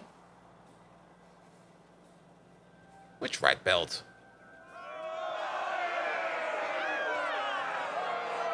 Also, thank you for the follow.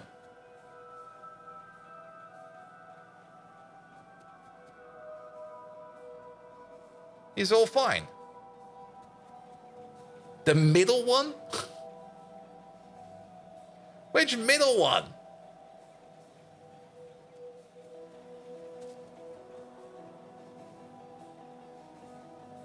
They should all be fine. We always built like this. The north... Ah!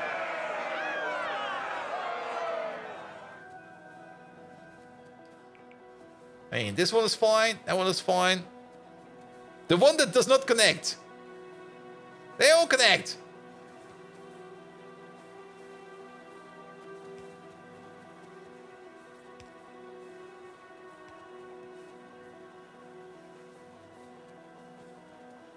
Which one of these fuckers does not connect? You sure about that? I mean, we're probably going to see it once the machine springs into action. Then we're immediately going to see which one is not going to be connecting.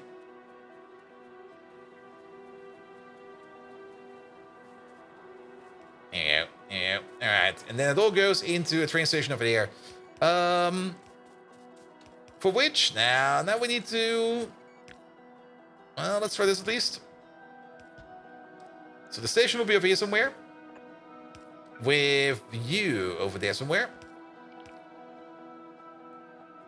Yeah. I think if we... Oh, perfect. Perfect. I'll take it. Okay, it's a little bit low over here. That's fine.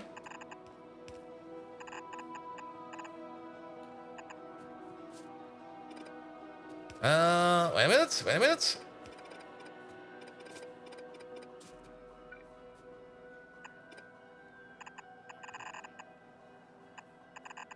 Yeah, it's a little bit extra, but that's fine. Alright, but for this we still need to land for some stuff, so that'll be fine. We can at least put this track down, so we know that there's going to be another station over there. But that is then where we're going to be putting down our glass core, our cladded cores. Cool! Just make these somewhere else, get them in via train, that'll be fine. At least this way around, we will not have to move around as much in terms of glass pane, and it's not as much in terms of molten glass and hot air and stuff like that. It's already all being done over here. And bringing in some silver is quite easy.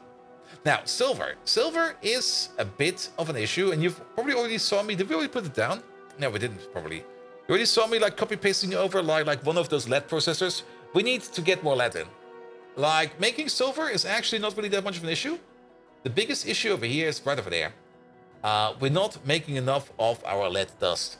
So we do got the bypass product line over there to make silver. If we can't make it with the better recipe over here.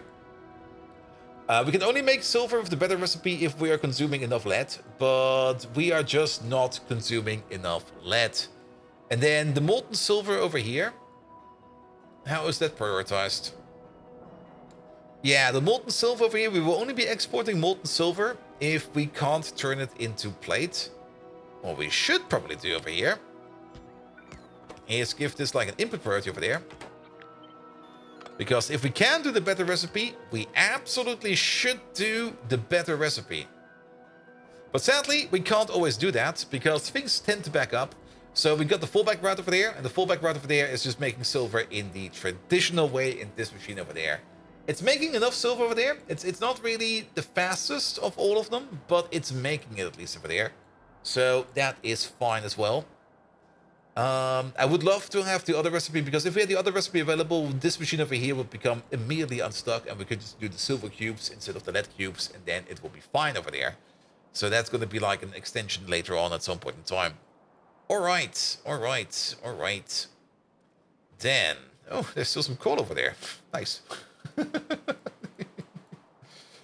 Let's check up on some things, because I'm getting really tired, to be perfectly honest. And I am kind of looking forward to going to bed, to be perfectly honest. Some more lead mines? Yeah, we should work on some more lead mines. Let's have a look at that. Real quick. Yeah, you over there. Lead. Big boy lead ore. Oh. Wait, no, that's fields? I don't really care too much about the fields, because the fields are kind of hard to mine, because... Oh. Yes. The fields are kind of hard to mine because we need acetylene gas for that, and acetylene gas, it's fine to make it, that's not the issue. The problem is more the amount that we need to make it is insane.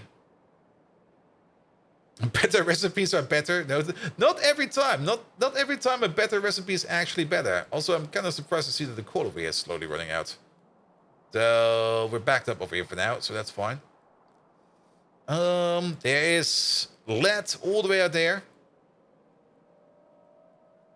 There's a bit over there in Barter Country.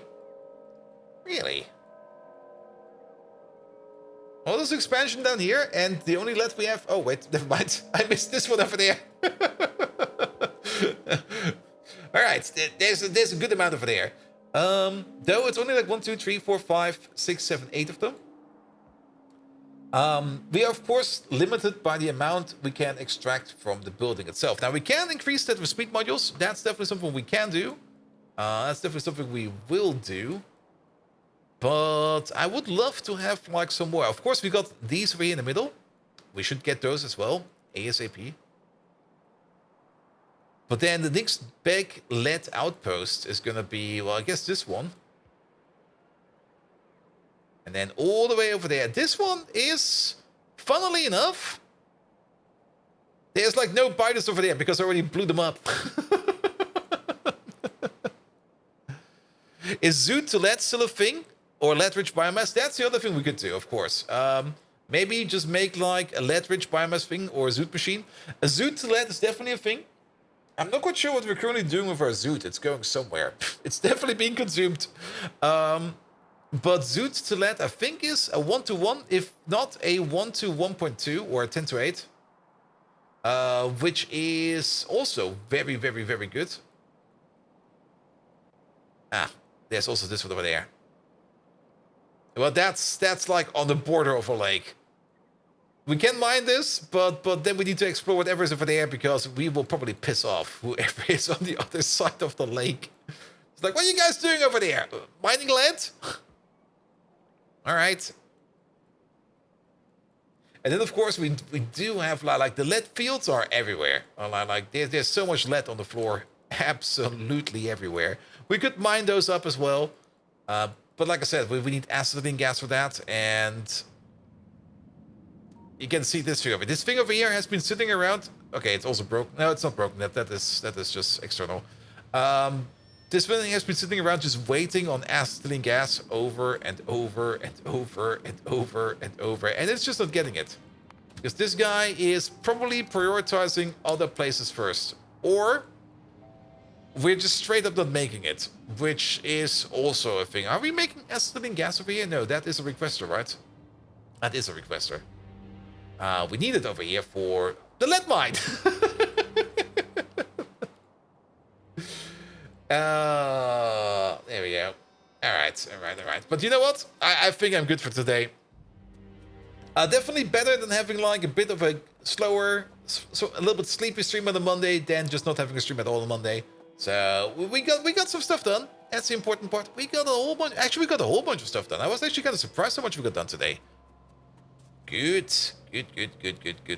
But let's try to get the blue chips out of the door ASAP, because once we've got blue chips in, we can start seriously thinking about getting some really, really good improvements in. And once we get those improvements in, things will be even better. All right. Time to call it a day. That's good.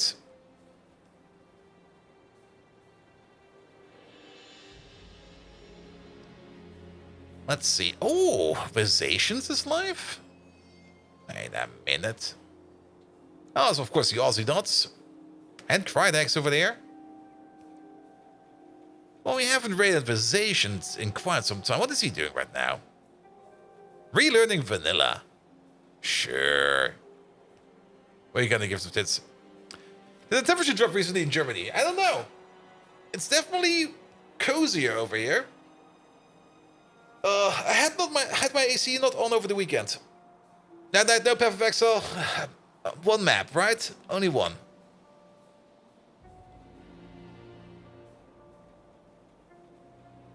There you go. Nah, I'm good for tonight. I mean, you can only stream as much as you can. Also, I should probably get a little bit more into discipline mode. Because if I don't start getting back into discipline mode, it will be bad once I start my new job. And that is only like 2.5 months away, so I should definitely start focusing it down at least a little bit. Then again, it's also summer, so being a little bit more relaxed is also fine. But however it may be. Nevertheless, Spectre, thank you so much for the Prime sub. Fallen Angel, thank you so much for the Tier 3 resub. Jimatya, thank you so much for the gifted sub for FrapJ22. And FrapJ22, thank you so much for the lovely raid. Dan, Toddy, thank you so much for the Prime sub. I did drink that water. I definitely did. Audio Junk, thank you for the Prime resub. Evil Pla, thank you so much for the resub. And Mark Cons, thank you so much for the resub as well. Good. That was it for today. Thank you so much. Say goodbye to YouTube. We're going over to Wazations, who's doing some more Factorio. If you don't know who Wazations is, he is also part of the Red Circle Stream team. And he's an absolutely amazing lad. So, have a good one. Good night. And Profi Spieler, your school year begins in 2 days. Well, in 2 days? Wait, what? On a Wednesday? Either way, have a good one. Good night.